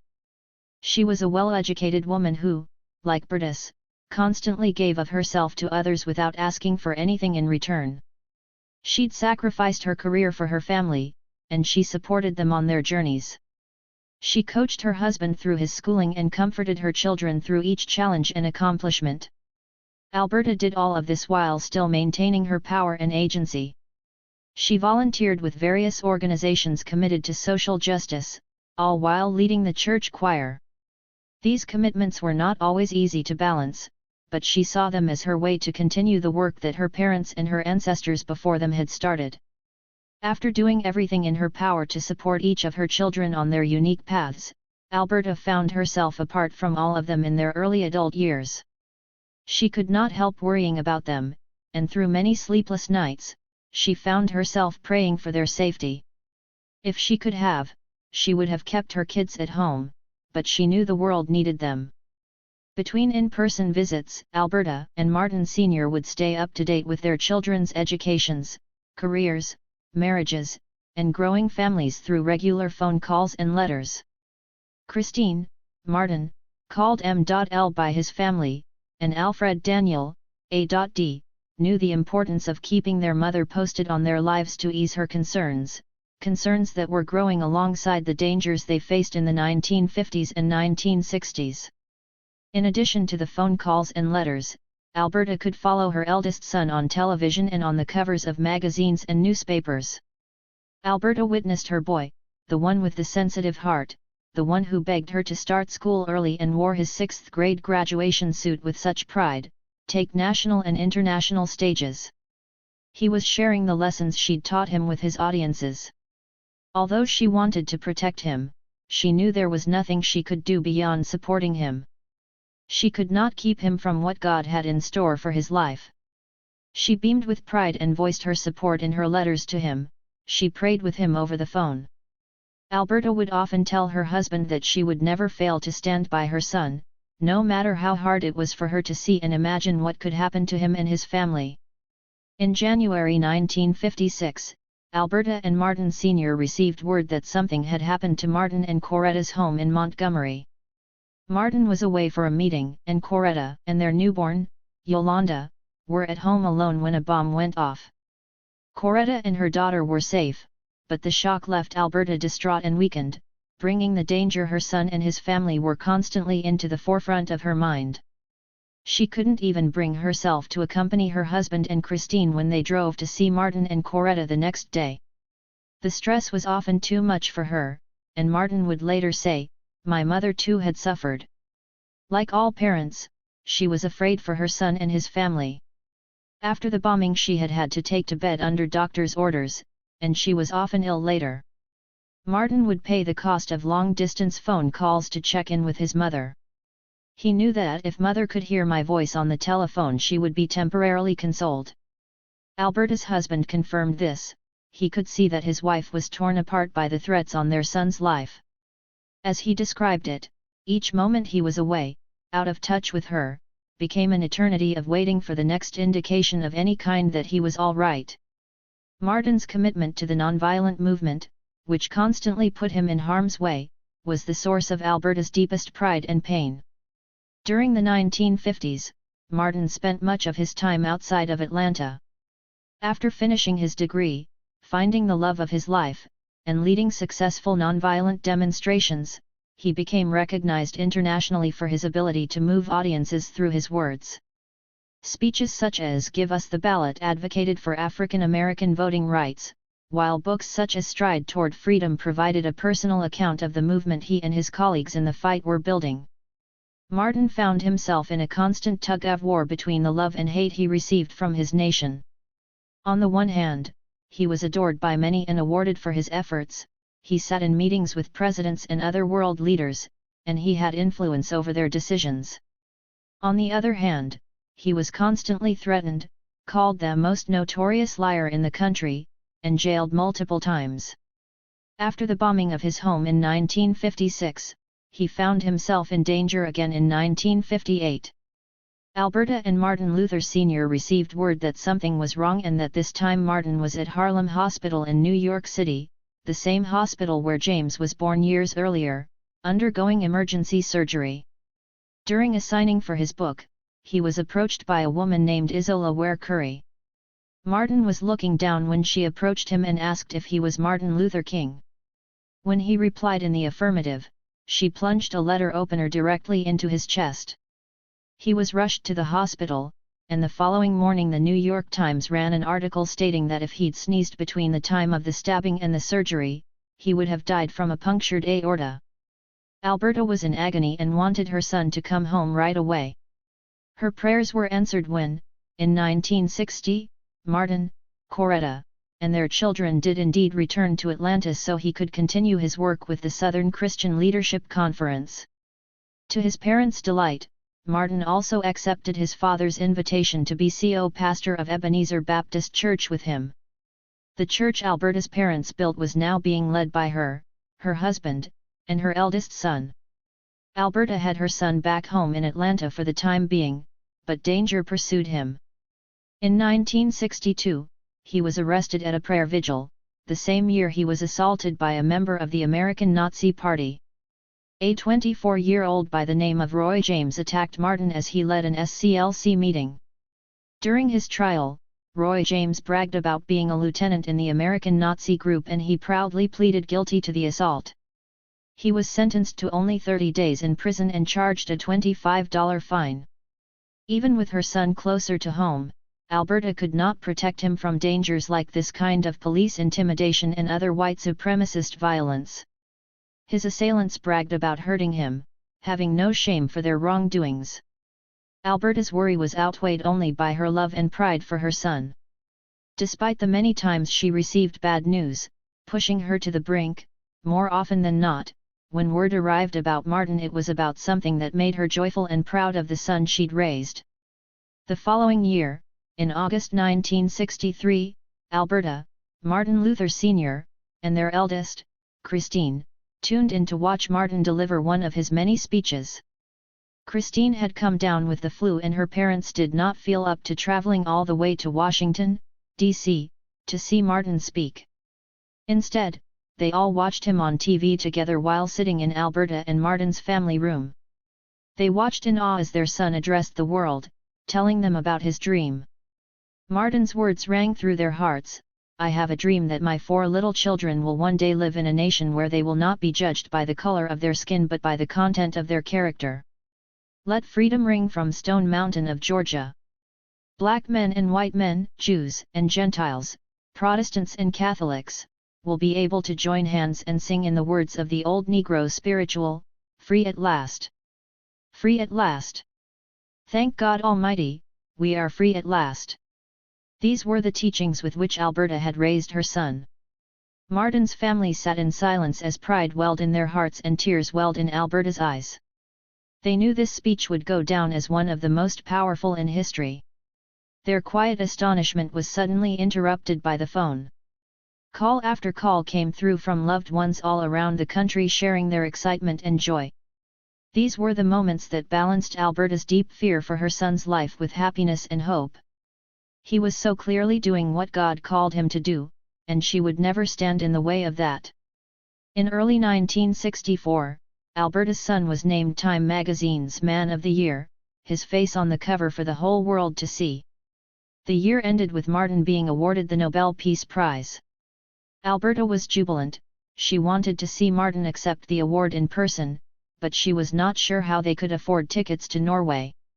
Then, one Sunday after church, Martin asked Alberta and Christine to meet him in his office. Without their knowledge, he'd asked friends if they would be willing to help cover some of the travel costs for his family to be there with him when he received such an incredible recognition.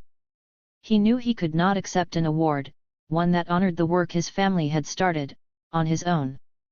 Martin's friends happily obliged, pulling enough money together for his wife, parents, and siblings to travel and attend the ceremony. Alberta and Christine were overjoyed. They could not wait to tell the rest of the family. They returned home and immediately began planning for the trip of a lifetime. In the weeks that passed between hearing the news and boarding their flight, they planned their outfits, organized their itinerary, and made arrangements for the church to continue operating while they were away. The day arrived, December 10, 1964.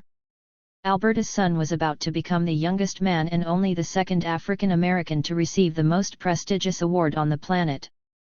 Her strong and curious boy had taken the lessons she'd instilled in him, combined them with his own experiences and education, and made an indelible mark on his community, his country, and all of humanity. Before leaving their hotel on that cold morning, Alberta busied herself to keep from crying. She looked at Martin and decided to focus on his clothes. The knot in his tie needed to be perfect, so she fiddled with it until it looked just right. She brushed his shoulders with her hands, making sure there were no wrinkles in his formal morning suit. Later that day, the King family would sit at the grand event held in the Alla Hall at Oslo University, among a sea of white faces. Alberta could no longer keep from crying. She let the tears fall down her cheeks as her son spoke. I accept this award today with an abiding faith in America and an audacious faith in mankind. In between being on the cover of Time magazine and accepting the Nobel Peace Prize, Martin met another influential civil rights leader. This young man had reached out to Martin several times before they actually met, inviting him to participate in meetings and sending him articles from the Nation of Islam. Because they disagreed on their approach to solving the race problem, Martin never accepted the invitations, but on March 26, as Martin wrapped up a press conference, he would meet this other young activist, who had recently reached a turning point in his own career. "Well, Malcolm, good to see you," Martin said. "Good to see you," Malcolm responded. "I am throwing myself into the heart of the civil rights struggle." Louise was imprisoned and silenced during her 25 years at Kalamazoo, but her children, who became adults while she was away, carried forth both her and her late husband's legacy. Malcolm kept the spirit of his parents alive even after his father was murdered and while his mother was locked away. He became one of the most notable men in history. Garveyans like Louise and Earl as well as members of the Nation of Islam promoted black unity, black pride, and black autonomy. They refused to assimilate to whiteness, and they proclaimed black to be beautiful. They celebrated their natural features and hair. They saw themselves as possessing their own worth separate from their white counterparts. Both also promoted the importance of black people relying on their own efforts and their own economy. The only major difference between the two was that Garveyism veered more toward Christianity while the NOI veered toward Islam, yet in this, they also shared similarities in their devotion to strict religious practices. Given these parallels, it was natural for Malcolm to become a leader in the Nation of Islam in the same way that both his parents had become Garveyite leaders. He carried his parents' legacy as he grew various temples across the country promoting radical black pride, recovery from drug abuse, pursuit of education, and black ownership as well as black autonomy. Malcolm had been raised in these ideals, and he could take from the many lessons his parents taught him to grow the movement. When he taught new NOI members the importance of keeping a strict diet, he thought of his mother's instructions about pork. When he explained the importance of owning land, he thought of his parents' lessons around property in the various cities they'd lived, and when he pushed for history to be re-evaluated from a different perspective, he remembered Louise's teachings being different from what the white man had taught him in school. Following Johnson Hinton's savage beating and his brave confrontation with the police, Malcolm, who changed his last name to X in order to replace the white slave master name of Little, became known around the globe. This caused him to be loved by his community and feared by many outside of it, just like his parents. He joined Martin Luther King, Jr., on the FBI's list of key figures who warranted significant surveillance. He suffered an increase in harassment from police and others who feared the rise in popularity of the Nation of Islam. This was not the first time Malcolm had experienced threats on his life. He'd grown up with them. He'd seen his parents face them. He'd watched as his mother stood tall while she was constantly under the eye of the state. In keeping with the example Louise provided for him, he refused to be deterred from his radical activism. He would commit himself to the larger cause of black independence while still living his life, finding both joy and love. In 1956, Malcolm met a woman by the name of Betty Sanders when she joined a nursing school friend for a visit to the Harlem NOI Temple. Beautiful and intelligent, Betty was the adopted daughter of two activists who also preached the importance of self-reliance. She'd experienced Jim Crow as a child, and she continued to face racism in her own education and career. Black nurses were given assignments that were far worse than those given to their white counterparts. They were also subject to harassment from white patients. When Betty met Malcolm and heard him speak, she felt connected to him and his message. She started to visit the temple regularly and converted to Islam months after they met. 2 short years later, the young couple got married after Malcolm proposed to Betty over the phone. They would create a large family together, similar to the family Malcolm grew up in, bringing 6 daughters into the world. In 1960, Malcolm established Muhammad Speaks, a newspaper that promoted the message of the NOI similar to the way the Negro World, the newspaper Louise wrote for, promoted the message of Garveyism. Muhammad Speaks was crucial to the growth of the Nation of Islam, especially after the release of a documentary titled The Hate That Hate Produced. While the documentary brought more awareness to the NOI, it also led many to view their beliefs as violent and negative. The documentary caused Malcolm's relationship with the country and the world to lie between both intrigue and fear. He became one of the most sought-after speakers of his time, yet he was constantly criticized by those who aligned themselves more with Martin Luther's promotion of nonviolence. Malcolm was seen by many as being too radical, and he was painted in opposition to Martin. Malcolm was to Martin what Garvey was to the NAACP in the 1920s. While the world tried to put them on opposite sides, each was essential to the progression of the movement for Black lives. They were not against each other's aims, they simply differed in their approach to a shared goal. After a life of constant changes and losses, Malcolm was shaken once again when a series of events led to his departure from the NOI. In a matter of months he discovered that his leader was an adulterer. He was vilified for comments he made in regard to President John F. Kennedy's assassination and was silenced by the organization he gave everything to help build. Malcolm's world spun around him. He was only being true to himself when he boldly spoke up against Elijah Muhammad's actions and when he shed light on the violence that took place in the United States on a daily basis, but he was punished for speaking his mind. He was silenced by the paper he himself established, and he eventually parted ways with the NOI and Elijah Muhammad. Malcolm decided to form 2 of his own organizations. Muslim Mosque Incorporated was a religious organization, and the Organization of Afro-American Unity was a secular group that furthered the message of Pan-Africanism. The OAAU built on the global, Pan-African education Louise instilled in Malcolm. He'd been inspired by her teachings, passed down to her from her grandparents, as well as by traveling around the world on his mission to better understand global civil rights movements. He was trying to move on with his life in the face of overwhelming pressure and instability, just as his parents had taught him to do, but he knew he was in danger. Malcolm predicted that he would be assassinated either by one of his former NOI peers or by the FBI or both. It was this feeling that caused him to open up and tell his story to the writer Alex Haley.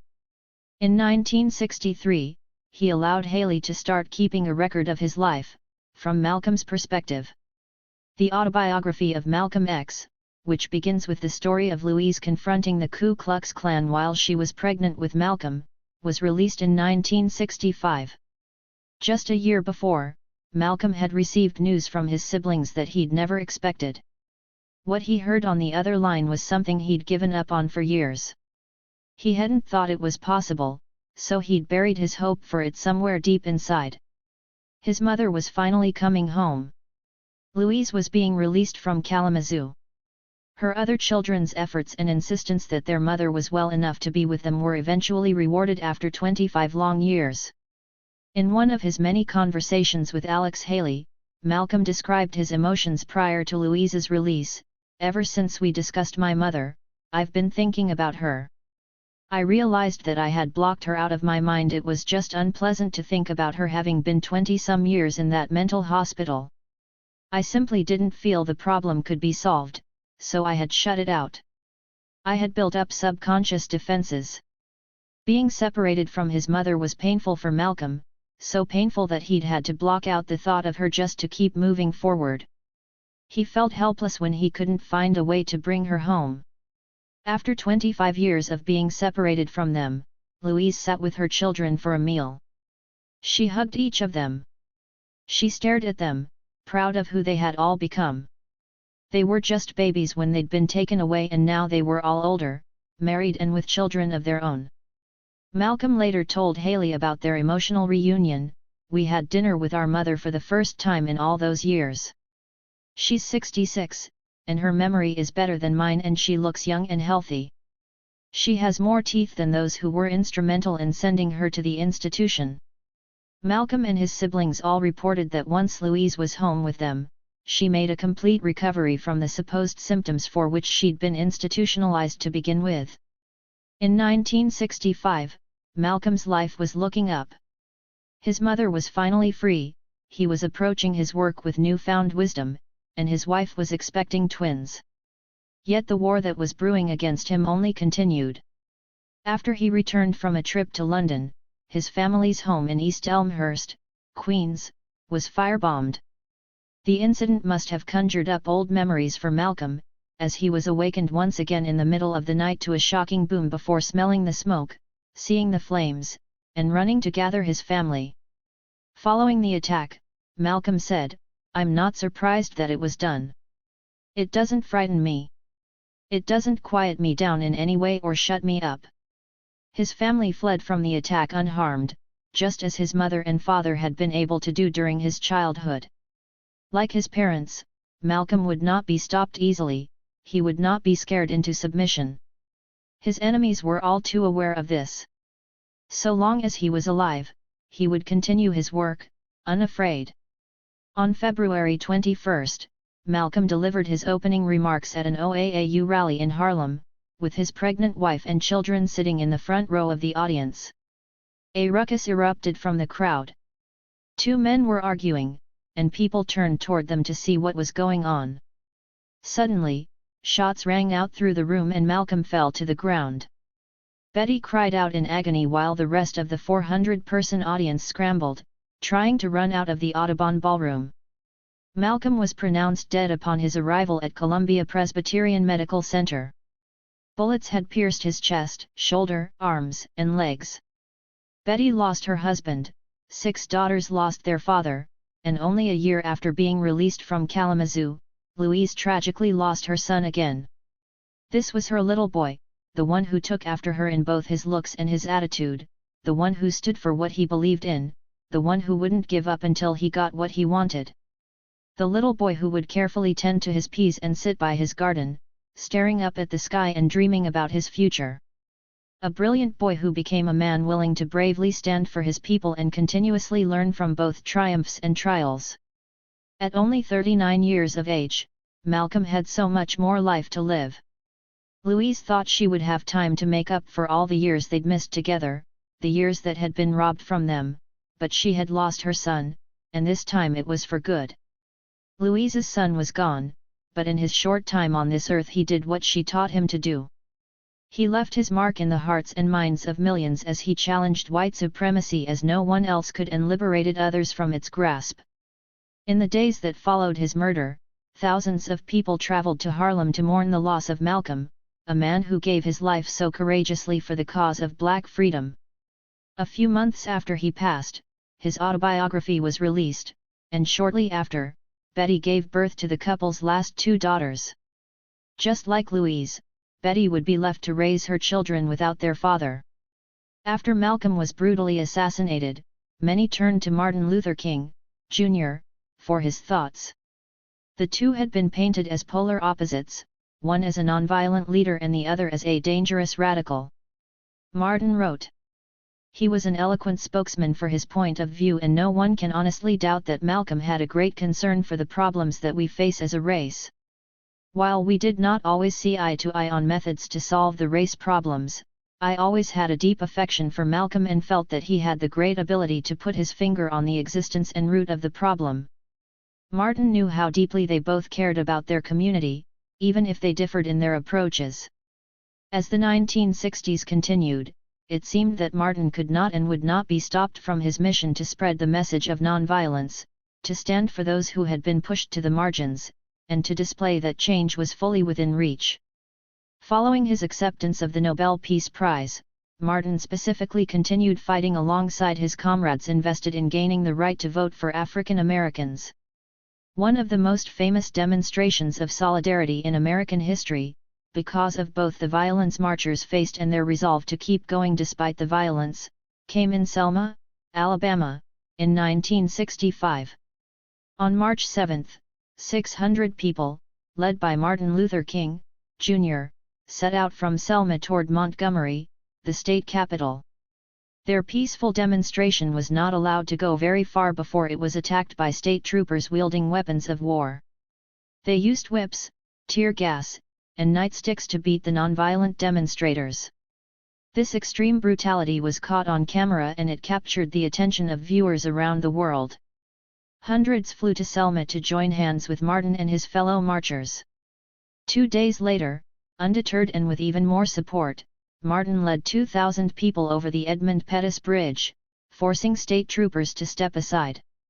Martin participated in as many marches and demonstrations as he could, traveling around the country, often accompanied by Coretta.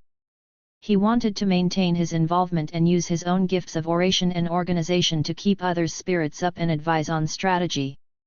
His younger brother, A.D., began to join him as well.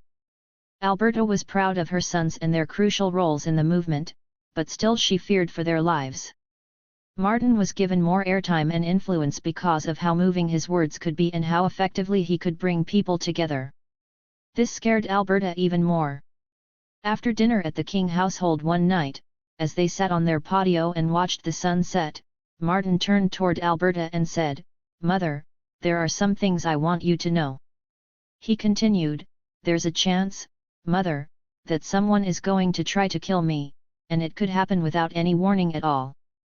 But I don't want you to worry over any of this." He came closer to her side. "I have to go on with my work, no matter what happens now, because my involvement is too complete to stop." Alberta's eldest son had just told her that he might be killed soon but that she should not worry. The request was impossible. She must have known there was nothing she could do to stop him. Alberta's sons both returned to their work and did their best to reassure her that they were fine by calling her almost daily. Martin Sr. would fondly remember the phone calls Alberta shared with the two of them, hearing them laugh, seeing her smile, and finding comfort, even if for only a short moment. On April 4, 1968, Alberta received 2 calls from her sons before noon, and she found herself in good humor as she drove with her husband to church for a Thursday evening celebration of life for a member of Ebenezer who had recently passed. She knew Martin planned on delivering some words that night in Memphis as a follow-up to his "I've been to the mountaintop" speech from the night before. As the two pulled up to their church, their car was blocked from entering by a driver in front of them who ceaselessly honked her horn and yelled something neither Alberta nor Martin Sr. could understand. They looked at each other, confusion on their faces. Something was wrong, but they did not know what. When the woman eventually pulled away and allowed them to park, the two rushed into the church building to turn on the radio. The words they heard stopped them in their tracks. Memories rushed into Alberta's head as she thought of her eldest son. She thought of the way he came home looking to her for guidance. She thought of holding him in her arms and doing her best to protect him from and prepare him for the world outside of their home. No matter how much she had done, no matter all the lessons she had taught him, no matter how many resources she had given him, she was hearing words she'd been dreading for years. Dr. Martin Luther King, the apostle of nonviolence in the civil rights movement, has been shot to death in Memphis, Tennessee. Martin Sr. turned to Alberta, whose face was covered with tears. She cried in silence, unable to make any noise. After all the time she had spent worried sick about her boy, her worst fears had become reality. Her son, her precious and peaceful son, was gone, taken away from this world in an act of pure hatred and violence. Just 5 days later, Martin Luther King, Jr., was buried in Atlanta. Thousands of people lined the streets to mourn their fallen prince. Activists, preachers, and artists at the height of their careers were in attendance to pay him due honor for his work on their behalf. Martin Sr. described it as a funeral that gathered up America's attention for a day. One day in exchange for so many others. The suffering Alberta experienced in losing Martin was unimaginable, but she wanted to be there for her loved ones. She did her best to hold herself together, and she focused on supporting her daughter, daughter-in-law, and grandchildren. Her husband would later say, "I came to admire my wife's great personal strength during this period. She suffered enormously but never neglected to be available to others in the family who needed her." Alberta and Martin grieved their eldest son, but they knew that he'd made the most of his mere 39 years on earth and that he was now sitting with his heavenly Father. They knew they needed to continue with their own lives, that they still had work to do. In the midst of their pain, they held on to their loved ones tightly, especially their children and grandchildren. Following Martin Jr.'s passing, A.D. was installed as the CO pastor of Ebenezer Baptist. Then, only 15 months after Martin's assassination, in the early hours of a morning in July, Alberta and Martin Sr. received a call from their grandson. A.D.'s son was flustered and scared. He kept saying there was trouble at the house and he needed them to get there quickly. Alberta, afraid of what they would see upon their arrival, could not bring herself to get in the car. She could not stand any more tragedy, so Martin Sr. left her at home and rushed to his youngest child's house. He got there at the same time as the fire truck and ambulance. But they were all too late. A.D. had mysteriously drowned in his pool, and he could not be resuscitated. Alberta and Martin lost not one son but two. They were deprived of answers as to what had actually happened to either of them. To this day, it is unclear who shot Martin Luther King, Jr., and the King family never found out exactly how A.D., who was a good swimmer, drowned.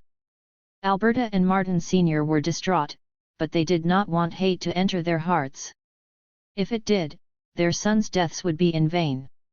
They needed to keep faith and hope alive for the rest of their family, especially their grandchildren, who were now fatherless.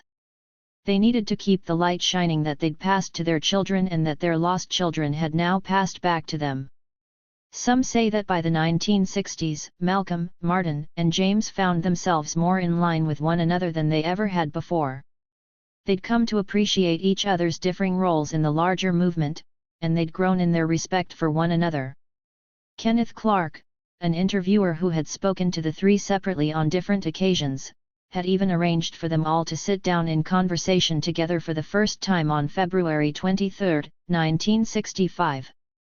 Of course, the meeting never took place, as Malcolm had been assassinated only 2 days earlier. Malcolm's death caused profound inner turmoil for James. As David Leeming put it, when reporters arrived to interview Baldwin on the night of the assassination, they found a man in deep distress. He spoke in rhetorical terms they had difficulty following. James shouted, "You did it!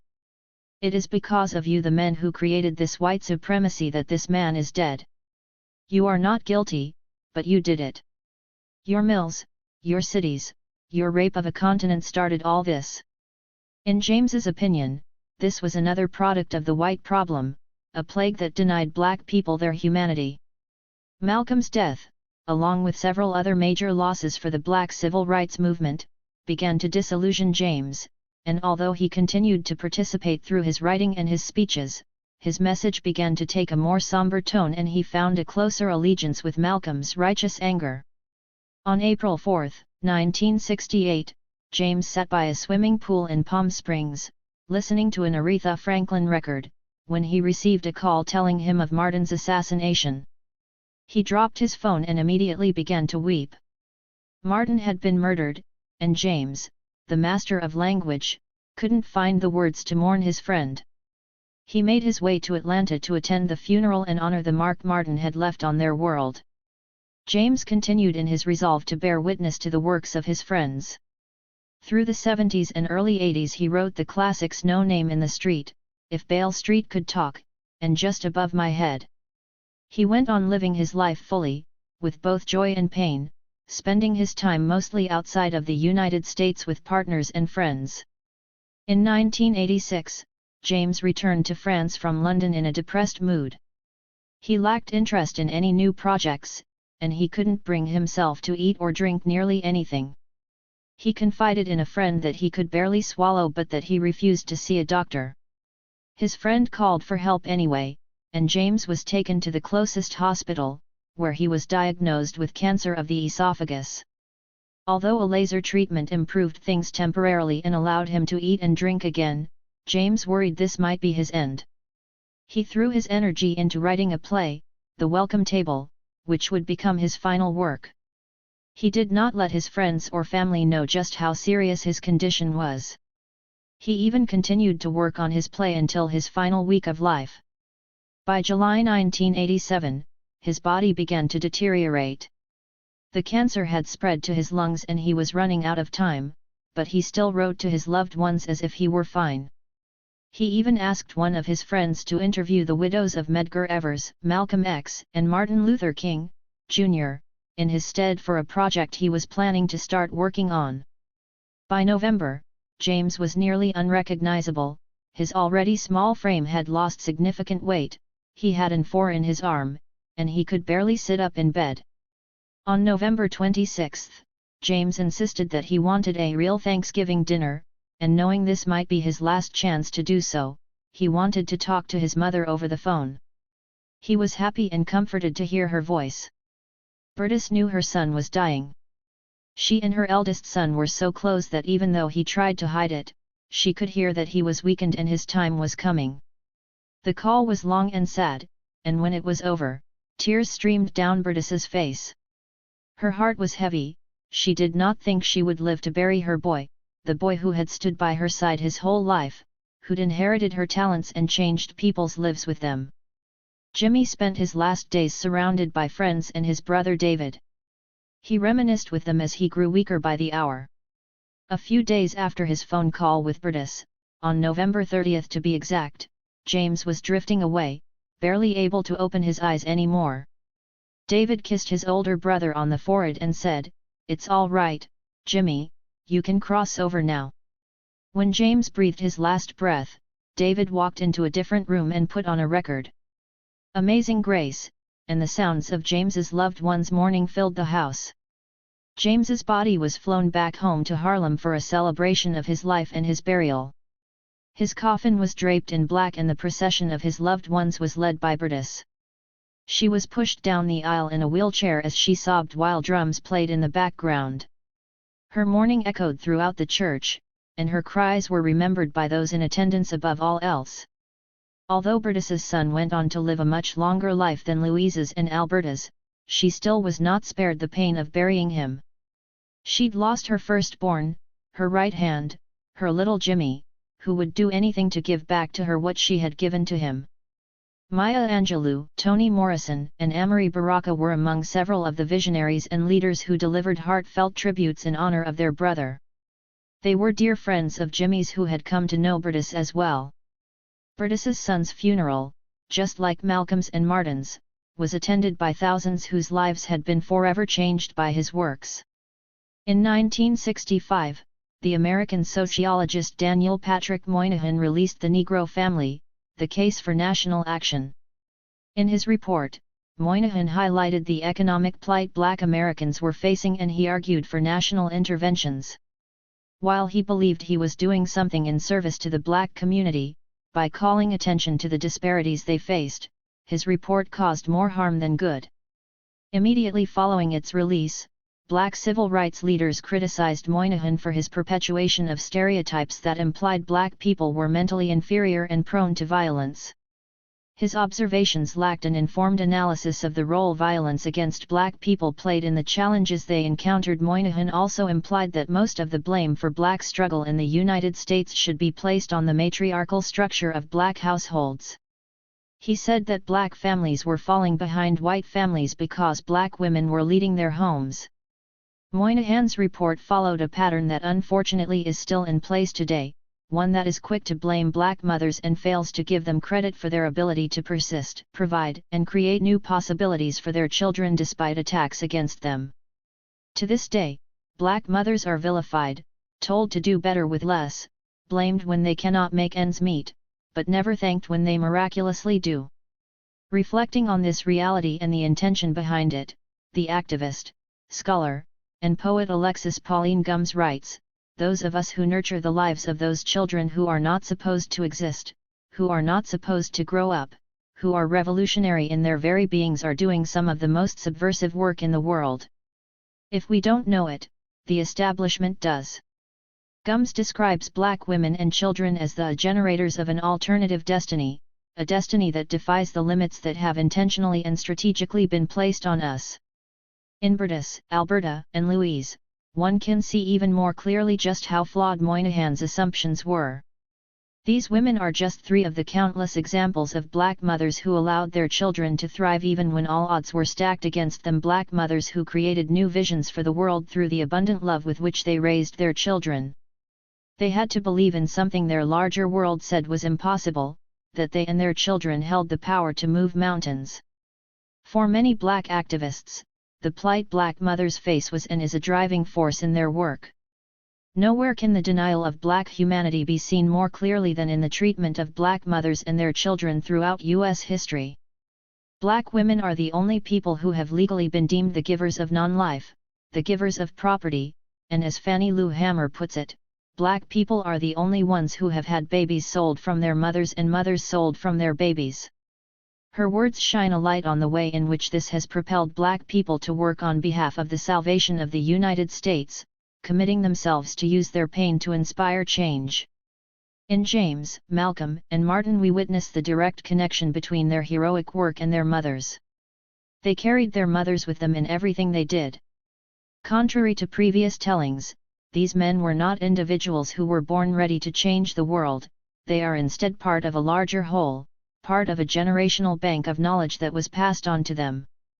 They were products of what their families and environments taught them, and very specifically what their mothers taught them through both their words and their actions. All three men were well aware of this. They saw their mothers as their primary guides even when they were away from them and even, in Malcolm's case, when they were separated from them at a young age. These men gave credit to their mothers and had a deep understanding that they could not be who they were without the lessons they inherited. While all three women were incredibly proud of their sons' works, they found themselves in another tug-of-war. Just as the way they needed to survive when their humanity was denied time and time again, so they had to push against the fear of losing their children as they entered the battlefield, attempting to change the country in ways previously unseen. These women, like so many Black mothers before and after them, were forced to sacrifice their children for a larger cause. Louise, Alberta, and Bertus were focused on teaching their children the way to survive in a world that would deny them their humanity, to give them the tools they had picked up along the way. These women taught their children, in the best way they knew how, to maintain their sense of worth and inherent dignity even if they were going to hear the opposite beyond their homes. Could they have known just how far these lessons would take their boys? The three mothers may not have viewed their approach to parenting as radical, but in seeing the effect their love and lessons had on their sons and on the world as a result, one cannot deny the revolutionary power of their motherhood. Part 8. The circumstances of our death.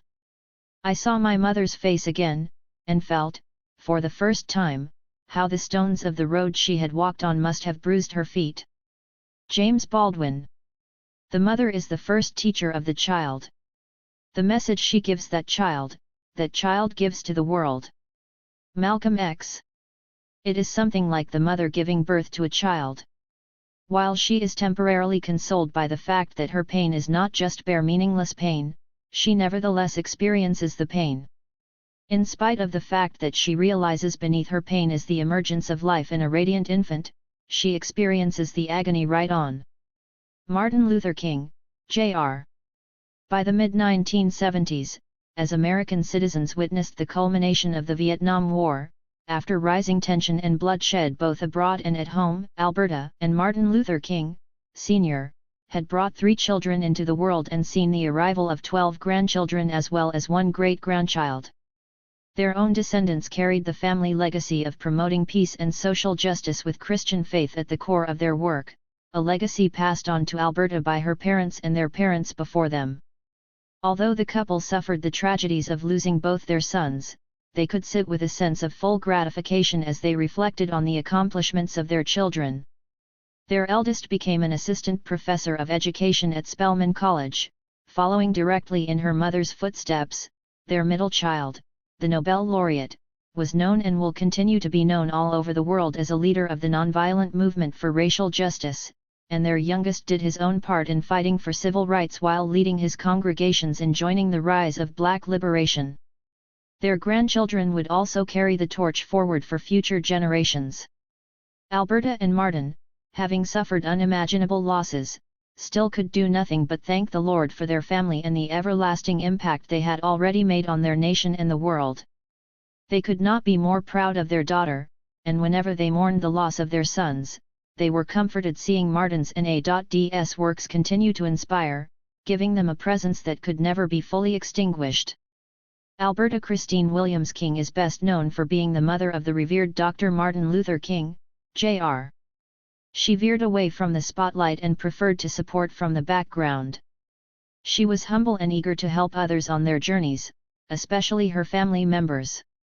She was most proud of the family she built, thankful for the blessings of a happy marriage that led to children, grandchildren, and great-grandchildren. In accepting one of the various awards and recognitions she received over the years, she thanked her husband and children, who helped her earn the credentials of wife and mother, credentials she saw as some of the highest anyone could accomplish. Others might have seen her quitting her career in order to be a wife and mother as too great a sacrifice, but Alberta saw her decision as part of fulfilling her life's greatest honor. While Alberta was most proud of her role as a wife and a mother, one who stood by her family through their own missions, her legacy extended far beyond these roles. As an educated Black woman who received her training in the public schools of Atlanta, Spelman Seminary, Hampton Institute, and Morris Brown College, she was able to use her privileges to lead, organize, and encourage others. She did this for her husband, her children, and the children of her children, as well as members of her community. As an extremely talented musician, Alberta touched the lives of each of her students as she passed her gifts on to them. Even though she could no longer teach in the public school system after getting married, she continued to be a powerful instructor. She was the organist director of Ebenezer Baptist for 30 years, from 1932 until 1962, and the organist for the Women's Auxiliary to the National Baptist Convention from 1950 until 1962. She also re-established the Ebenezer Choir, which she directed for several decades. Her choirs were one of the main reasons so many people from all walks of life came to visit Ebenezer as a tourist destination, a religious staple in the South, and a living monument of the civil rights movement. The choir was even selected to perform at events around the country, including the premiere of Gone with the Wind. Beyond education and music, Alberta cared deeply about the role women played in organizing and activism. She founded the Women's Council of Ebenezer Baptist and was its president for several years. She was a life member of the National Baptist Convention's Women's Auxiliary, an active member of the Phyllis Wheatley branch of the YWCA and the NAACP, and a member of the Women's International League for Peace and Freedom. All of her work earned her several recognitions and awards over the years. In addition to being named Mother of the Year by the Atlanta Daily World, she was also recognized for her work by the Business and Professional Women of the National Baptist Convention, the National Beauty Culturists League, Sigma Gamma Rho Sorority, and many more. As natural as teaching was to her, Alberta never stopped being a student. She was open to what her children, students, and community could teach her, and she deeply enjoyed traveling to new places. Believing that all humans deserve equal rights, she took trips all over the United States, Europe, and the Caribbean with the goal of continuing to grow in her knowledge and better understand the lives of different people outside of Atlanta. In them she saw more of their similarities than their differences. Alberta's work did not stop when she got married, it did not stop when she became a mother, it did not stop when her heart was weighed down by anxiety over the danger her children faced. It didn't even stop when she buried her sons.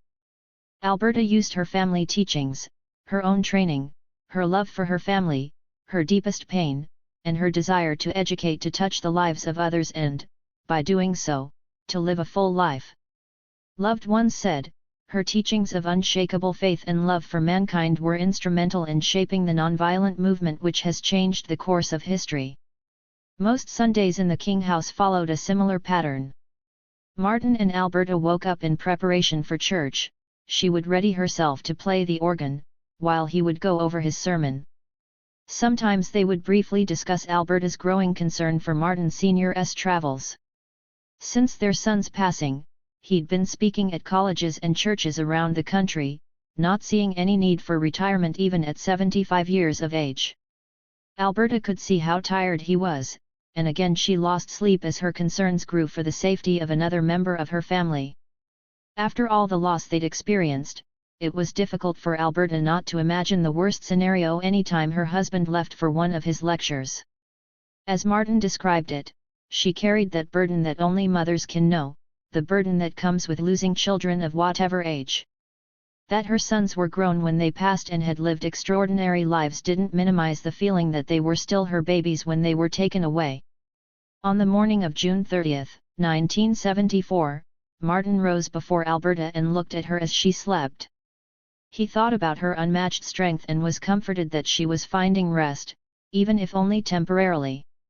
He drove to church alone, knowing his wife would arrive only a little later. After greeting various church members on his way in, he sat in his office to go through the mail that had accumulated during the week he'd been traveling. He suddenly found himself feeling restless with a desire to walk around the church and decided to go downstairs to walk past the rooms in the church basement. These were buzzing with Sunday school classes and bright young faces, but he felt another presence, too, as he saw faces passing by him that he did not recognize. This was not out of the ordinary, as visitors came to Ebenezer from all corners of the world, but something about this specific unfamiliarity felt wrong to Martin. There was a group of young men who looked tense. They smiled without warmth or happiness. One particular set of eyes watched Martin as he was turning to go back to his study. Now back in his office, he tried to push the feeling of discomfort away. He could hear the sound of the organ in the background, putting him at ease. This meant that his wife, his bunch of goodness, had arrived and was playing her beautiful melodies. Martin made his way into the main sanctuary, greeted by the blooming organ sounds. The seats were filled as usual, and late arrivals craned their necks to find any remaining space in the pews. In the crowd, he could see some of his family members and he started to walk toward his daughter, Christine. On his way, he took a moment to turn toward the platform where the organ sat. He stared at his wife again as she played her instrument softly. Memories of their life together flashed before his eyes. A voice suddenly yelled out from the crowd, interrupting Martin's thoughts. "I'm taking over here this morning," the unfamiliar voice declared. A gunshot sliced through the air and Alberta cried out. Her hands were now on her face and her fingers were filled with blood. In total shock, Martin looked toward the man. He saw the same eyes that haunted him earlier that morning, now flagrantly filled with anger. All Martin could think to do was get as close as he could to the love of his life. He started on his way toward her when he heard more shots ring out and saw Alberta falling forward, holding her side. People were scrambling to get out of the church alive, many tried pulling Martin with them, but all he could say was, "I can't leave here without Bunch." Alberta and Martin's grandson Derek tackled the assailant, but not before Alberta and several others had been severely injured. Ambulances and police rushed to the church and Martin raced behind the ambulance, which carried Alberta to Grady Memorial Hospital. The memories of their shared life continued to flash before him. When he was able to see Alberta, she tried to talk, but all she could utter were gasping sounds as she was rolled away. Only a few minutes later, Martin was approached by a young doctor saying words that were all too familiar, "I'm sorry, Reverend King, we just couldn't save her. All of us tried, but it was just too late." Alberta's daughter, Christine, who'd become so strong after being inconsolable in her earliest moments, described her mother's passing as the worst day of her life. She remembered being eager to get to church because Alberta would be reuniting with the choir she'd established 40 years earlier. Christine would now work to fill as much as she could the hole her mother's death created in their family. She comforted her father, her children, her nieces and nephews. She now carried forward not only the legacies of her brothers but that of her mother as well. Alberta's life was honored by two celebrations. One took place on Tuesday, July 2, at Spelman College's Sister Chapel and the other on July 3 at Ebenezer Baptist. Her funeral fittingly began with an organ prelude and included the hymns "All the Way My Savior Leads Me" and "For All the Saints Who From Their Labors Rest." Performers whom Alberta had taught and mentored over the years came back to honor their teacher. In her obituary it was said that she immortalized herself through her students and that the musical inspiration that flowed from her permeated the church, the city of Atlanta, the nation, and the world. Just as her son's works immortalized them, so too did Alberta's teachings. The church overflowed with visitors who wanted to pay their respects to the mother of the movement. The first black mayor of Atlanta, Maynard Jackson, delivered a touching tribute. The funeral program was printed on pink paper because, as Martin described it, Bunch was music and pink is the color of music. The final words printed on the program read, "Servant of God, well done, rest from you love employ. The battle is fought, the victory's won, enter thy master's joy." A voice at midnight came, she started up to hear. A mortal arrow pierced her frame, she fell but felt no fear. The pains of death are past, labor and sorrow cease. And life's long warfare closed at last, her soul is found in peace. Soldier of Christ, well done, praise be thy new employ. And, while eternal ages run, rest in thy Saviour's joy. Amen. Louise lived for 26 more years after losing her son Malcolm. This was the same amount of time she'd been kept from her children during her institutionalization at the Kalamazoo State Hospital. The little girl from Grenada, the one who dreamed of traveling the globe, the one who could not wait for her chance to join the fight for Black lives, lived an incredible and long life filled with both sorrow and jubilation, loss and triumph. She lived through all of the events of the early 1900s. She then witnessed the formation of the Black Panther Party, a revolutionary organization with ideological links to both Garveyism and the Nation of Islam. Louise also lived to see the end of the Vietnam War, the election and re-election of President Ronald Reagan, the first launch of the Space Shuttle, and the United States invasion of her homeland. She would likely have heard of a black director by the name of Spike Lee, who released his first feature film, She's Gotta Have It, in 1986. Just a year after her passing, this same director would create a masterpiece tribute to her own son. She might have watched one of the very first episodes of The Oprah Winfrey Show, and maybe she heard of the passing of the novelist and playwright James Baldwin. Some of these specifics cannot be confirmed, but they represent the incredible range of events Louise lived through and alongside in her 97 years of life. Louise, with her almost century on this earth, would leave an indelible print on the lives of millions, most of whom are still unaware of her name. She was a feminist grassroots community activist whose works present a model for others to follow. Her activism helped to push forward the causes of Black nationalism, Pan-Africanism, and the African diaspora as a whole. As the educated and radical woman she was, she became a crucial member of the Marcus Garvey movement. She and her husband brought attention to an area of the United States that has often been forgotten in tellings of Black revolutionary history. While much of history has focused on the South and the East Coast, Eric McDuffie, professor of African American Studies at the University of Illinois at Urbana-Champaign, explains that Louise's commitment to the Midwest serves as a reminder of its, and its people's, importance. Out of the claimed 2 million members of the Garvey movement, Louise was reported as being one of Garvey's closest confidants. Her eldest son, Wilfred, recalled Louise writing letters on Garvey's behalf and even helping to shelter him in their home when he was being pursued by the FBI. This act was a risky one, but Louise did not let fear control her. Wilfred also remembered his mother receiving letters from other leaders of the movement filled with gratitude for her contributions to their shared cause.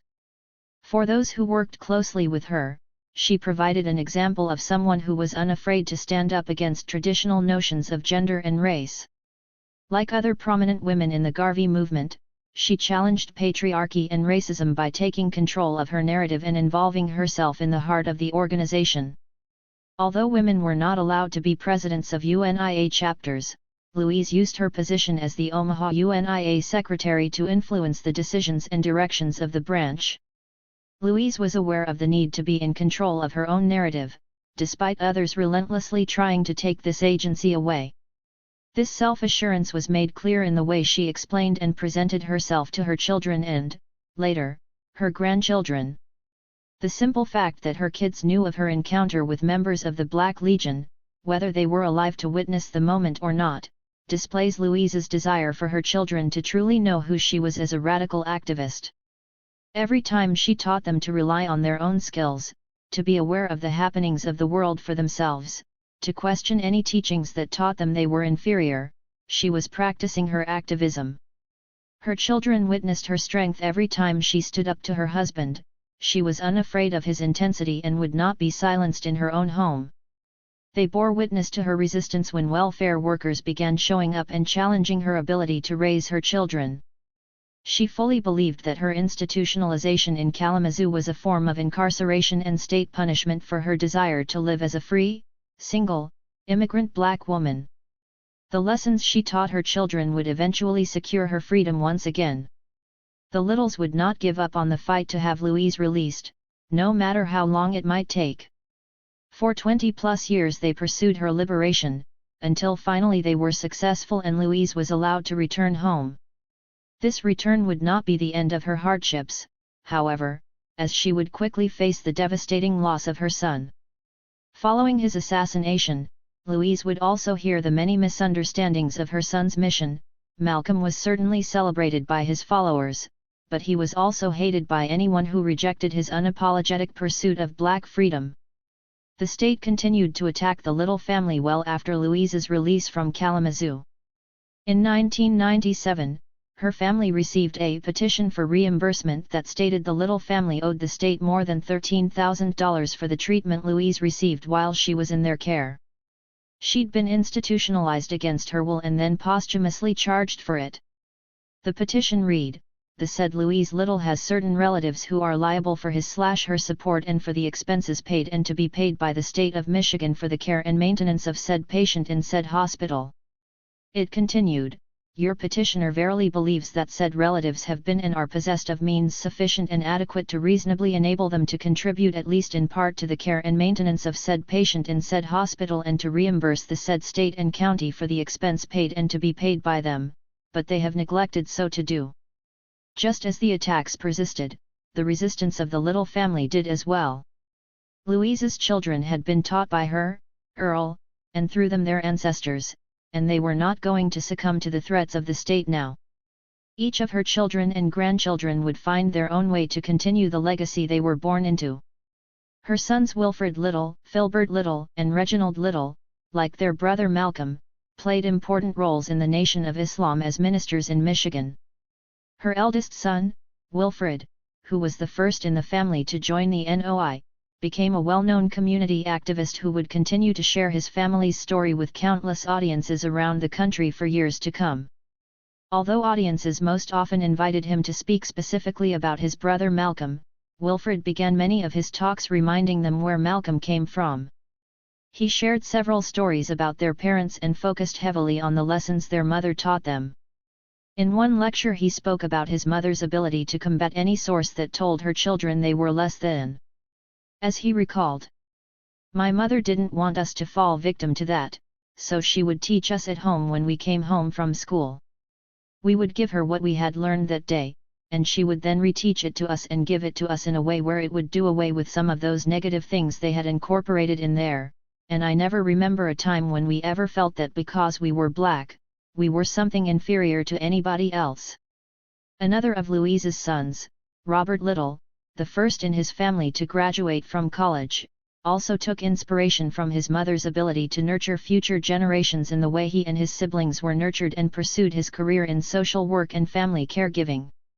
He went on to become the commissioner of New York City's Child Welfare Administration.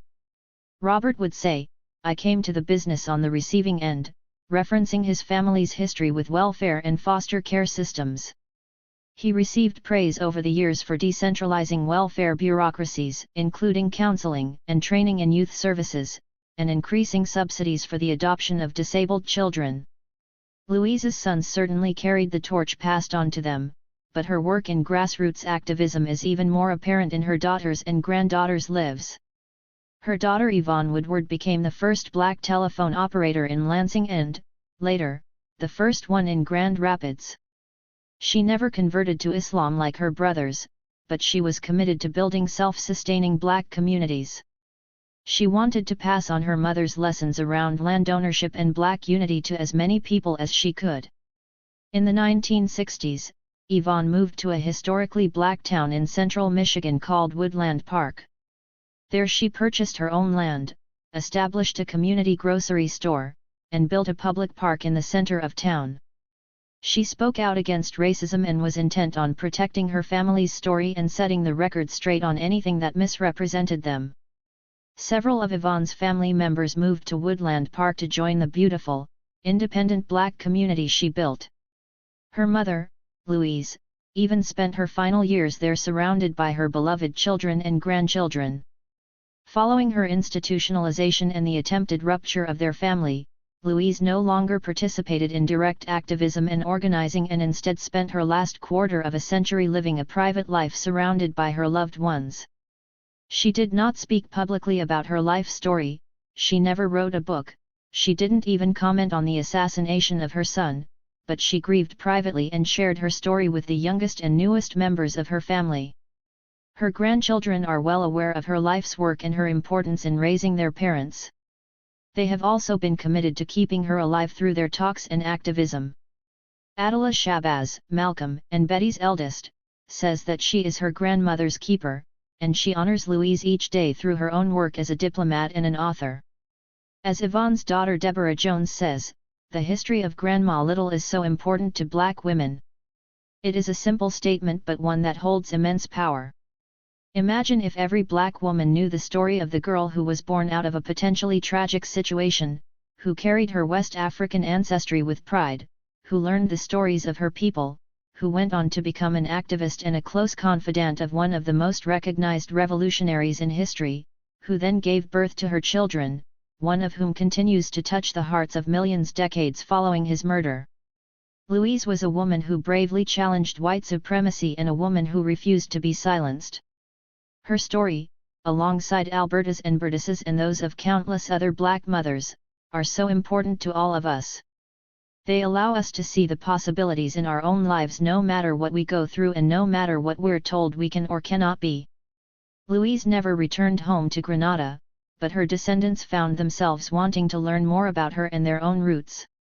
Many of them traveled, and continue to travel, back to Granada to re-establish a family connection there and gain a more profound appreciation for her.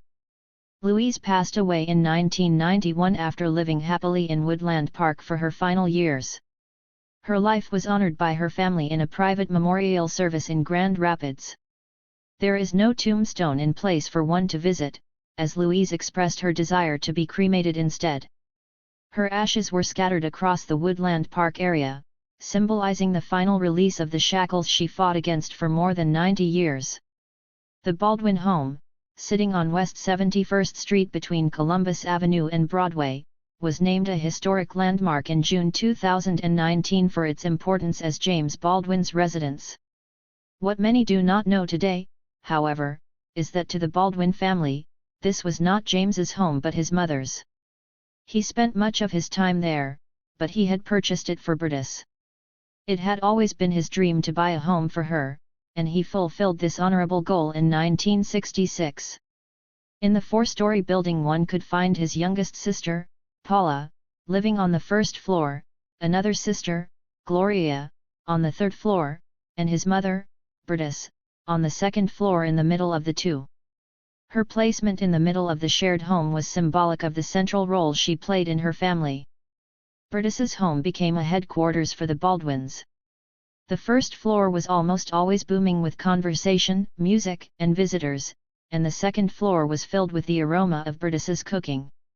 She loved keeping her loved ones full and would sit on a chair close to her kitchen so she could move in and out of it to check on her dishes and bring them out as soon as they were ready to share. James brought all of his close friends to the house on 71st Street, where they too could partake in the company, cooking, and conversation. It was in this home that he introduced the likes of Toni Morrison, Maya Angelou, and Marlon Brando to his mother, who welcomed each of them and many more, as her own children. These three luminaries spoke highly and affectionately of Berdis whenever they talked about her son, their dear friend. It was also in this home that her grandchildren would form some of their most vibrant memories and come to learn that Grandma Berdis was the central focal point of the Baldwin family. Her grandchildren might not have always known how renowned their Uncle Jimmy was, especially when they were young, but they all saw their grandmother as the most important member of their family. Her grandchildren were all devastated when they heard of their uncle's passing, but they were absolutely heartbroken when they heard their grandmother's cries at his funeral. As they all sat in the grand cathedral, feeling overwhelmed by the sheer number of people present, they were haunted by their grandmother's weeping, which persisted throughout the service. At one point it was all anyone could hear. For many of her grandchildren, it was the first time they'd seen Berdis cry, seen her show anything other than her contagious positivity and bright light. After James's death, Berdis continued to push forward and be there for her growing family, attending her other children's and grandchildren's events, including the 8th grade graduation of one of her grandsons just a few weeks following the funeral.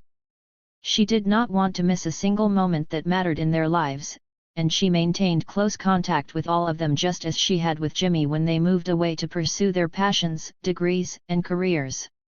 Her children and grandchildren looked forward to and could always count on their annual birthday card from Berdis.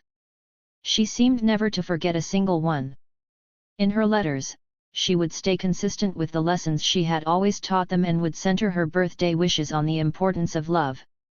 This tradition is now one that her daughter Barbara is proud to continue. Berdis's life revolved around her family, and her family revolved around her life.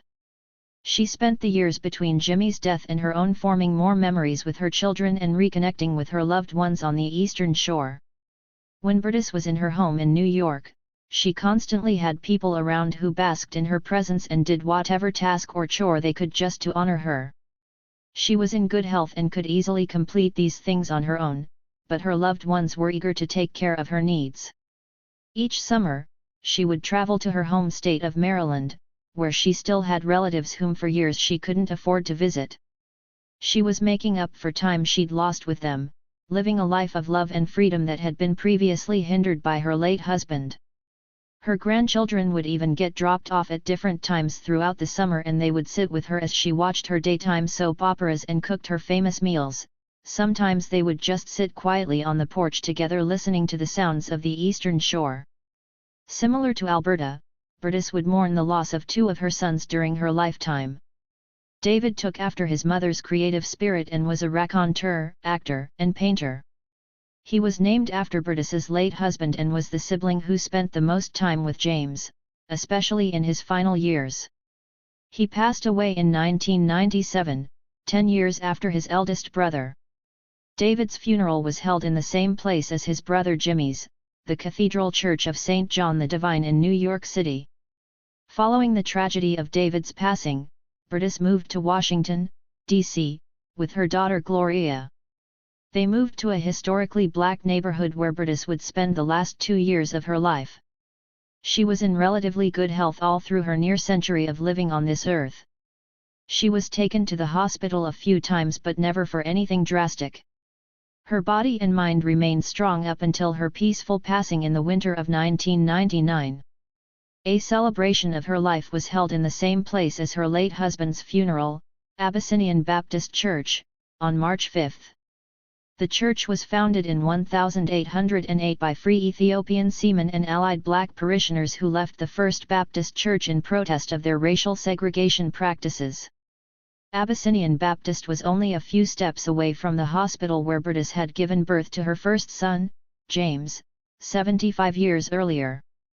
It was a fitting location to honor the daughter of a seaman and another mother of the movement. Berdis's ceremony was led by Pastor Calvin O. Butts III, still the church's pastor to this day. Many of her children and her grandchildren spoke in remembrance of the woman who'd raised and guided them, while hymns including Precious Lord and Blessed Assurance were sung. Her grandson Trevor's tribute read, Berdis's song thundered against their beating hearts, love one another, teach your friends to love one another. How we struggled to sing like our Berdis. These words spoke to the value Berdis lived her life by, love, and the immense difficulty most would have in doing so given everything she had endured. This was her most magical quality, her ability to love and spread love, no matter the circumstance, the person, or the pain she was experiencing. Her children and grandchildren were determined to carry on her legacy and share her teachings. Many of them followed in her artistic footsteps. Her youngest daughter, Paula, for example, has chosen to dedicate her life to the creation of art and introducing children to the creative process. She has become known in Baltimore for the clay figures she molds that celebrate black culture and black womanhood. The eyes of her sculptures stand out as resembling those of her mother and famous brother. Gloria, the daughter Berdis lived with the longest and in her final years, is the literary executor of the Baldwin estate. In her role, she officially holds her family's legacy. Aisha, Gloria's daughter and Berdis's granddaughter, is now a celebrated author, educator, and public speaker who has traveled the world honoring her uncle's legacy, one that she sees as inextricably linked to Berdis. Trevor, another of Berdis's grandchildren, also plays a key role in keeping both his uncle and his grandmother alive. Of his uncle Jimmy, he once wrote, like most of God's creatures, the first woman he loved was his mother. Grandma Berdis was an oracle and the purest source of love I've ever known.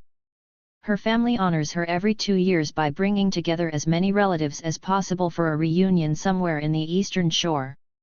During these reunions they pay homage to Berdis's place of origin, they reconnect and forge the bonds she demanded they maintain, they sometimes meet new extended family members they didn't know before, and each time they are together they learn something new about their mother and grandmother. Even if they didn't have the chance to meet her before her passing, her great-grandchildren also celebrate her name, role, and importance. Berdis was laid to rest in a double plot shared with her eldest son, Jimmy, at the Ferncliff Cemetery and Mausoleum in New York.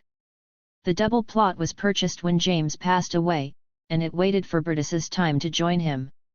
The black plaque with gold lettering that sits on their grave serves as a final reminder of the complete interconnectedness of their lives. In the lower left corner is James's name and in the lower right is Berdis's. Above both, in big letters at the very top, it reads, Baldwin. In the lives of Louise, Alberta, and Berdis exists a record of the United States and Black American history, through the eyes of black women over a century.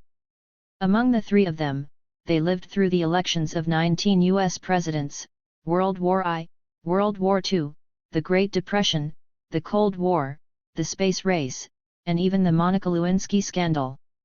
They were alive for key events in Black history, including the formation of the NAACP, the beginnings of Black sororities and fraternities, the Red Summer, the Harlem Renaissance, the Great Migration, the lynching of Emmett Till, the Civil Rights Movement, the brutal attack of Rodney King, and so much more. And of course, they did not just live to see these moments, they played active roles in them. They birthed and raised three of the most prominent champions of human rights to ever walk the earth. It is clear that Malcolm, Martin, and James were all part of a legacy much larger than themselves, and they had their mothers to thank, not only for their lives but for the direct instruction on how to survive in the world while actively changing it. Martin even used the notion of motherhood as a metaphor for every time he felt the pain of risking his life for the sake of his nation. A mother fully experiences the agony of bringing a child into the world, yet she is consoled by the life she has created. The lives and legacies of Louise, Alberta, and Berdis teach both the similarities and the differences among three Black women. All three were selfless and forced to shift their own passions for the sake of their families. This was not something any of the three regretted, instead, it was something they made work for themselves and for their children. It is another example of how they persevered with heads held high in the face of circumstances unique to their identities as Black women and mothers. Louise, Alberta, and Berdis were committed to helping their children find their own paths and giving them the tools to pursue the rights they deserved. In each of them we find a manual on how to survive and persist in a country that stacks all the odds against you. We also see that the world is changeable and waiting on our instruction.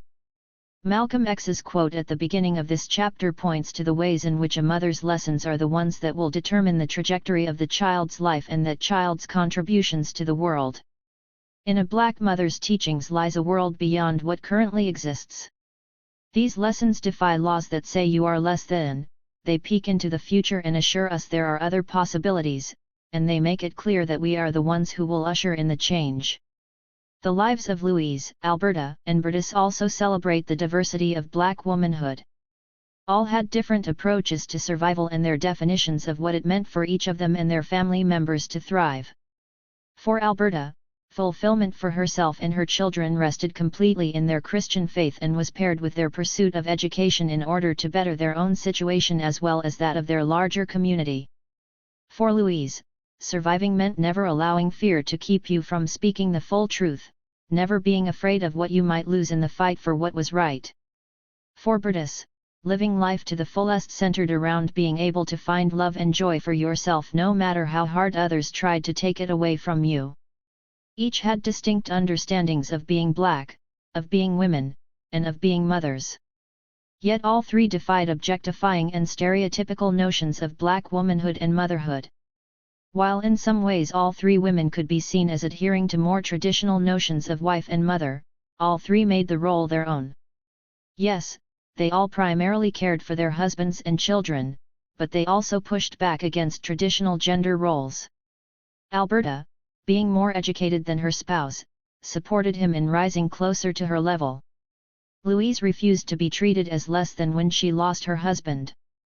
Berdis found more liberation as a single mother and never sought a traditional marriage again. The three mothers were all aware of their independence and worth despite what society would have them believe. The fact that each woman lived a very full life despite losing their sons speaks to their resilience and their view of their own worth. All three spent their remaining years encircled by those they loved the most, they did what made them happiest, and they educated the next generation of their families. Family members who outlived the three women speak with reverence about them as continued pillars in their lives. What is even more pertinent evidence of their legacy, however, is the way in which their actions affect countless people who may never even know their names. Black mothers are rarely given the honor and recognition they deserve.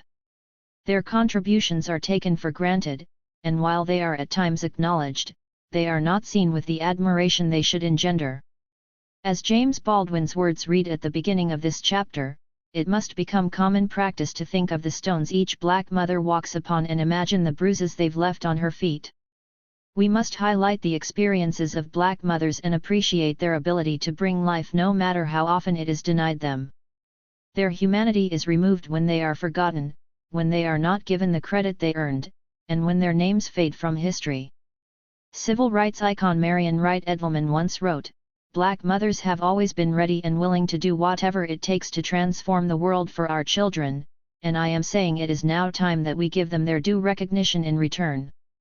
Through honoring Alberta, Louise, and Bertus, learning their stories, and keeping their names alive for years to come, we can give them back the gift of recognition they deserve. We must also honor Black mothers who are currently doing the work to transform our world.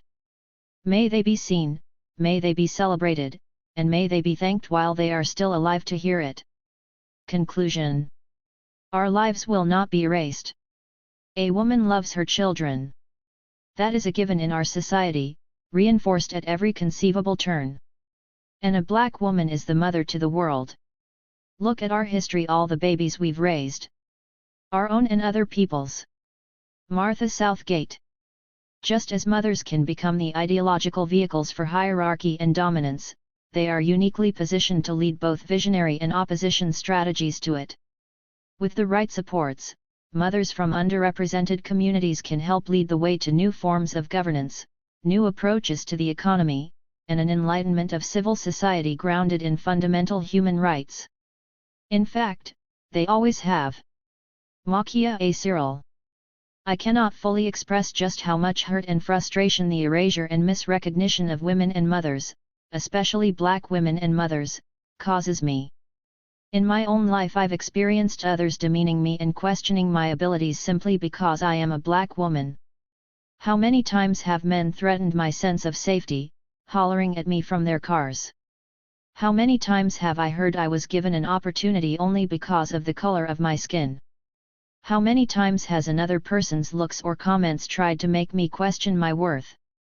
I cannot say, there have been too many. I also cannot tell you how many times people have been surprised by my intellect and my successes because they assume my biggest accomplishment was marrying my husband. My own work has often been hidden behind his, not for lack of his appreciation but because we still live in a world where women of color are not fully seen. Now that I am a mother, this erasure takes place on new levels. I have stood at events right next to my husband while he was congratulated on the birth of his son. I could list pages of examples from my own life, but this book is about Alberta, Louise, and Bertus. I mention these moments now to simply say this work is personal for me. I am tired of Black women being hidden, I am tired of us not being recognized, I am tired of being erased. In this book, I have tried my best to change this for 3 women in history whose spotlight is long overdue, because the erasure of them is an erasure of all of us. Denying a person recognition is not only frustrating and hurtful, it is violent because it denies their existence, their power, their imprint on the world. It claims it is okay to treat them as less than, as unworthy of being seen, as not needing protection, love, or respect. The crucial contributions Alberta, Louise, and Bertus made to their families have been ignored for decades and were largely unappreciated while they were alive. They were not given the credit they deserved for the ways in which they fought for their families and the ways in which their love allowed not only for their survival but for the progression of Black freedom at a national and even international level. Such erasure made writing this book a difficult feat. Finding many of these details was like finding a needle in a haystack. Stories of their lives were scattered mostly in margins and footnotes because very few cared to document anything about these women. I have done my best to piece together their stories while regretting that there is so much more that we may never know about their incredible existence. I hope that this book is only part of our recovery of their stories. Just as I was able to build on the little that was out there, I hope others will build on this as well. What is most revelatory in the lives of these 3 women was their ability to push against, break down, and step over each and every challenge that came their way. They saw themselves and their children as being worthy of life, worthy of rights, and worthy of grace. Through this radical acknowledgement of their own selves, they survived, and they joined Black American women around the country who contributed to the strides and accomplishments of their larger community. Simply believing they were entitled to the right to live, despite what they were told from the moment they were born, they gave of themselves to a larger movement for black freedom. I believe this gift they granted all of us was not something that happened unintentionally. Instead, it is evident that Alberta, Bertus, and Louise provided guidance and strategies to fight and survive, at least for their own children. Alongside the other black women of the 20th century, both famous and unknown, they believed not only in their own lives but in ours as well. Alberta, Bertus, and Louise defined for themselves what it meant to be women, to be black women, and to be black mothers. In doing so, they opened possibilities of self-definition for their children and the people their children would touch. Alberta found her identity as a black woman in a more conservative role. She had a strong presence, but she was content with staying in the background of her husband and her children. Alberta was stern yet quiet and soft-spoken. She emphasized the importance of her children working hard and following their paths with dignified discipline. Louise cared deeply about speaking her truth and doing so loudly. She fought against traditional notions of what was expected of her as a black woman. She traveled on her own when she was only a teenager. She was a proud activist. She was unafraid to disagree with her husband, and she was not intimidated by threats of direct violence or by state officials. Bertus cared deeply about fostering her own creativity and that of her children. She encouraged them to follow what they loved, even putting herself in the path of her husband's rage to allow this. It may seem that Bertus kept her head lower than Louise, but she too was very capable of being on her own, traveling as a teenager as well, supporting herself as a single mother, first of 1 and later of 9. While all three women showed immense strength and in many ways could be described as the strong black woman who did not need others to support them, when we look at their lives more deeply we see their willingness to express vulnerability. Black feminists have discussed the dangers of the strong black woman stereotype for years, pointing to the problems that arise when everyone else assumes that black women can somehow sustain more pain, that black women must be tough no matter what struggles come our way, that it is on us to be the backbone of our families and our larger communities. For many, this trope has become a source of pride, and they are happy to wear the badge of honor, putting everyone else's needs ahead of their own. However, the lives of Alberta, Bertus, and Louise display a balance between unparalleled strength and an acceptance of their own fragility, and therefore their humanity. Their self-perceptions and abilities translated into their unbelievable capacity to maintain their hope and their faith no matter what was thrown in their way. They continued to pursue opportunity, they continued to see worth in their own existence at all costs even through their unspeakable losses. When they lost their sons, they chose to continue living. When Bertus and Louise lost their husbands, they were determined to keep pushing and provide as much as they could for their children. Whenever tragedy struck or another challenge presented itself, each of them mourned yet persisted in their pursuit of life. All three women also sought support. Alberta, Bertus, and Louise formed communities around themselves and their families. Alberta continued what her parents built by highlighting the importance of her church community. She always played an active role in the affairs of the church and became a sister and mother to many far beyond her biological family. Louise found community among other activists when she first moved to Canada. She continued to find community in each place that she and her husband moved to and especially relied on a close group of friends after losing Earl. One couple even took care of some of her children when Louise was institutionalized. Bertus also found community in her church when she was far away from the Eastern Shore and unable to afford visits home. Later in her life, she reconnected with her family members and embraced all of her children's partners and friends, providing a space for their community of artists and activists in her home. All three women were capable of being fully independent, yet they sustained themselves by depending on connection with others. Although it seems that none of the three women cared deeply about formal recognition whether within their families or outside of their homes, each was intentional in passing on her views to her children.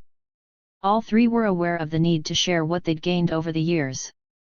They did not write books or keep a close record of their own lives, but they cared more about passing on their lessons to their children and grandchildren directly. Even though Bertus never published her writing, she gifted her family members with letters filled with lessons on how to live. Louise was not presented with the same opportunity as her husband to speak in front of audiences, yet she held class in her kitchen for her children on a daily basis. Out of the three, Alberta had the most opportunity for public exposure, but she was still known as the quiet one, who preferred to gift her knowledge through her closer connections with her children at home and her students. Alberta's, Bertus's, and Louise's lives, legacies, and lessons are crucial for all Black women, especially today. Black women and Black mothers continue to face blockades in our pursuit of dignity for ourselves and our children, as well as challenges in our desire to be treated as human beings with basic needs. While the faces and forms of oppression have changed, even if only slightly at times, Black women today rely on the knowledge of those who came before us to continue to survive, thrive, and create new realities. Black women have influenced the fabric of this nation in countless ways. Decades ago, writers such as Zora Neale Hurston, politicians such as Shirley Chisholm, and activists like Fannie Lou Hamer offered inspiration to all of us. Today, Black women are leaders in all realms. In sports, we have record breakers like Serena Williams and Simone Biles. In politics, women such as Kamala Harris, Maxine Waters, and Stacey Abrams are running, winning, and leading in the highest offices. In entertainment, Beyoncé, Janet Mock, Tracee Ellis Ross, and hundreds of others inspire millions of fans. In academia, we find examples in Patricia Hill Collins, Kimberly Williams Crenshaw, and Brittany Cooper. And Alicia Garza, Opal Tometi, and Patrice Goncouleurs are activists standing with and for all of us as they force our country to wake up. So many other Black women, famous and less famous, are reaching new heights, excelling in their fields, and standing as a clear sign of Black women's ability to succeed in spite of the obstacles we encounter. Still, disregard for Black women's lives remains prominent. Media portrayals of Black women frequently represent opinions that deem us as less worthy of respect, love, and protection. One can take any famous Black woman as an example and follow the trail of comments and threats she must deal with no matter what position of power she has obtained. In 2018, Serena Williams, the professional tennis superstar and business mogul, was given 3 code violations after a game she lost to Naomi Osaka, another legend in the making. In frustration, she reacted similarly to other athletes, breaking her racket and calling the umpire a thief. Unlike others, she was criticized and fined for her anger. Criticisms took on a clear racist and sexist tone in an attempt to control a Black woman's display of emotion. In a long list of comments and memes that mocked Serena came one cartoon that portrayed her as an overweight baby throwing a tantrum. In the drawing, she was given an oversized nose and oversized lips.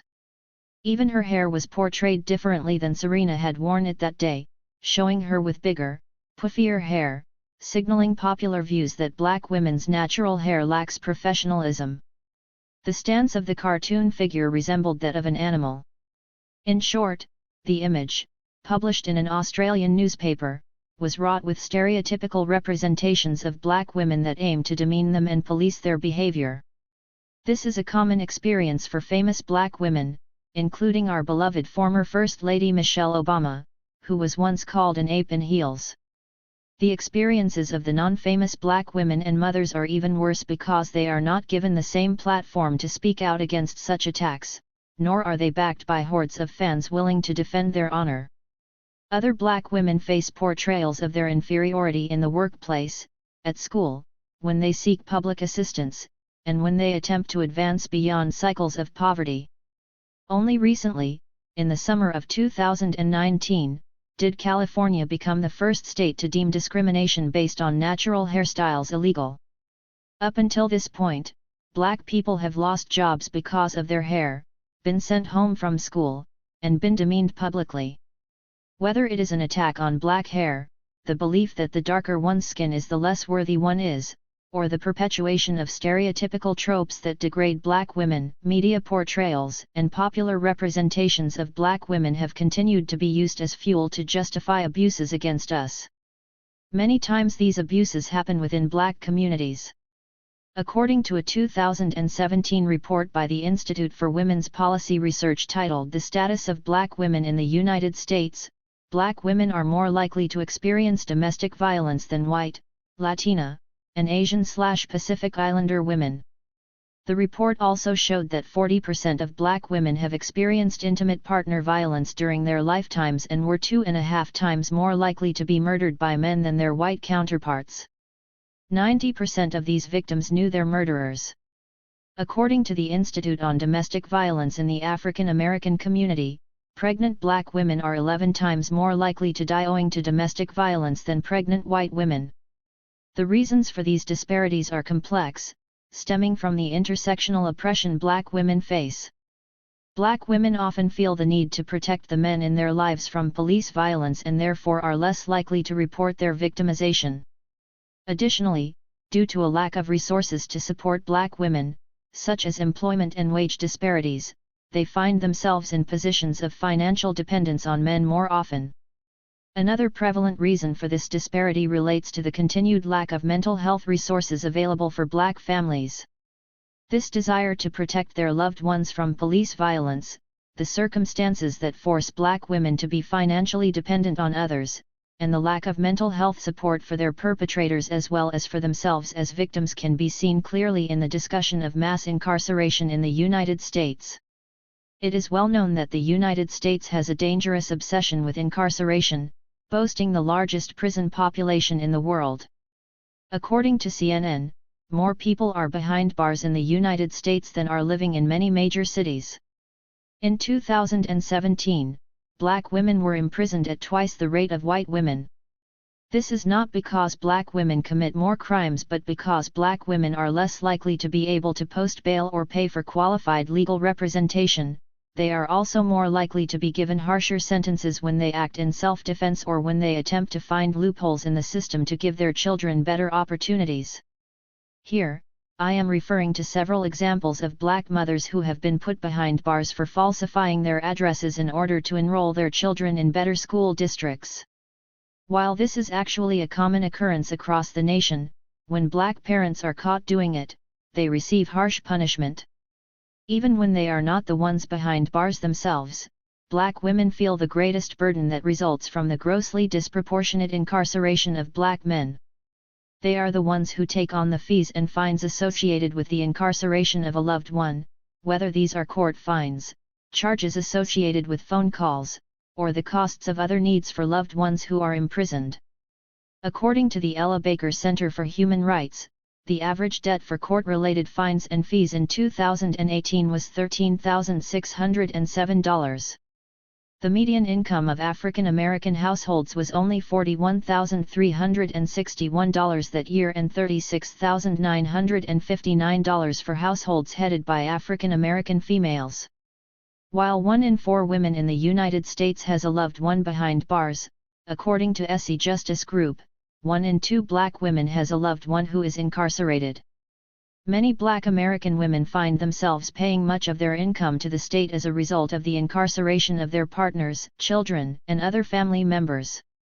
These forms of structural racism expose Black women to various stressors that negatively impact their health, both emotionally and physically.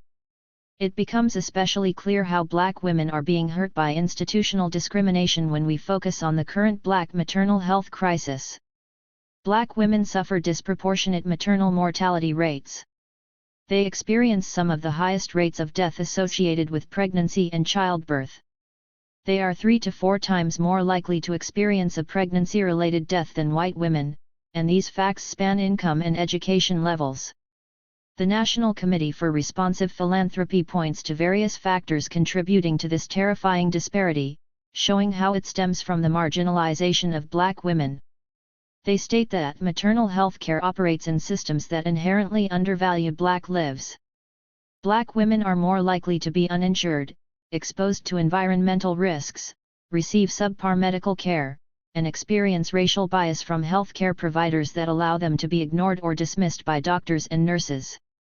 For these reasons, many Black women seek the help of doulas and midwives, who can advocate for them in a system that does not provide the protections they deserve and are entitled to.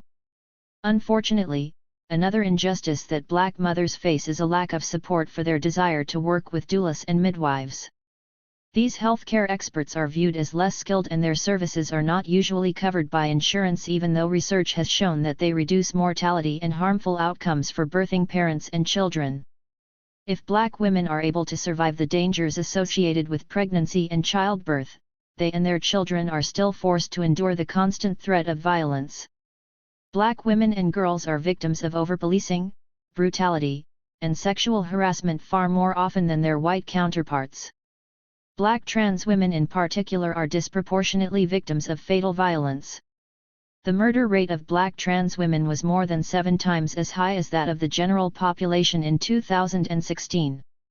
In recent years, with the availability of recording devices and social media, the violence Black women face in and outside of our larger community has become more visible and apparent. In the spring of 2019, a 22-year-old Black trans woman named Mulasia Booker was found dead, lying face down on a road in Dallas just 1 month after video footage appeared capturing a brutal attack she endured. The video showed a group of Black men stomping, punching, kicking, and insulting her while she lay helplessly on the ground. She survived that attack before being shot and killed only a few weeks later. In June 2020, another extremely disturbing video came to light depicting 20 to 30 men beating Iana Dior, a Black trans woman, outside of a convenience store in Minneapolis while calling her homophobic and transphobic slurs.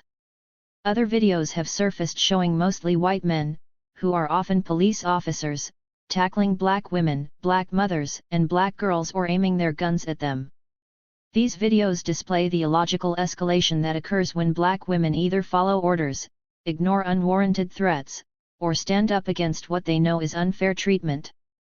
In 2015, Sandra Bland was driving in Prairie View, Texas, when she harmlessly forgot to signal a lane change. She was pulled over by an officer who, as shown in a recording, removed her from her car, threw her to the ground, and arrested her. 3 days after being arrested, she was found hanging in her jail cell, and her death was ruled a suicide. Her family and others across the country have continued to question these suspicious circumstances, especially after witnessing on the video the unwarranted violence with which she was treated.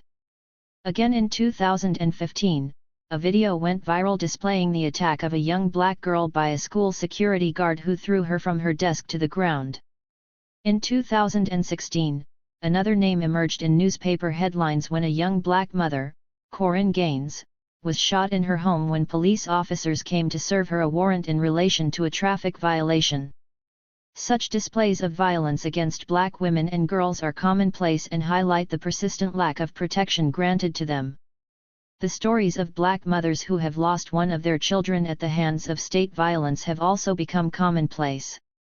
While there is more of an effort to acknowledge such heroines in our community and to revere them for their strength, the world has grown far too accustomed to accepting that it is some kind of inevitable burden for Black women to carry. In 2016, Beyoncé was applauded for bringing 4 special guests with her to the MTV Video Music Awards. Their names are Cybrina Fulton, Gwen Carr, Leslie McSpadden, and Wanda Johnson, and their experiences are similar to that of Mamie Till. Cybrina Fulton's son, Trayvon Martin, was shot and killed by a self-proclaimed neighborhood watchman on his way back to where he was staying during a short visit in Sanford, Florida. Trayvon was 17 years old.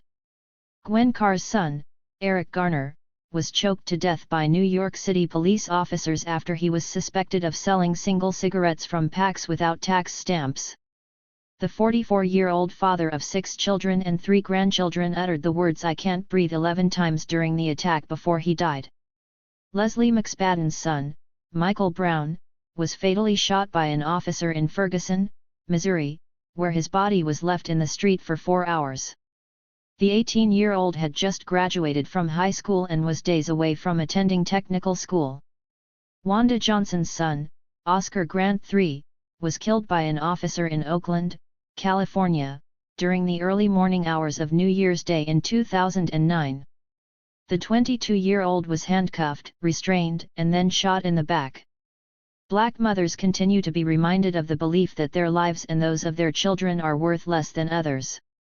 While these four mothers have been given due recognition for their pain and persistence, there are countless more stories just like these that simply haven't received the same level of international attention, yet again highlighting the erasure Black women face.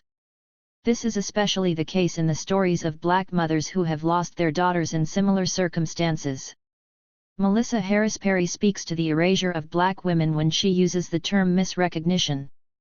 She states that all citizens want and need more than a fair distribution of resources, they also desire meaningful recognition of their humanity and uniqueness. Sister citizen, but some of us are brave, eloquent rage, when they call you a terrorist, killing the Black body, and several other books, fictional and non-fictional, written by Black women provide companions to understand the importance of fighting erasure in our attempts to combat all the other obstacles in place for Black women to be allowed to live their fullest lives. Alberta, Bertus, and Louise offer guidance for our modern struggles as Black women and Black mothers. Knowing their stories, acknowledging their humanity, and recognizing their existence allow us to apply their strategies of survival and creation in our own lives. Beyond the personal healing each of us can gain from their inspiring journeys, they also carry guidance for activism, education, and policy. It is in the recognition of Black women's unique stories that the entire nation can find a path forward that is inclusive and beneficial for all its citizens. The lessons of Alberta King, Bertus Baldwin, and Louise Little have never been more important for us to observe and hold on to than right now.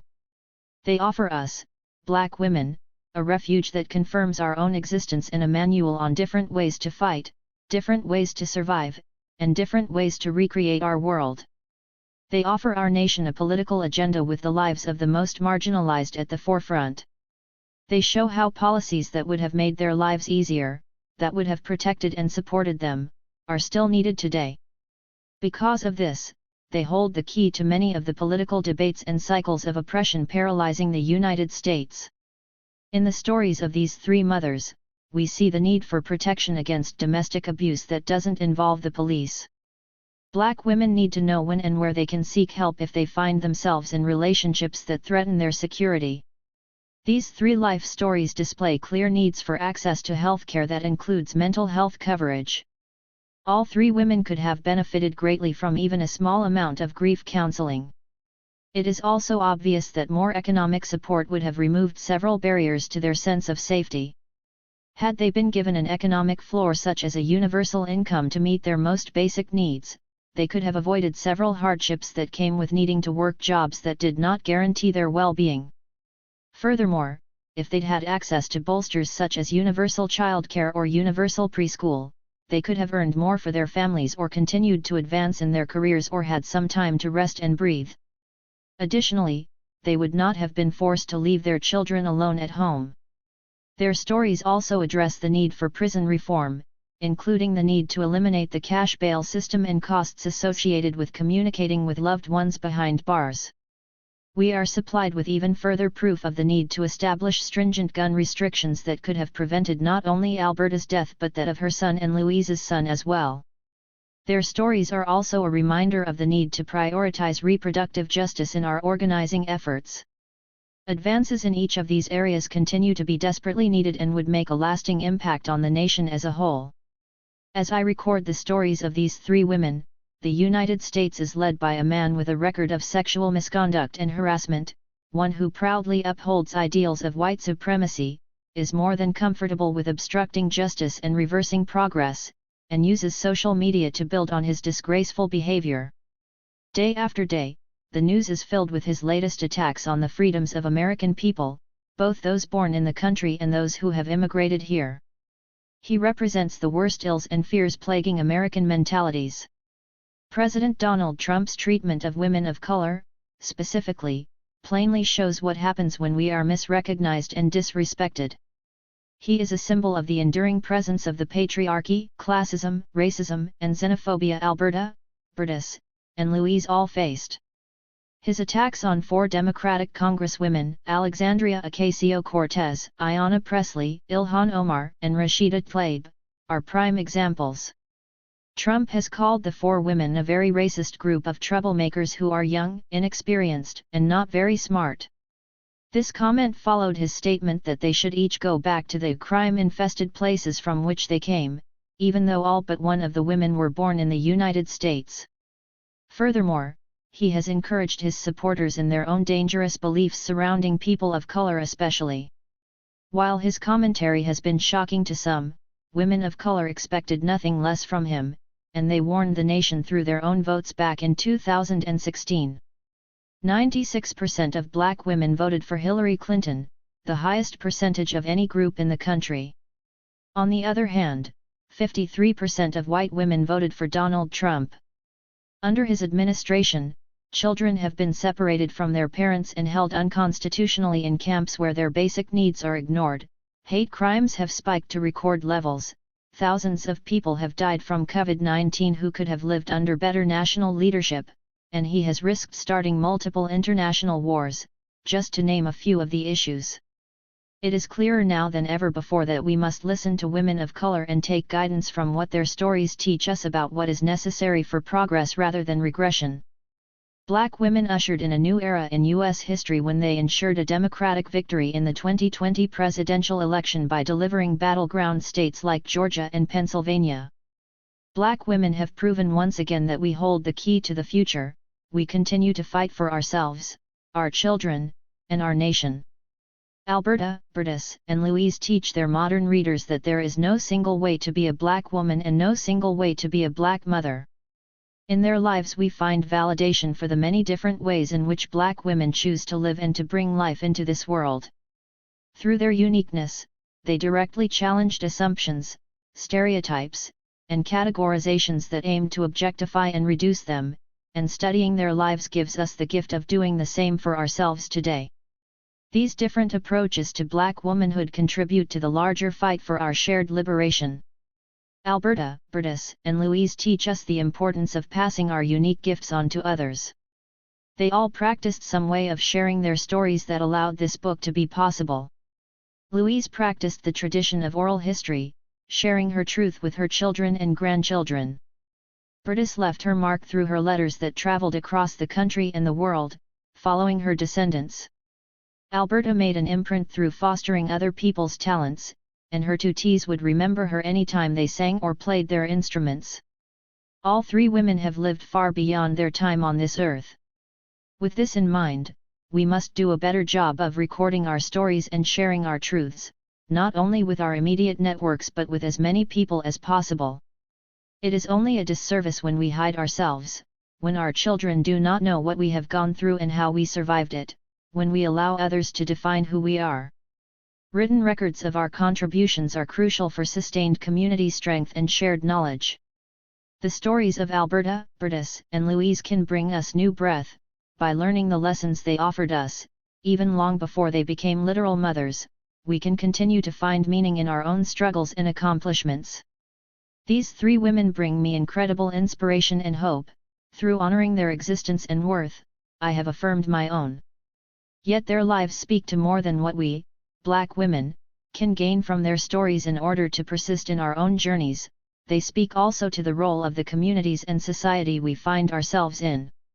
Their stories are not only about how as black women we can protect ourselves and our families but also about how others, including our loved ones and even policy makers, can and should protect us. While it is true that Alberta, Bertus, and Louise lived powerful and influential lives despite a lack of additional support, we should not accept the challenges they faced as if they were unavoidable. Such challenges have hurt and even killed far too many of us. We should instead honor their journeys and use them as guidance for making life easier for all black women and mothers moving forward. At the heart of this writing is the constant tug-of-war we black women face and our best attempts to find balance despite this. We are deemed less than when we are forced to be more than. We are reminded over and over again that we are viewed and treated as objects without the need for dignity or protection, that we are less intelligent, less beautiful, less able, and as a result, we push ourselves to always be more, working harder than those around us to pursue our goals. This balancing act of being told the opposite of what we know about ourselves and acting with such a dichotomy in mind leads to our ability to produce life even when it is denied us. Our lives consist of fighting for ourselves and our communities in response to the attacks we face, pushing against the sources that deny our existence. Black motherhood, in and of itself, is liberating and empowering. It is the lack of support we need that can make the experience oppressive and draining. Being a black mother should not be seen as a journey one embarks on and endures on her own. Friends and partners, when they are present, should share in carrying the load black mothers hold on their shoulders. Rather than standing in awe of black mothers and simply commenting with deference on their incredible strength, others should stand with them and lighten their burden. Partners should participate equally in the home and in supporting black mothers with their own dreams. Public officials should listen to what black mothers say they and their community members need. It is time for the honor many quietly pay to black mothers to become as loud as Alberta's choir, as consistent as Bertus's love, as strong as Louise's fight. We may be black women and mothers who choose to be on the front lines, sacrificing our bodies, protesting, marching, and speaking loudly for our cause, like Louise. This black woman is willing to break the law, to harbor a fugitive, and to put her name in writing on messages for the movement, and she appears unafraid of what she might lose in the process. No matter how many attacks she endures mentally, emotionally, and physically, she stands tall in who she knows she is, and she hopes that she's done enough to prepare her children to do the same even without her. From her, we learn strategies for surviving as an activist and understanding what it means to be part of something larger than ourselves and our family. We may be black women and mothers who choose instead to be leaders in our churches and/or educate our closer community, like Alberta. We may dedicate our lives to our students, knowing that in each of them lies the future.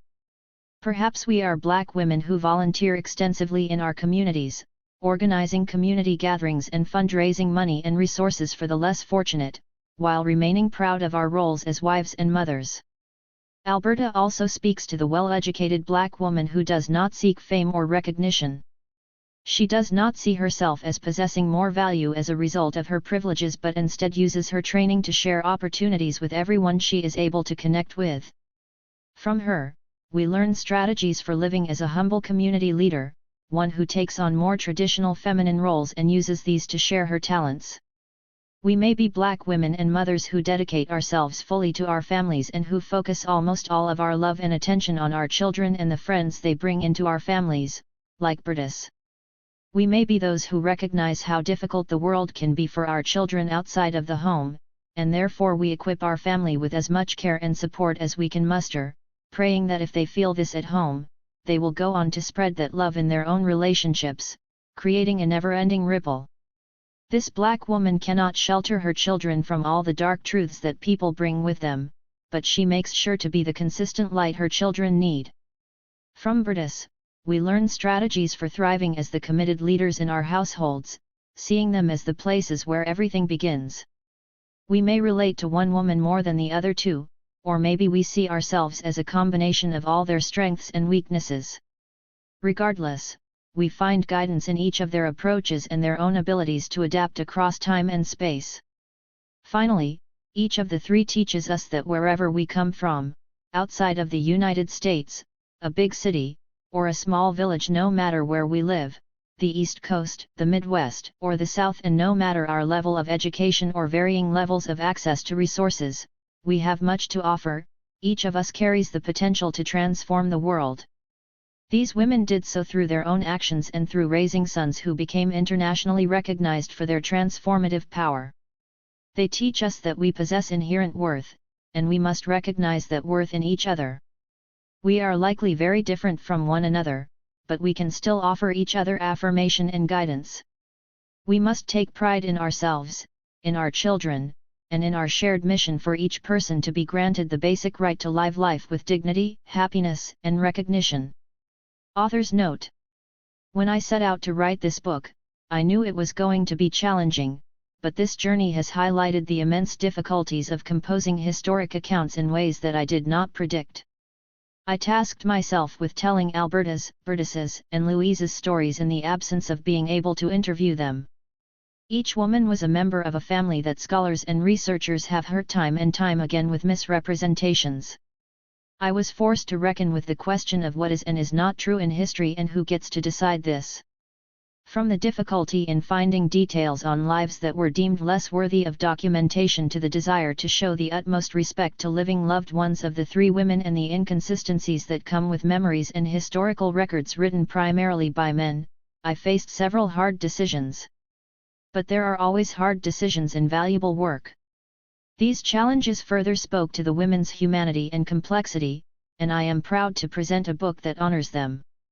I am hopeful that this work will raise their names as key figures in history whose lives are worth knowing, studying, and continuing to learn about. By presenting the stories of three women who would otherwise have been mostly forgotten and erased, I am not only recognizing them but also recognizing those like them, other people who have been marginalized and other people who have been forgotten. Through piecing together evidence of their lives, I am hopeful this new knowledge will help others and our society continue to grow.